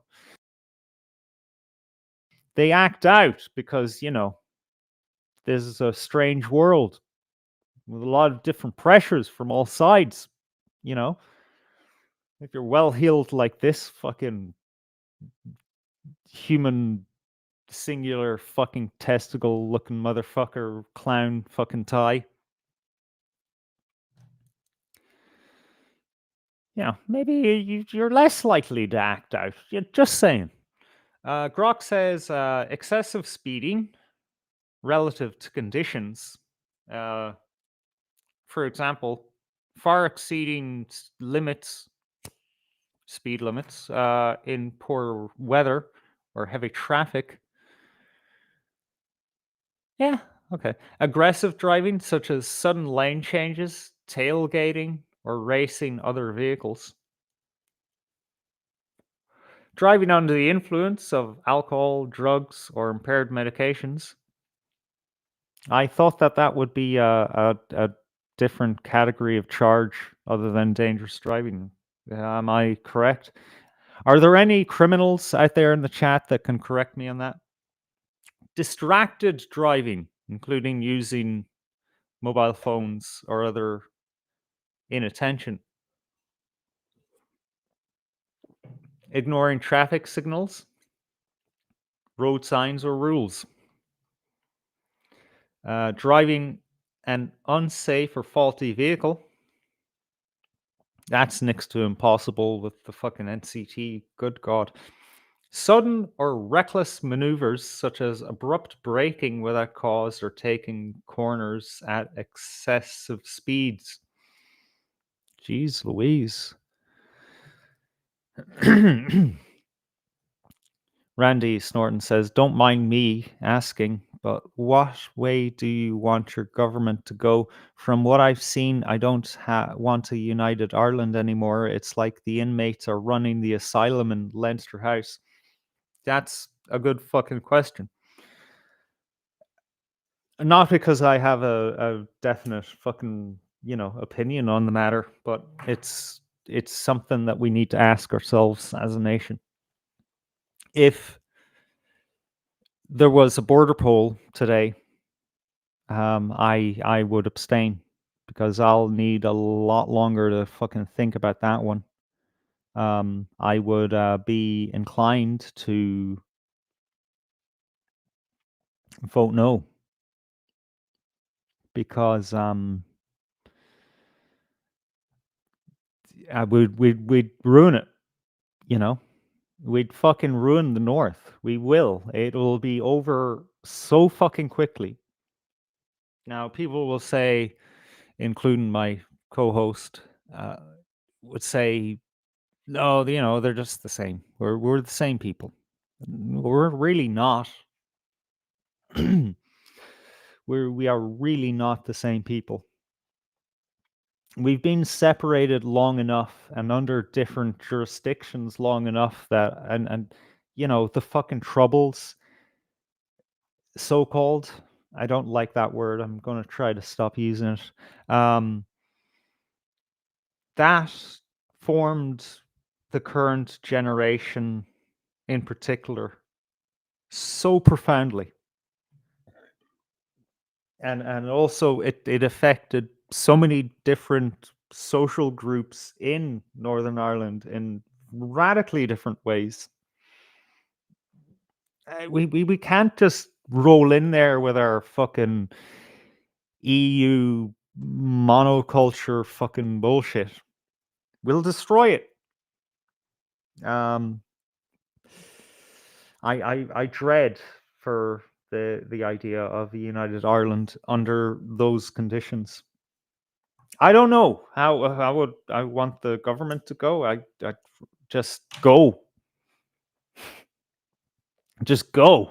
That's it. I'm not asking for much beyond that. Like,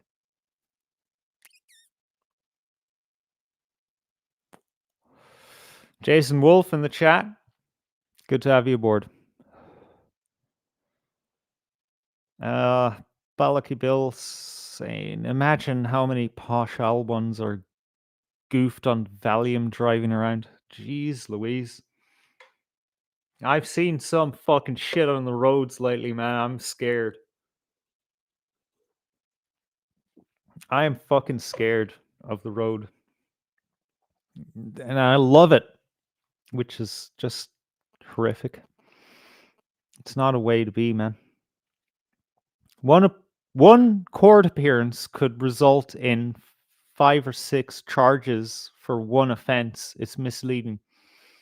Ah, okay. So that's how someone, like, I forget what the story was, but someone had like 200 fucking shoplifting convictions. And they got away with a slap on the wrist. Thinking, how square that circle?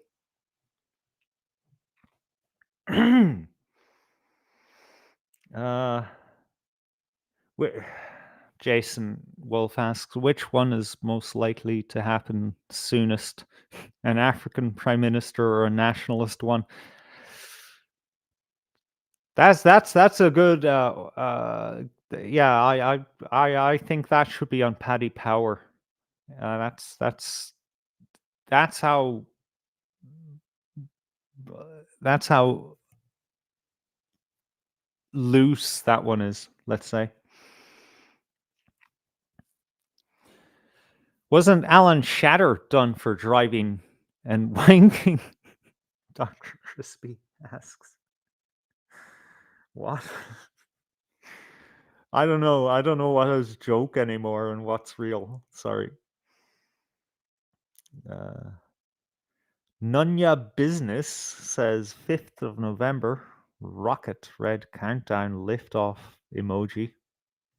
What's happening 5th of November? Ah, aha. Remember. Okay, I get it. Yeah, okay, fair enough.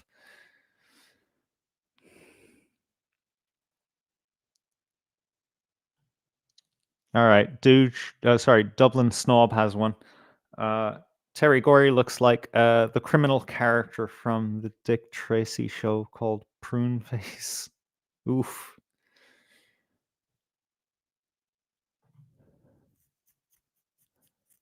The Druids and Marxists are now politicians? What are you talking about, the Druids? Those are your fucking ancestors, man. Have some respect.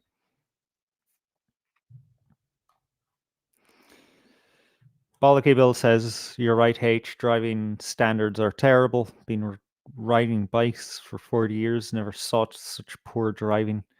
Yeah.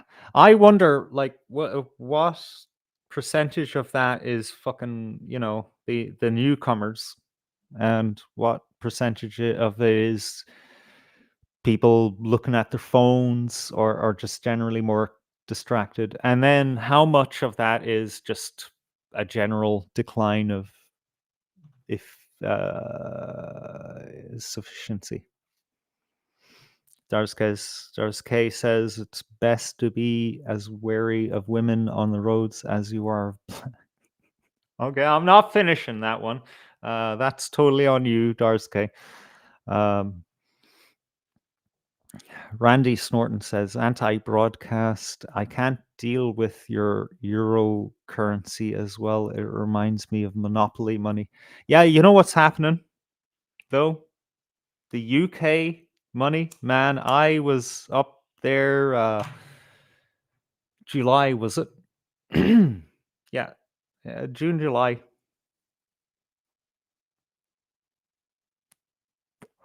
Up in Belfast, I mean. For a relative's funeral. And what the fuck is happening to the fucking the pound, the sterling? Like what? There's translucent parts of it now. It feels like plastic. What the fuck is going on there?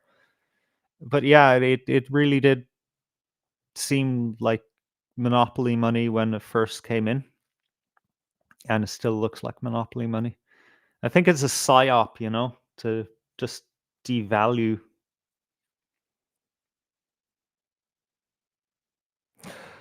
Oh my god. Did he really?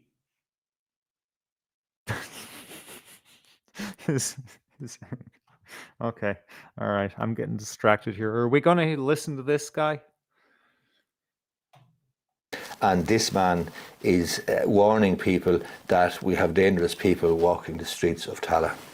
This reporting is from the Irish Times, Tom Chute in the Irish Times. This is a landmark case because it's the first time that somebody has been jailed over online posts which risked identifying asylum seekers in Ireland. Hope you find the video useful. Hit the thumbs up button if you do. Thanks a lot.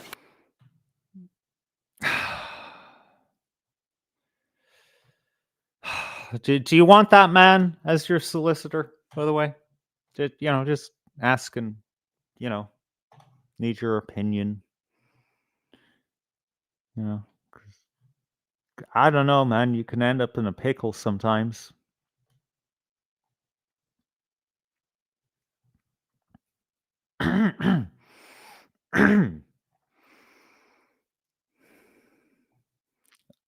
Holy shit says I got a new e-bike, does 40 miles per hour. Totally illegal. Well, I mean, why did you fucking say that then? I'm gonna have to edit this out of the fucking live stream.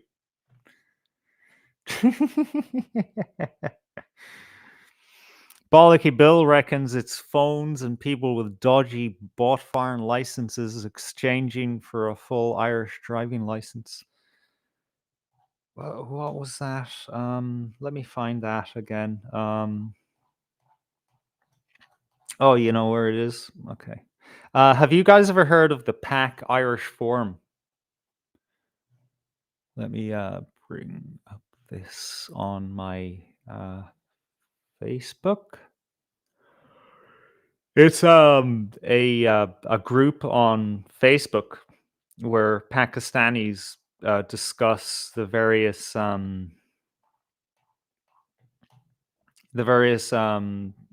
requirements, hurdles, experiences to do with getting to Ireland, staying in Ireland, and dealing with Ireland, and it is quite interesting.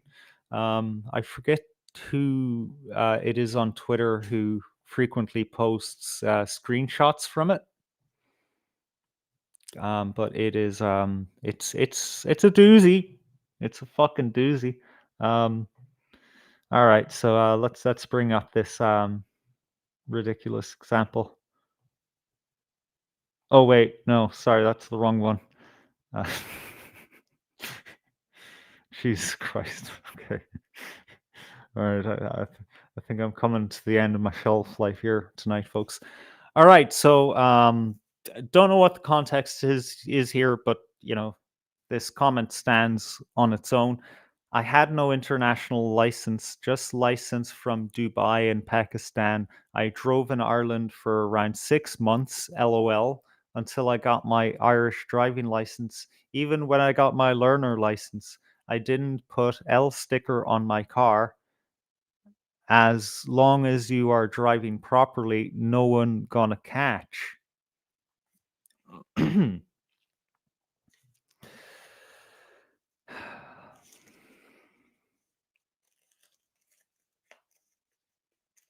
Now, you could say, "Oh, this is just one guy," but the Pack Irish Forum is full of so many ridiculous fucking stories of people taking the piss out of this country that it gives a collage, it just paints a picture, Just saying. Just saying.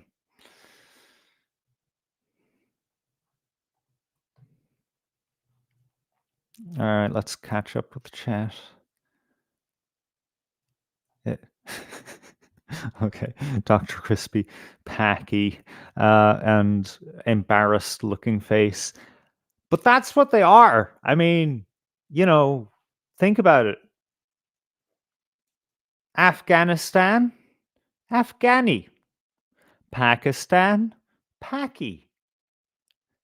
I don't know where this word became offensive. I mean, it's not a derogatory thing. I like my mother told me, like, back up north, they would say, "Oh, go around to the Packy shop," because there was a family. Generally, this is what the people from this part of the world did. Kind of like Apu from, The Simpsons. There was just certain, like Chinese people run Chinese, in quotes, Chinese restaurants. Um, Packies ran Packy stores, and it was just an accepted thing. It wasn't a derogatory thing. The Packies weren't offended by it. Balaki Bill, what do you have to say? India and Pakistan run on scamming and bribery. It's just normal there. Yeah, you can't say that stuff though. You're not allowed. We're all the same. All countries are the same. If we say this enough, we might just fucking believe it. But that doesn't change the consequences. Jason Wolf reckons the Jeet apocalypse is coming. Yeah, we've covered that before. If you go into the videos on our channel, you'll find one video, at least, anyway, about the scam that they're running on the population in the media, making us think that we're oh so racist.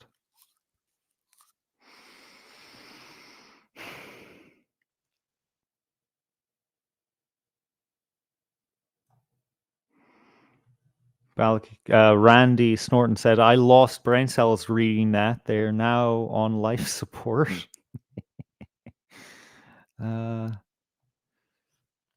Holy shit says, Paggy is only a derogatory term in the West. 3 tribes in Pakistan.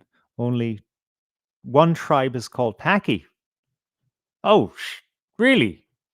There's a tribe in Pakistan called Paki. Well, maybe that's the source of the problem then, because, you know, you don't know what tribe you're talking to. You know, you might call someone who's not a Paki, and, you know, naturally they get, you know, a little offended. It's like if someone called me Scottish. You're like, yeah, okay. I mean, you know, my family is from across the water, and yes, okay, you know, back 2 generations, a Scottish person married into my family.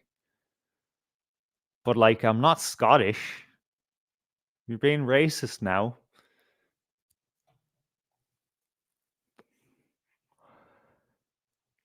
Randy Snorton says, say Packy now, we're in the slammer before we can untie our shoes. Yep. But I just said it 100 times.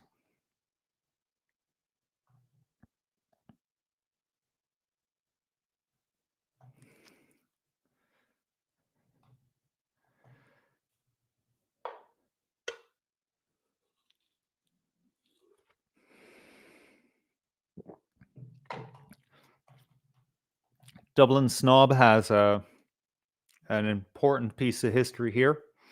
Most of the early drug trade back in the 1980s came from Pakistan to Europe via UK and Ireland.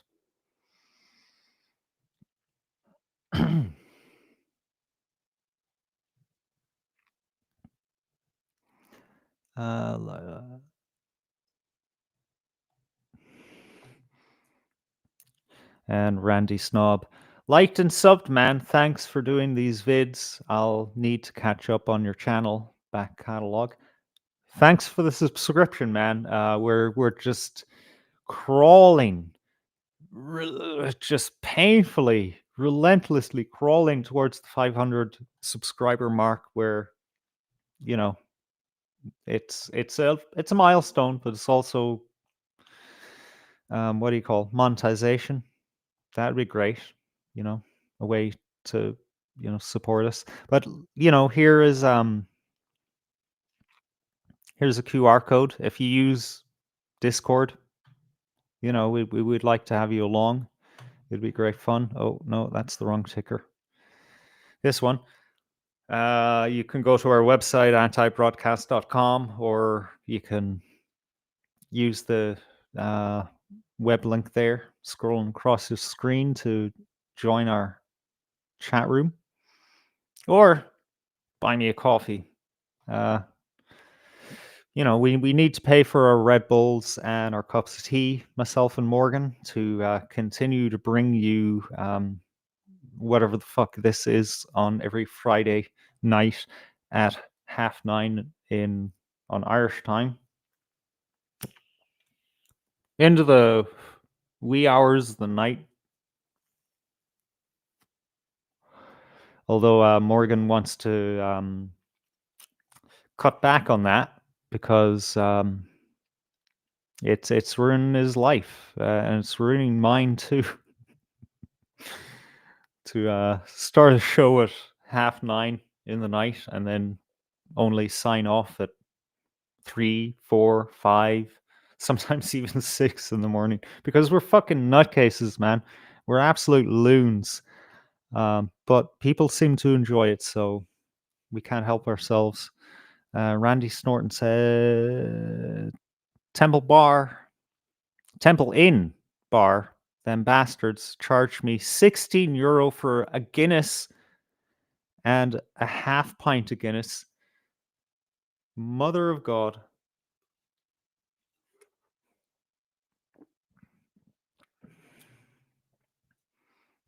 I think, what was it now? Yeah, I was at my cousin's wedding just not a few weeks ago. And, you get served a little wine. Up until then, I was drinking coffee because I felt like death on a stick. But then you sit down for dinner and they serve you wine and more wine if you want. But then the wine ran out, so I got up off our table and went to the bar and ordered a Jack and Coke. 15 fucking euro, man. Scandal. Absolute scandal. Dublin Snob says a lot of the migrant hotels in the UK and Ireland are managed by Pakistanis. Is that so? At the very least, some of our own people are making fucking hay with this scheme.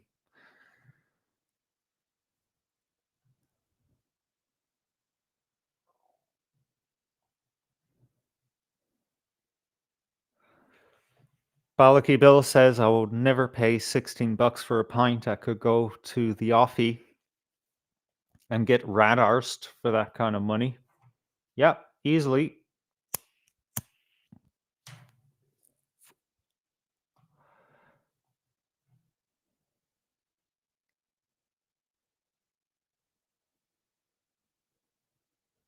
All right. Lovely. All right. I appreciate that, Randy Snorton. Who drinks half Guinness? I don't know. That's a good question, Mr. Crispy. I'd like an answer to that one. Anyone out there drink half Guinness? I've seen it.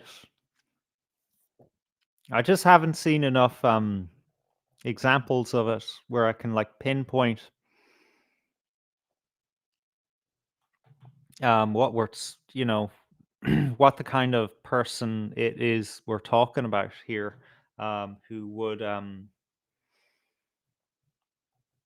don't know, is someone who's driving, the dedicated sorry, what do you call it? Designated driver, that's the one. All right, someone's looking for the link and I will put it in the chat there. Sorry. I need to keep on top of all these fucking different things. Look, this isn't e-begging, guys. It's just, I mean, money makes the world go round. And it is a way to show that you care and that you appreciate that what do you call it? Value has been given. And you know what? Money might make the world go round, but the world makes money go round. And the more it moves, the better we're all for it. you know, if it goes to some fucking bank account or something of some billionaire, actually they don't put their money in bank accounts. They're not idiots like we are. You know, just going into some fucking investment to make more money. That's the fucking problem.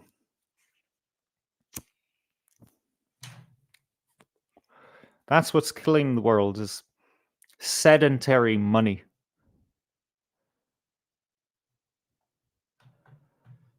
Randy Snorton says, I may be a part of the UK here in the north, but I'm still Irish. I don't deserve them tourist rates.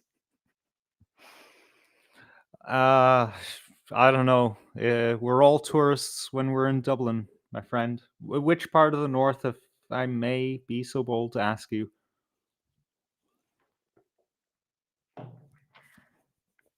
At this point, I think we all know that if you're born on the island of Ireland, you're Irish.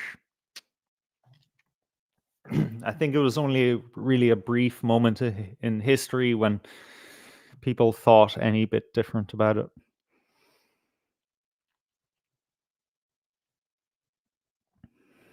Okay, here we go. Balaki Bill.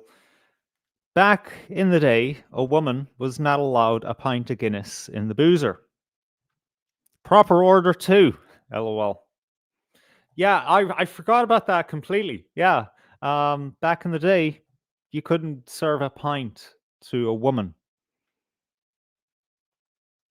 Yeah, I mean, I'm just leaving that one there. I'm not going to say yes or no to that.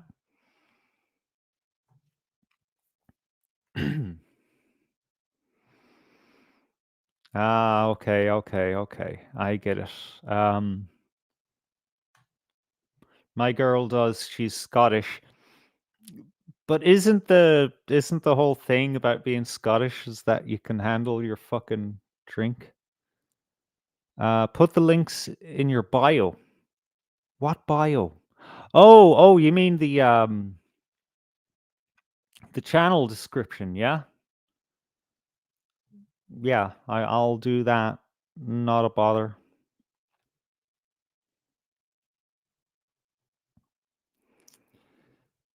I'm sorry about that, man. I'm sorry you don't have money at the moment. That's gonna change. I know it. I have faith in you, man. I have faith that that's gonna change for you. It sucks. Sucks not having money. I know well because I don't have any. I'm a poor. Uh, uh, whew, uh, 700 plus a week. But what are you basing that on, FJT? I don't think migrants are getting 700 euro a week.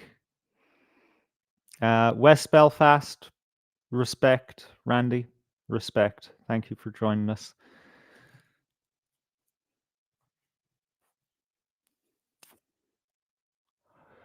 Okay. Holy shit says, Howard, can you not do a super chat option on one of these Friday streams? I'm sure we would all contribute. Yeah. The thing is, we can't until we hit 500 subscribers. And it's not even guaranteed. We have to submit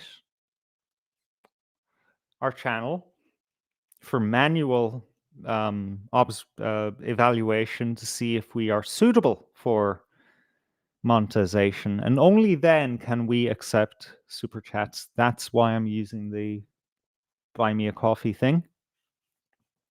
And I'm kind of on the socialist in me doesn't want to use super chats. I'm old school that way. I was brought up by socialist Republicans, you know, the real ones from the north, not the fucking clowns here. And it just strikes me as not fair, you know? Like, say we get any kind of steam, the chat's going to move faster, you know? So people are going to send super chats so that they can get their voice heard. It's a bit cynical. I'm not liking it. I'm not liking that idea. I'm going to open up to you guys. We're friends here. Not psyched about it. Money? Sure. I'm not going to complain. However, I would rather take time out during the broadcast, you know. Myself or Morgan will say, hey, you know, let's look at the chat. And we open up the chat. And, you know, if we see something important, we, you know, we talk about it. We reference it.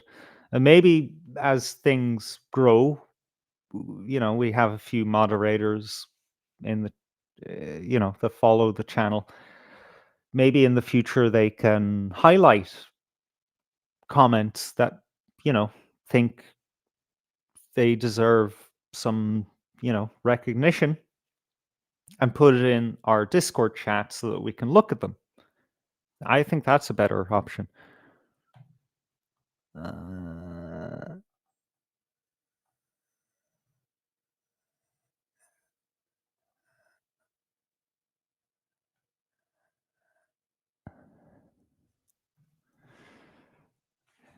Randy Snorton says, we get the digital ID here in the north, we will be living the broke Chinese life, denied our credits. Yep.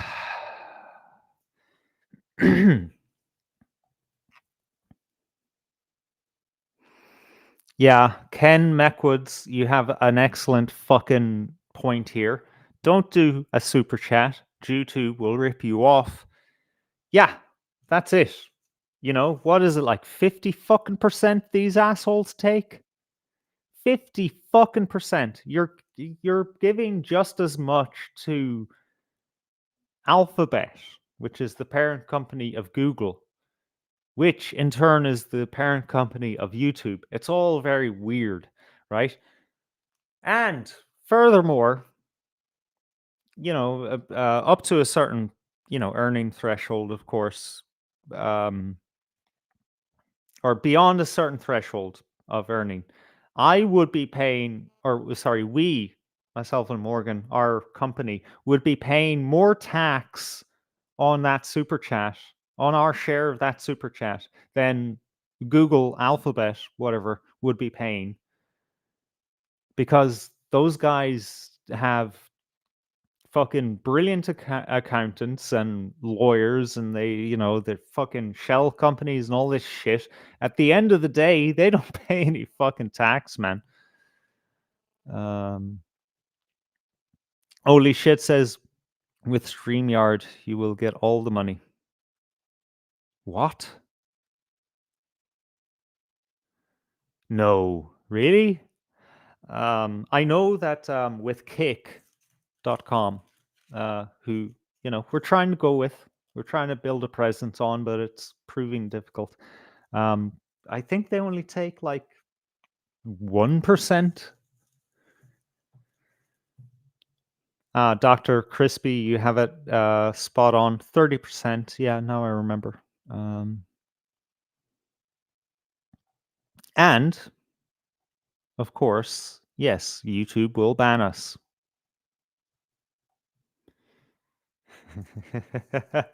Everybody wang chunt.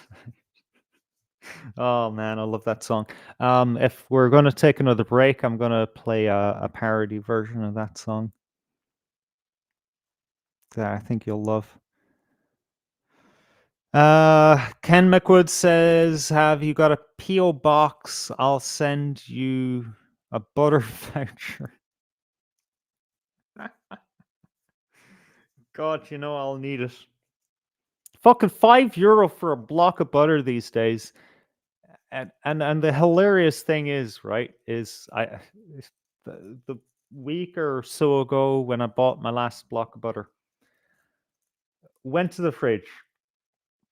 The Kerrygold, €5. The Super Value block of same amount of butter, €5. And then there's this what is it called? Ore butter, and it's fucking organic, grass fed, and it's €5.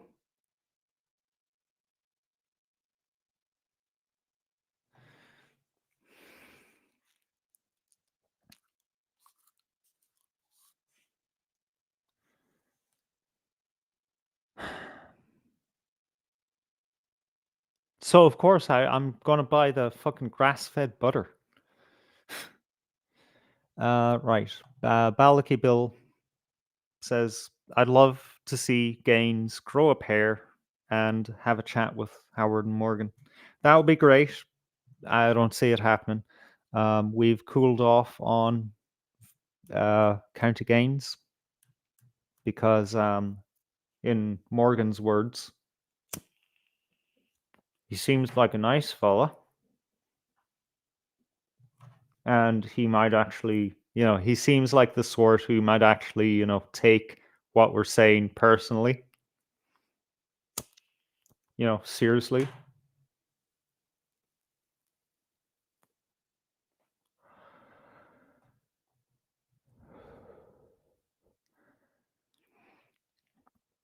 Ken Meckwood says Kerrygold should be cheaper in Ireland. We are paying import tax on our own butter. Oof.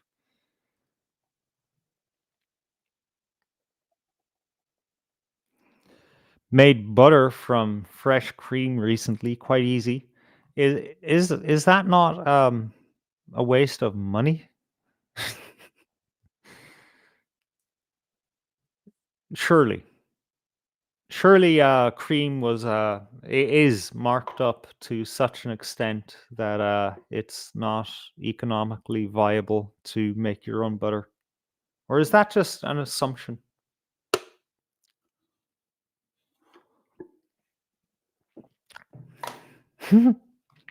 Oh, that's a happy fella. Jumping down the street to say hello to someone. Or is that a woman? Maybe it is. I don't know. It's hard to tell.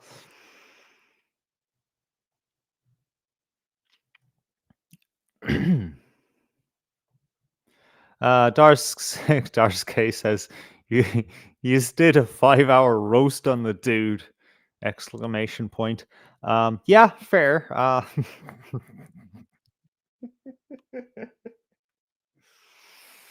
Yeah, maybe, that wasn't,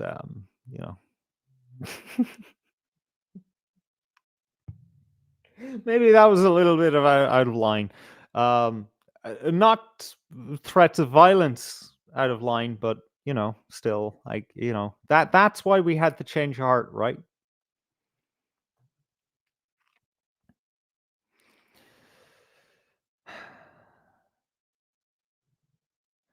Holy shit says, just keep whipping the cream until it's butter. And Balaki Bill says, the cream was needing used. Yeah, that's valid. Yep.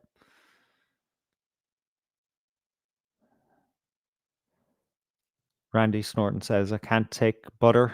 I vomited up like I just seen Simon Harris trying to squat with a loaf of bread. Thanks, man. I really needed that vision. Dar's case says, Howard, throwing in falling down quotes like we wouldn't notice.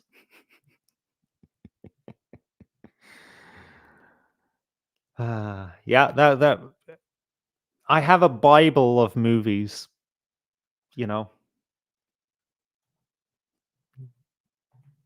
like, and they're sequenced in such a way that they tell a story, just like the Bible, and that's one of them.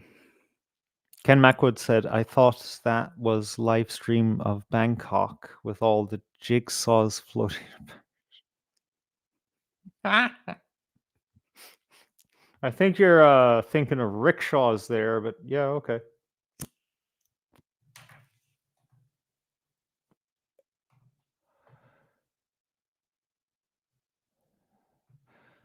All right, so I need to hunt down this. You know what would be great for this is grok. Let's see if grok can tell me what this parody song is. Ah, bulletproof coffee. Ah, thank God someone who isn't me talks about bulletproof coffee. A big slice of butter in your coffee instead of milk. Yeah, but you also need that tablespoon of MCT oil, and it is. And you know what? You can kind of, if you get bored with that morning to morning, what you can do is you can mix it up a little.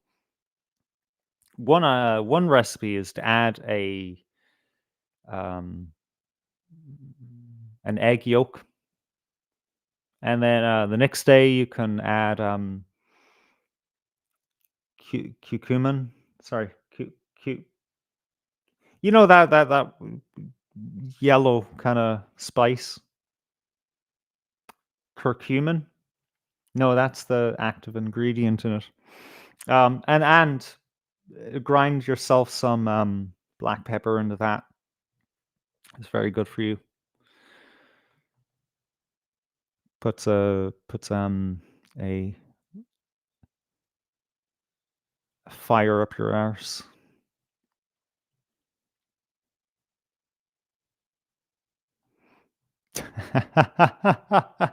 Dr. Crispy nails it. Anyone who can't stomach butter should be deported. Cumin. Fuck's sake. Thank you, chat. Oli, shit, and Dr. Crispy. Thank you for that. Oh, turmeric. There you go. That's the one. There you go. You have it in one. Balaki Bill. Turmeric and black pepper. The turmeric thins your blood, and the black pepper is carried in your blood past the blood-brain barrier, and it does nice things to your brain. What's Balaki Bill says? Had yak butter tea once. Fucking vile. I necked it to be polite, and they gave me more.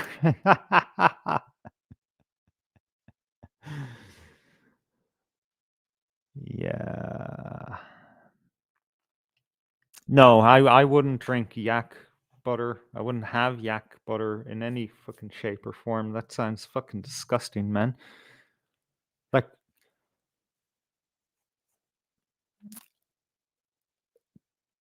does goat? Sorry, does goat? Yeah, okay. Wait, hang on. Does goat milk produce much cream? I'm thinking I'm gonna try to make goat butter. That would be funny. Just serve it to a guest. Grill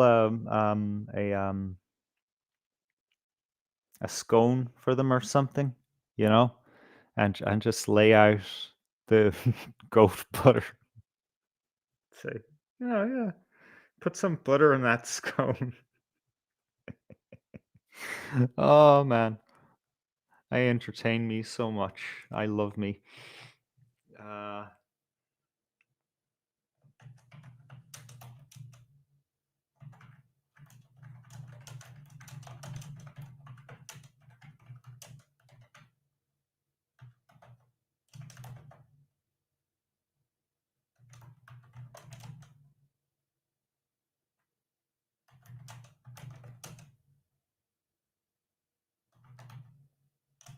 All right, that should be enough for grok to do.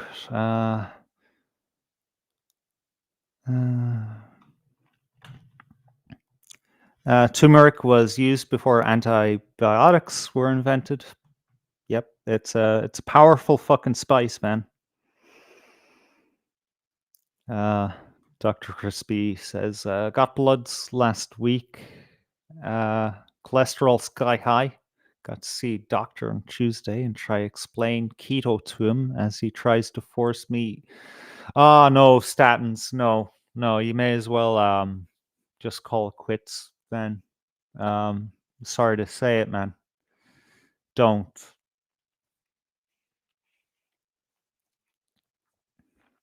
Just don't.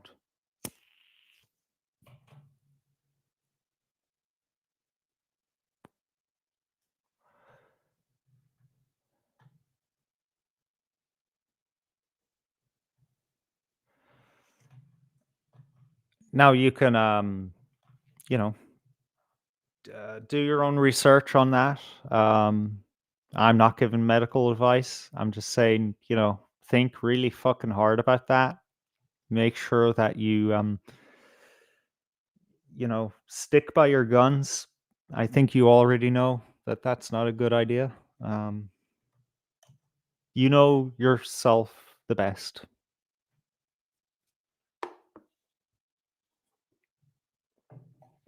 Now I'm going to verify what Grok has told me. No, it's not a fucking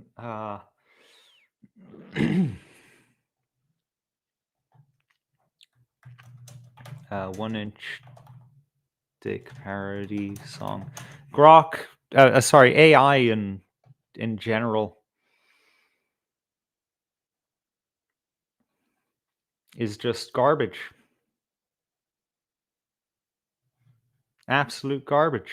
You ask it to, think of an obscure thing, and it just gives you something completely unrelated.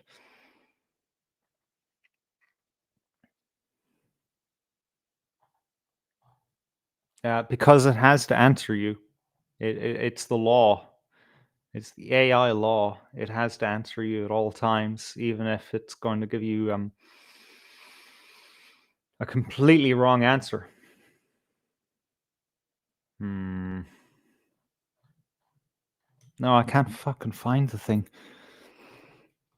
If I could remember the song that it was based on, I'd be on the way.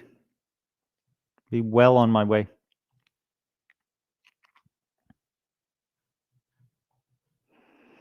Bollocky Bill says, I try and stay away from the docks. Too many sick people there. Very unhealthy. Yeah, that's sound logic. Yeah, I can't argue with that. Holy shit says, go carnivore. Too many health benefits. Just beef, lamb, and eggs. I lost 2 stone in 3 weeks on carnivore. Felt 20 years younger. Yeah, I don't know how much of that is ketosis, though. I went carnivore a few years ago. Like I was just eating straight up meat. And, of course, dairy, butter, cream, that kind of thing. I stayed away from milk. It's just carbs. Carb water is what milk is, although I love it. I think I lasted like 2 days, right? And it was an amazing experience. At all times, I was switched on. I was thinking, yeah, I'll do this next, I'll do that next. Like I was just unstoppable. I was Superman. And I felt amazing. Making great strides in life and all that. And then at some point, I realized I can't fucking sleep. My brain won't shut off. My brain is just, I lie down to sleep and you sure, it's hard to sleep because, you have these thoughts and you're like, yeah, blah, blah, blah. People struggle with that. But this was way fucking worse because my brain was saying, yeah, we should do this next and do that next and do this and do that. I was like, please let me fucking sleep. Until I realized, yeah, there's a thing called carb cycling. It's not healthy to be in that state of ketosis constantly. You have to, come out of that cycle and go back into it. Say 20% off and 80% on.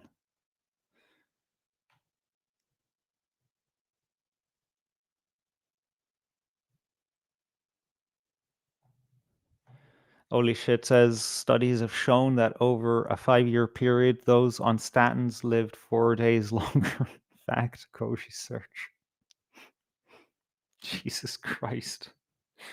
Is that a joke or is that... Oh my god.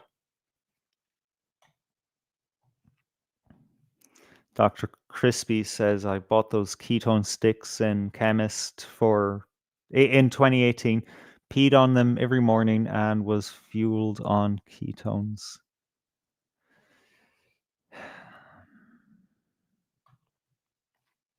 It's a beautiful experience, man. It's just a completely different world.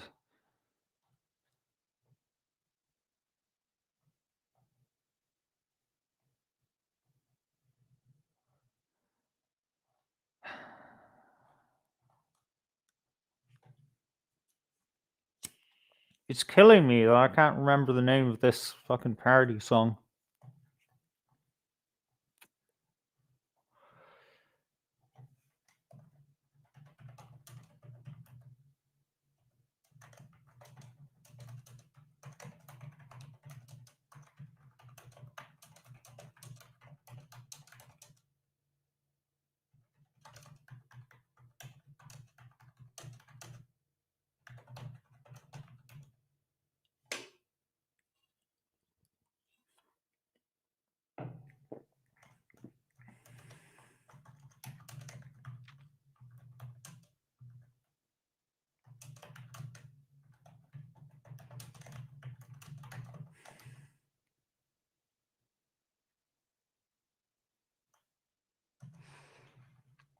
Could it be 2-inch dick, 3-inch dick? Maybe it is 3-inch. That's the upper end of a tiny dick. No,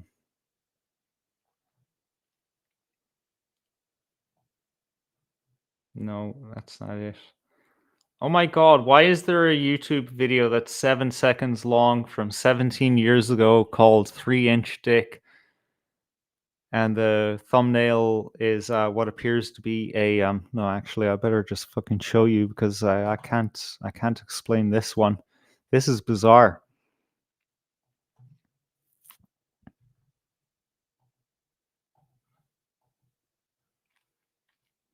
What the fuck are we looking at?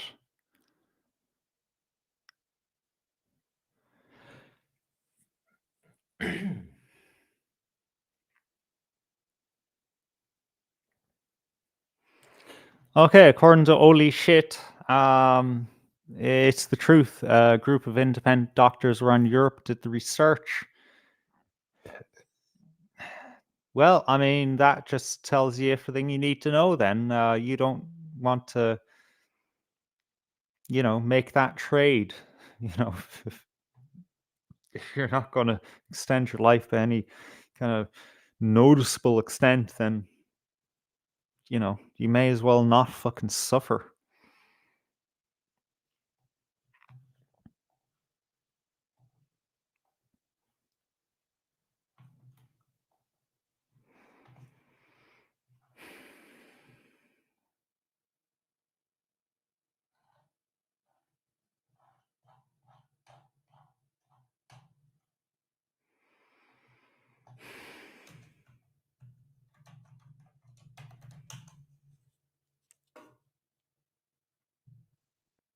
Ah!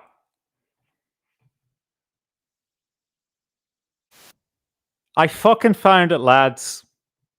All right. Enjoy a little musical interlude. Ha ha ha. I fucking knew I'll find it eventually.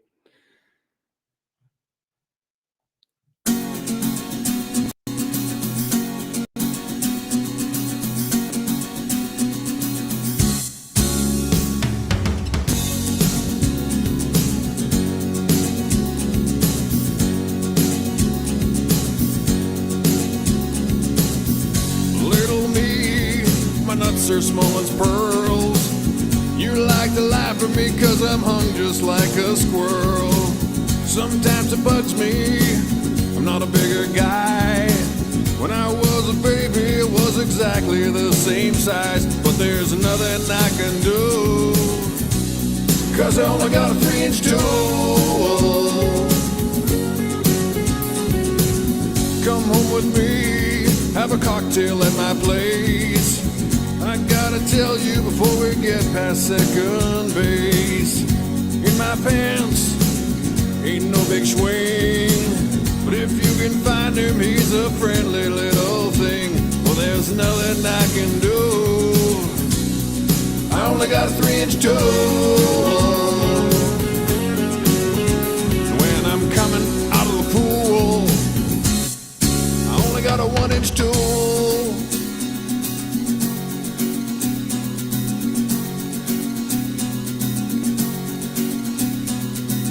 Sometimes I wonder if it'll ever extend. I get embarrassed when I'm hanging with my friends. They like to razz me, I don't know why. They get me a Happy Meal and supersize my fry, and there's nothing I can do, I only got a 3-inch tool.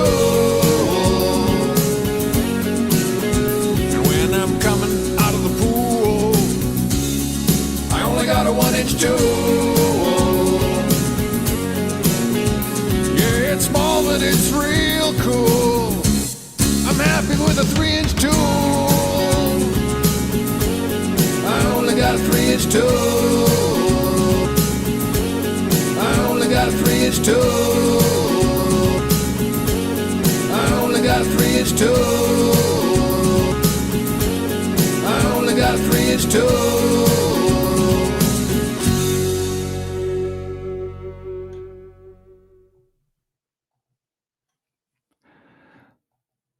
So someone just came along and said, "Yeah, I just discovered this. Do you actually talk about anything?"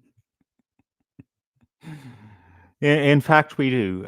If you check out our video section on our channel, you'll find that we've covered quite a lot of various subjects. We try to get to the the under the skin of the regime rather than just talk about whatever the fuck is in the news at the time. I think you'll enjoy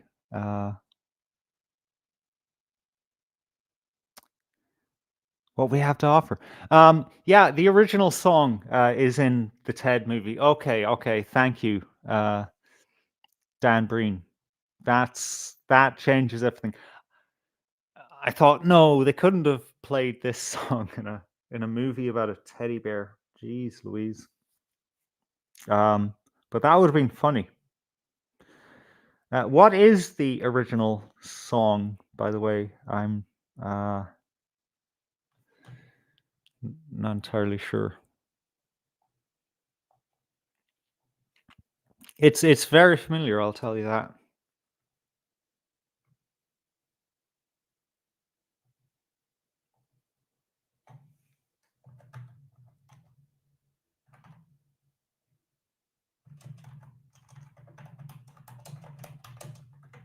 Oh, okay. I didn't get to correct Rock because fucking, guessed on my behalf.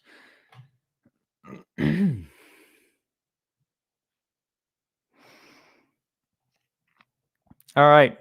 So, Mary Rose, what are you writing in? You're going to spoil your vote. What are you going to spoil it with?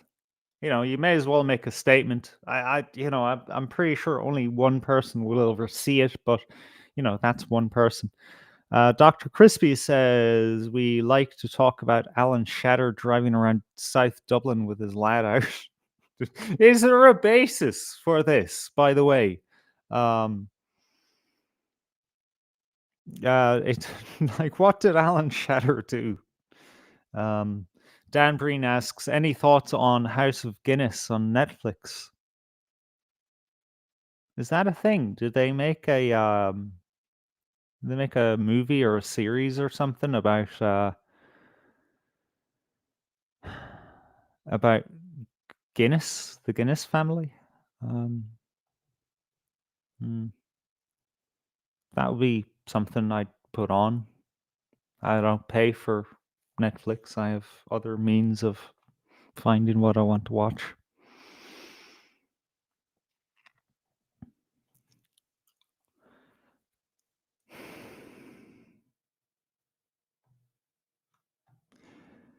Hootie and the Blowfish was the original song. Only Wanna Be With You. That's it. Now that makes sense. All right. Thanks for that. So I'm going to have to return to that song.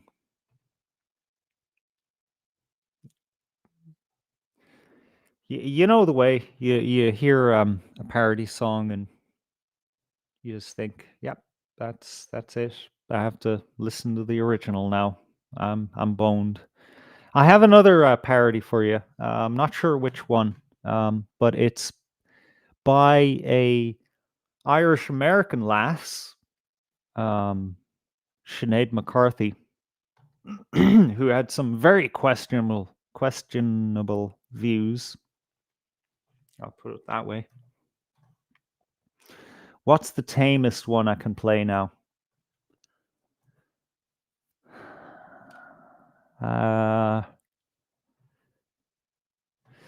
Okay, so we have a parody of Heart of Glass, but it's escaped the gas.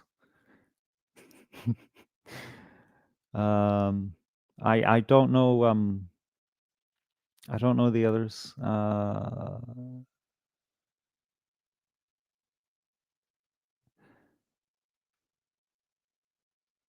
We have there we go. All right. That's a reasonably tame parody that we can play while I go take a piss.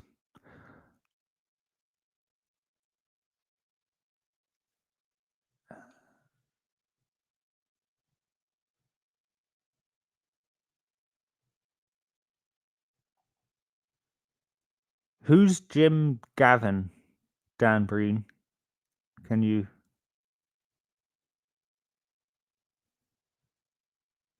Kevin Bloody Wilson. What? Hang on. I recognize that name. He's is that guy? Do I look like I give a fuck? Do a gaff.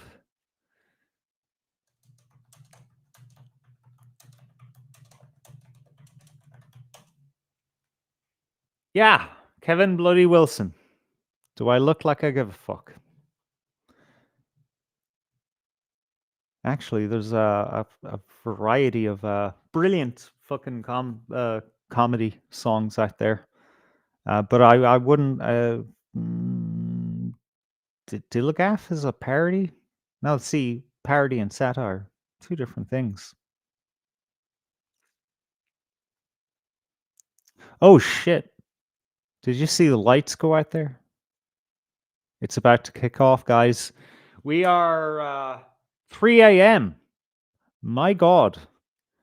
My God, man. We've been going almost 6 hours here on the anti-broadcast. Absolutely nothing has been achieved. And things are about to kick off on Temple Bar. What happens next? I don't know. Keep watching. While you wait, here's a pop song re-engineered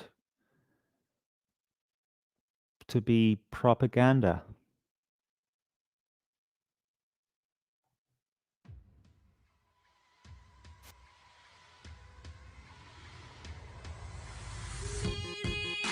So hypnotizing, never do a fact check, no second opinion, spell cast, mesmerizing, numbers cabalistic, many false statistics. We want you afraid without the media's cover, power would be over, instead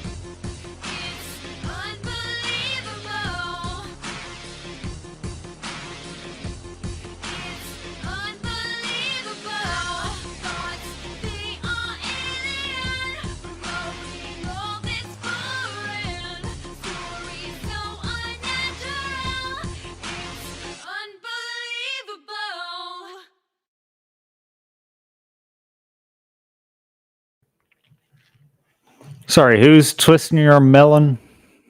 Holy shit. Good night, Bill. Lucky Bill. I've been fucking stumbling across that stumbling over that name all bloody night. I'm glad he's gone, so I don't need to fucking pronounce it anymore. All right, so I was told to play Bankers on the Dance Floor. I googled them. What I found was exactly what Crispy has just posted in the in the Discord chat. By the way, if you want to join our chat room, so you can stay in contact with us, we're a great bunch of people. I'll put that link in the chat as well.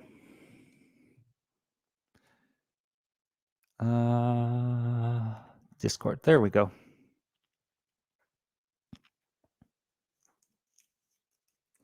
Any thoughts on Sinn Féin? Well, before we jump into the Jay Dyer parody, which I'm looking forward to seeing because that guy's funny as fuck, as well as sharp as a fucking tack.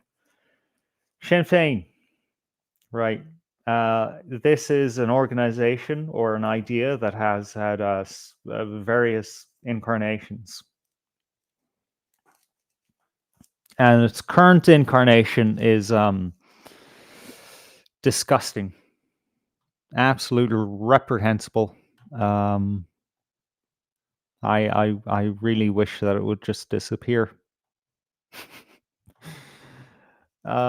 This organization, this political organization, comes from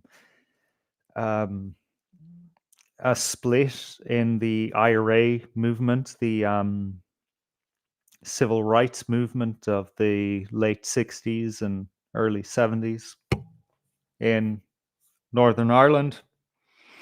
Things were heating up pretty fast. People wanted answers right now. And by answers, I mean, the things that come out of the end of a gun kind of answers. Yeah, that's understandable. Of course, an organization can't gain foothold if it doesn't have some kind of legitimacy, some kind of support from the people. But I mean, just look at the provisional IRA, that split. What happened? Well, what they wrought upon the Irish people, which is to frame the IRA and republicanism as terrorism. All they did was murder their own people and murder innocent British people. That's not a real movement. That's a hijacked. It's a hijacked organization.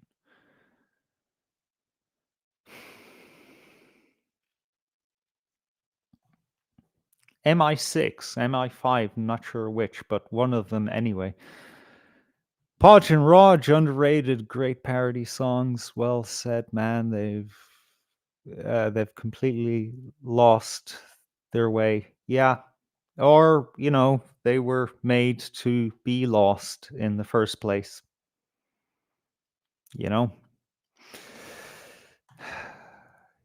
If you look at the work of General Kitson and what he was doing all over Africa before he came to Belfast in 72 or 73, or maybe slightly earlier than that. These guys know, the British establishment know how to suppress native uprisings, right? And, they invented it for the most part in Ireland, suppressing our fucking forebears. And then they exported it to the third world, keeping down the Africans and all that. and the Asians, North Americans. And then they refined it there, and then it fucking imported it back to fucking Northern Ireland, and that you know that's the story of the IRA. Dr. Crispy says 8 out of 10 of the IRA were MI6 agents during the Good Friday negotiations. Yeah, I believe it. Yeah. The Good Friday agreement is an absolute fucking scandal. It shouldn't have happened. And yeah, it was the British establishment negotiating with the British establishment. All right, let's hear this parody song. I love this guy. He's such a goof.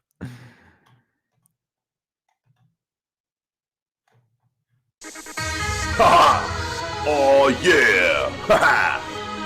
There's only one thing that can bring this world together, and that begins with you. The word begins with you, not you. I'm gonna tell you what word it is. Usury! On the dance floor.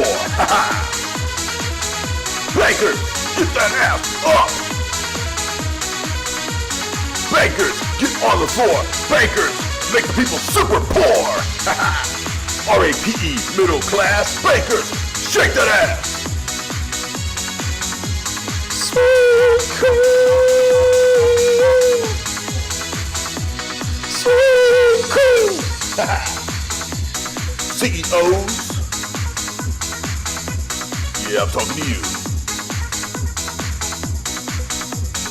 CEOs, I wanna see you up on them toes, on the dance floor. Get more hoes, get more paid, get more votes, get more laid. I wanna see them CEOs ruining lives to the beat. Ruin those lives at 141 BPM.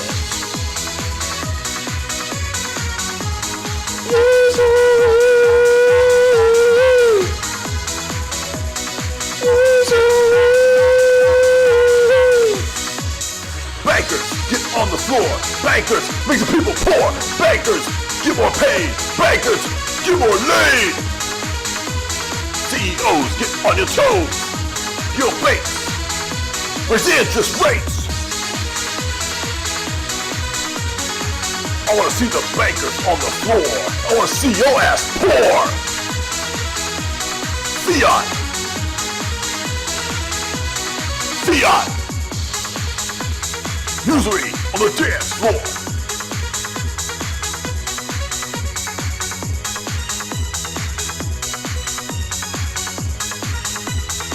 Haha! Oh yeah! Only one thing can bring this world together. Destruction of the middle class. Haha! And more fiat cash in my bank account.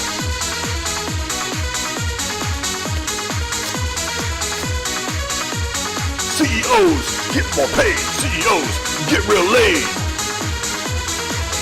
Bankers, shake that ass. Make it clap. Make it fiat clap. Bankers, paid. Bankers, paid.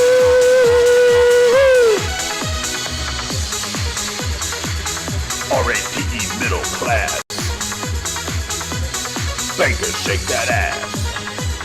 CEOs, get real paid. CEOs, get more laid.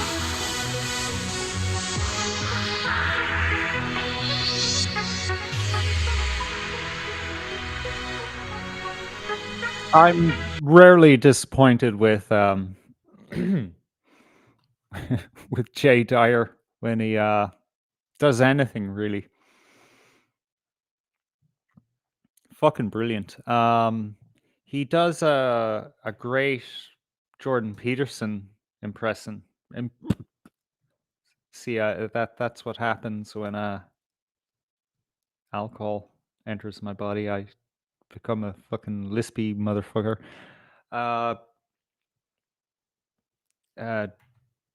Jordan Peterson impression. Now, I've yet to find the best Jordan Peterson impression by Jay Dyer.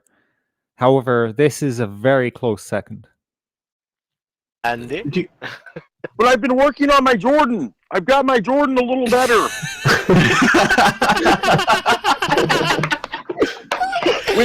When that guy called in, the postmodernist called in on the show, and he tried to debate, and I realized he was a radical ideologue. Oh, shit. That's good. That's really good. Cloudstar in the super chat says that guy that called and did the Peterson impression with Jay was perfect. Need to find him and get him on. DTA. I don't care. I don't care what you think about him. But for me, this is all a mythology of rescuing my father from the beast. It's a question of the abyss, and is the abyss clean? And I think the radical ideologues are responsible, and that's what this is about. By the way, It's not easy being green. by the way, I forgot what I was gonna say. I'm drunk. DTA's 420 says, "What kind of cuck believes in good or gods?" All right.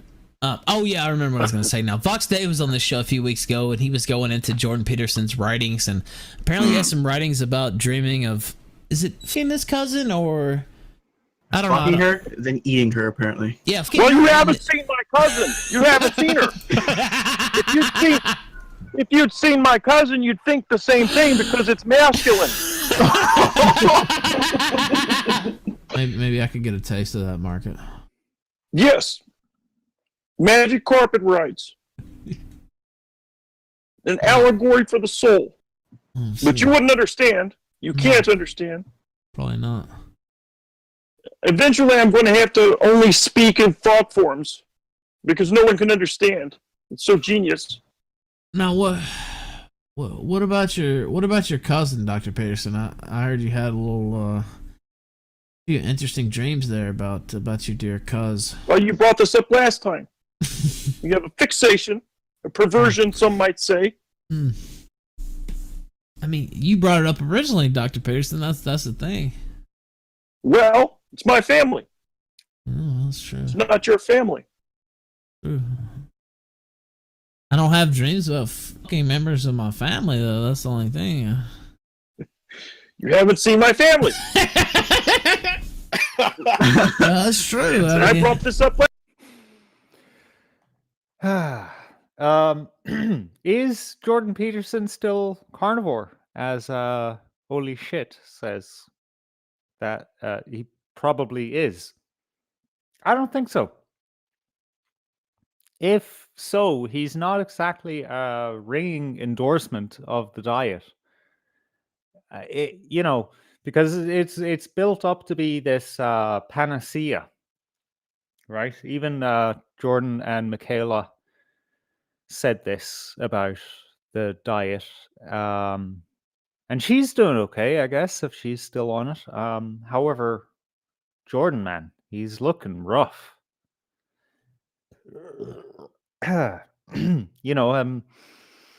Someone made a comment on Twitter there saying, including a very unfriendly picture of Jordan Peterson looking like worse than a corpse. I'll say it like that. Saying, yeah, thanks to the algorithm, the nature of the algorithm, everyone forgets things so quickly. Nobody has really noticed that he hasn't been around for a few months. So what's going on there? I don't think he's well. Dars K says, or speed pills.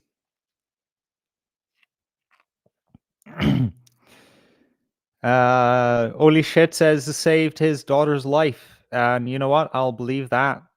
I'll actually believe that. But you know what? We can't forget. He pushed the jabs. Yeah. Is there a reason you spelled it like that, or is it just a stylistic choice? I don't think jabs is a censored word on Google. Sorry, YouTube. So now that we're talking about parodies and all that, my first foray onto the internet was around the time of mp3.com. And that was a website where you could, you know, upload your music, and you had a music profile, and people would listen to all your songs. And I never really looked for copyrighted material on there, but I bet there was also, yeah, other people's fucking copyrighted material on there for sure.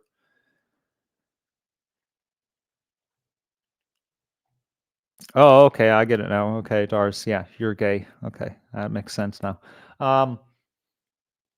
But what I gravitated towards was the comedy music, and I discovered this Canadian satire band, I guess you would call, you know, comedy troupe. That's what it is. Yeah, that's how they describe themselves. Three Dead Trolls in a Baggie is what they call themselves. And here's a 2-minute bit that they did. It's on one of their albums. I forget which. Back when it was okay to joke about abortion, you know, you weren't going to, you know, be cancelled by anyone for, you know, making a fucking joke. Me and my wife are simple folk. We've been married 37 years and spent every one of those years right here on the farm.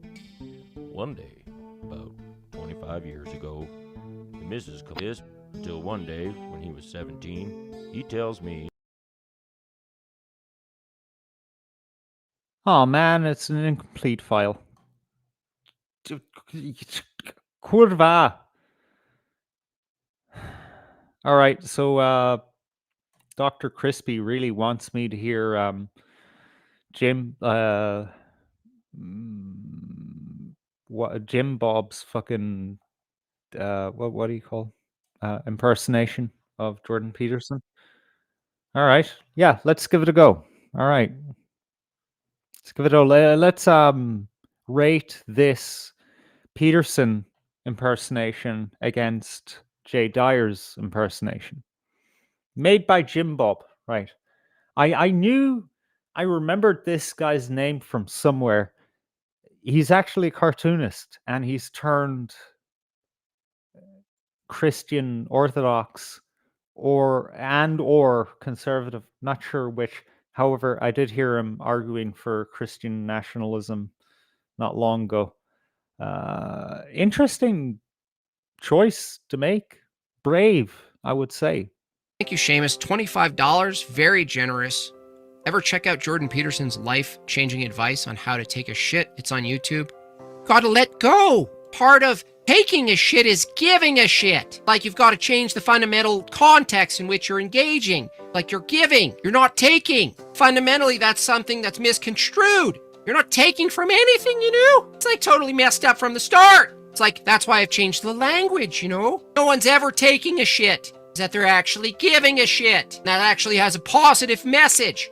Because whether you're on the toilet or not, it's good to give a shit. It's like you're sitting there and you're like, you don't know if it's going to end or start. There's a time where you're not sure it's going to begin. And it's a lot like the way we see our lives. Like, when does it finally open up?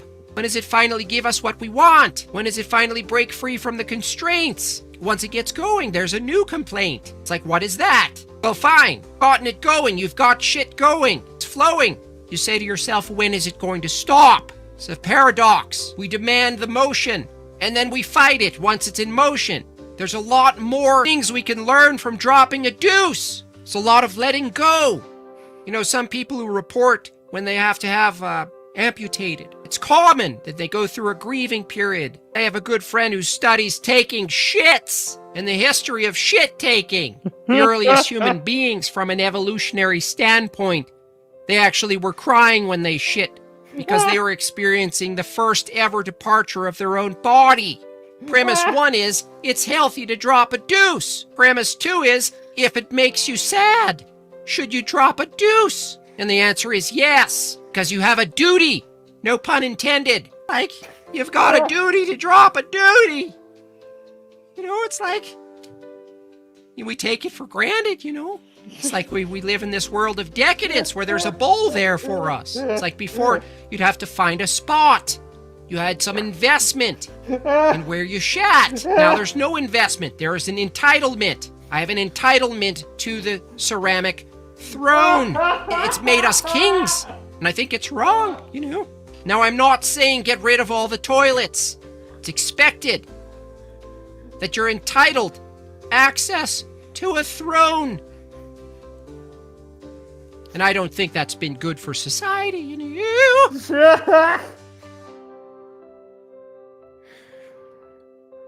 All right. I have to give it to him. If we could somehow have Jay Dyer's Jordan Peterson made by Jim Bob's Jordan Peterson, we would reach perfection. I saw a meme there a few days ago how what was it? Some famous person lost 3 look-alike competitions for themselves. You know, the imitation often looks more convincing than the real thing. I think we could out Jordan Peterson. And yes, Stars K, the fucking background music. I mean, it made it. It really fucking made it. This corporate music, inspirational music. Spot on. All right. What makes that a strong satire? Impersonation is well, it is satire. Is he went to other ranges. Jay Dyer's only had one range, one, you know, kind of little narrow avenue. Although it was funny as fuck. All right. Thanks for that, Crispy. Spot on. Good call. I am entirely like beside myself that the last the 3 Dead Trolls in a Baggie comedy skit didn't fucking work.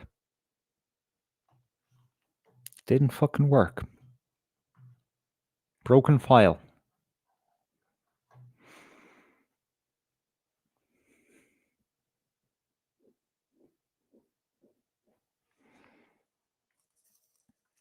Yeah, Jim Bob had the Jungian analysis, much better than Jay Dyer. You're right about that, Dr. Crispy. Yeah, there's that level of just absurd fucking metaphysical analogy. He nailed it. He fucking nailed it. And he made me a little nervous. You know, I felt a little bit personally attacked. You know, like with that 3-inch tool satire. You know, it's like, whoa, am I really like that? if you take the the second and third hour of the show, I'm very fluid like that.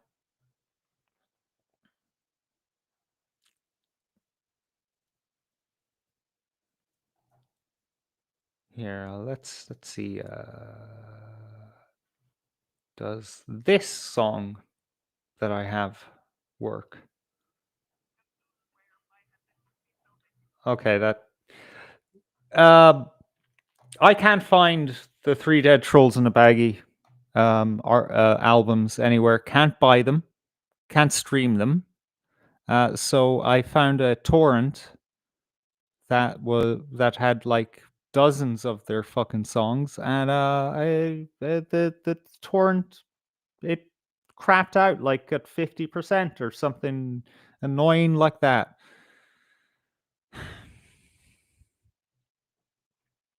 It's absurd and it's sad because this a formative time in my life.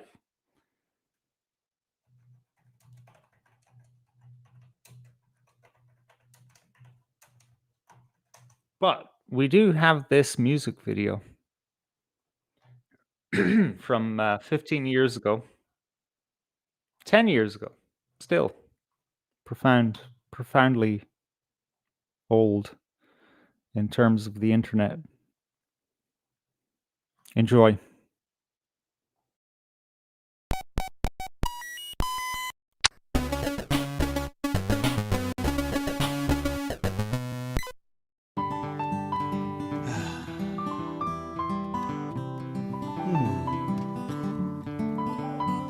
Well, way back in the olden times, my computer worked for me. I'd laugh and play all night and day on Zork 1, 2, and 3. The Amiga VIC-20 and the Sinclair 2, the TRS-80 and the Apple II, they did what they were supposed to do. It wasn't much, but it was enough. But then Xerox made a prototype. Steve Jobs came on the scene. Red of mice and menus, Windows icons, a trash, and a bitmap screen. Old Stevie said to Xerox, "Boys, turn your heads and cough." And when no one was looking, he ripped their interfaces off.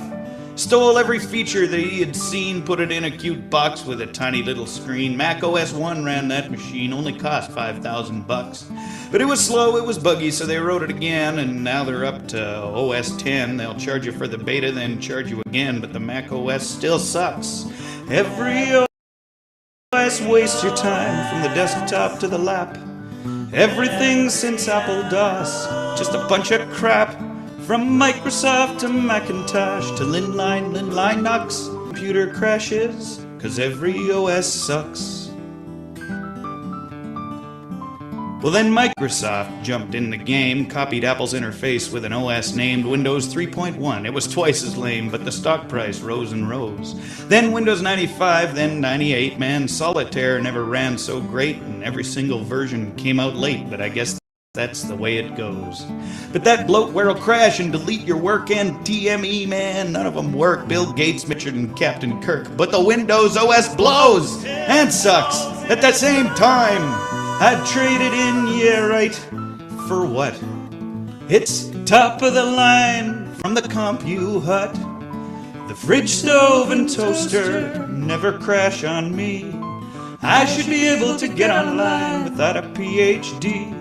My phone doesn't take a week to boot it. My TV doesn't crash when I mute it. I miss ASCII text and my floppy drive. I wish VIC-20 was still alive.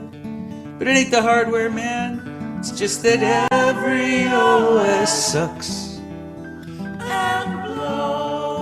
Now there's Linux or Linux, I don't know how you say it, or how you install it, or use it, or play it, or where you download it, or what programs run, but Linux or Linux don't look like much fun. However you say it, it's getting great press, though how it survives is anyone's guess. If you ask me, it's a great big mess for elitist, nerdy schmucks. It's free, they say, if you can get it to run. The geeks say, hey, that's half the fun. Yeah, but I got a girlfriend and things to get done. The Linux OS sucks. I'm sorry to say it, but it does. Every OS wastes your time from the desktop to the lap. Everything since the abacus, just a bunch of crap. From Microsoft to Macintosh to Linux. Every computer crashes, 'cause every OS sucks. Every computer crashes, 'cause every OS sucks.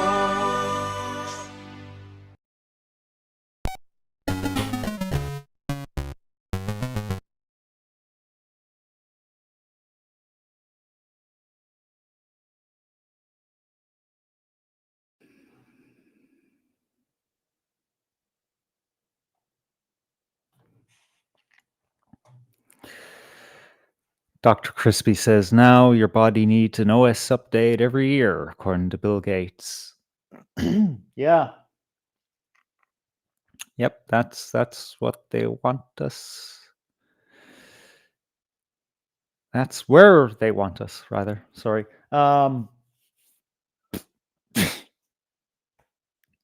Is it going to happen? No, I don't think so.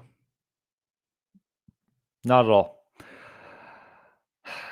I see, friends of mine saying, this is the way it's going to go, and it's going to be this way, and it's going to be, total lockdown and capitulation of the human race.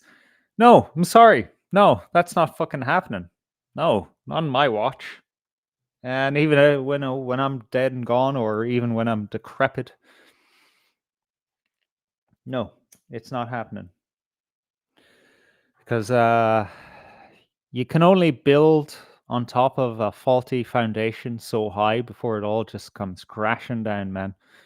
This regime is an affront to nature, and that's what we need to, keep in mind as we say goodnight to the night, to the day, to the show, and wind down and go to sleep. It's going to end, man. It's going to come crashing down. Yeah, some people are going to get hurt, man. But you know what? Evil will come to a fucking end. It has a lifespan. Darske says, deadly. I'm glad that you agree. 3 dead trolls in a baggie. Fucking top tier. Top tier stuff. I just find it funny these days that part of the lyrics is my toaster doesn't crash when I use it. My TV. Sorry, what's the lyrics? My Oh yeah, my TV doesn't freeze when I mute it. Well, yeah, that's fucking changed. Now our toaster and our TV, it's all a part of the network in our fucking home. No, this isn't lasting. No. Situations don't like this don't last. Is that a sandwich board guy? What's he doing? What's he advertising there?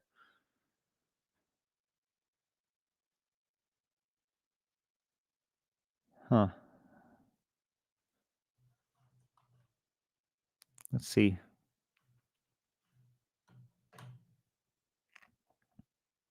Oh shit. Oh, we were behind quite a while. Okay.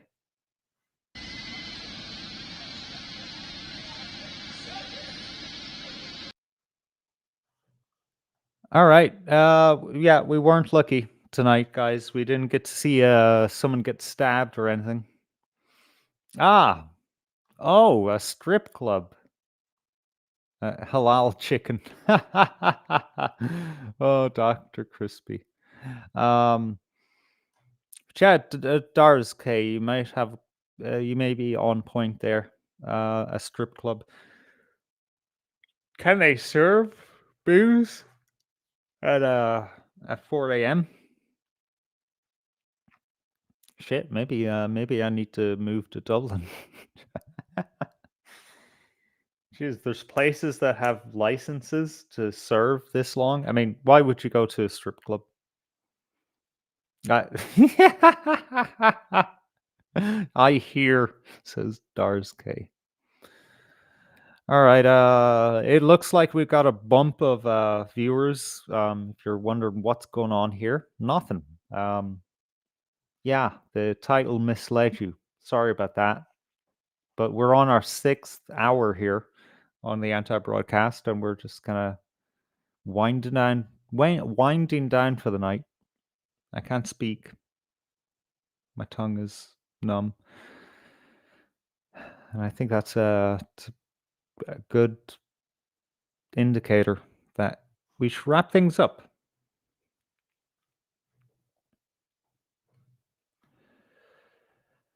I would hope that our broadcast has added to your life. I think it has added to some lives. Maybe not in a big way, like a lot we're expecting that, we're gonna fucking start the revolution. Oh, I'm gonna find the answer, like, oh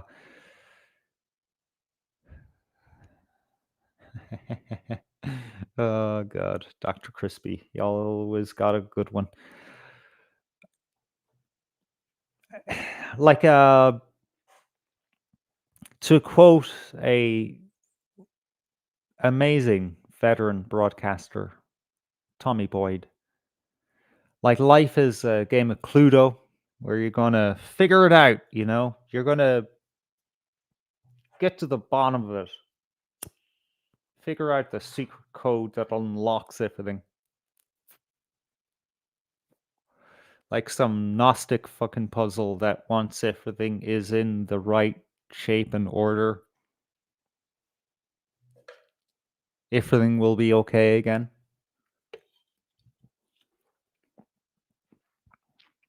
That's not how life works, man. You gotta be okay where you stand.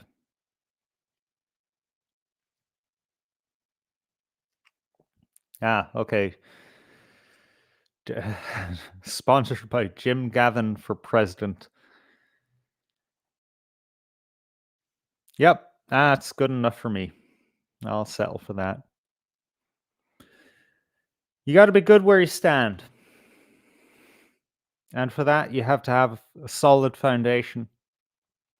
And that solid foundation has to be independent of anything outside of you. Whatever storm or upheaval may come your way, whatever plagues, pestilence, and tragedy might unfold in the world around us, you need to have a stable foundation. You need to know what you are about and what you're doing. It can't be reliant on the transient world of other people, because other people are, by definition, just as lost and clueless as you are. That's the deal with the society, We're only just as good, or maybe a little better, or maybe a little worse than everyone else. So you can't go to some kind of organization or get involved in some kind of sphere of human life and expect that to be your foundation, because inevitably someone is going to disappoint you. You can't let that be your thing, man. It's got to be deeper. It's got to have more meaning. It's got to scream of the virtues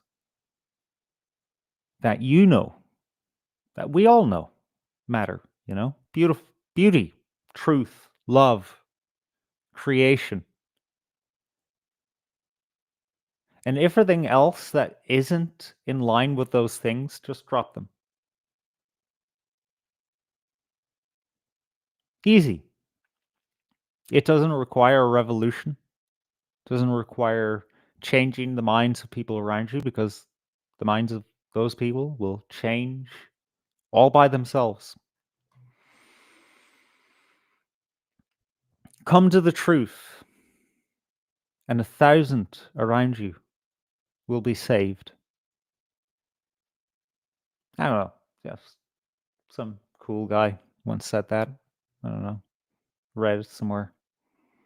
I'm sure it had. Maybe I'm just idealistic. Who knows? But you know what? Isn't it better to live with some kind of fucking idealism?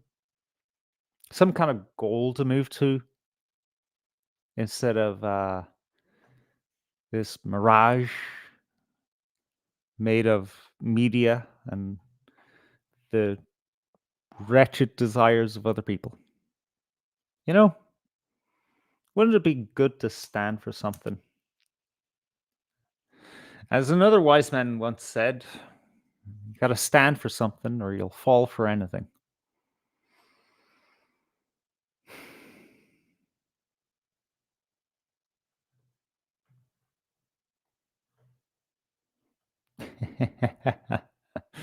Holy shit, says my neighbor got arrested for tonight for growing marijuana. My property line isn't where I thought it was.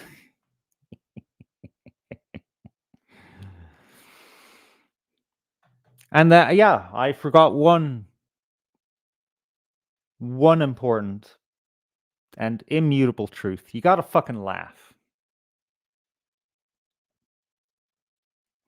If something doesn't let you laugh, if something actually actively prevents you from, seeing the lighter side of life, get rid of that too. It's just not worth it.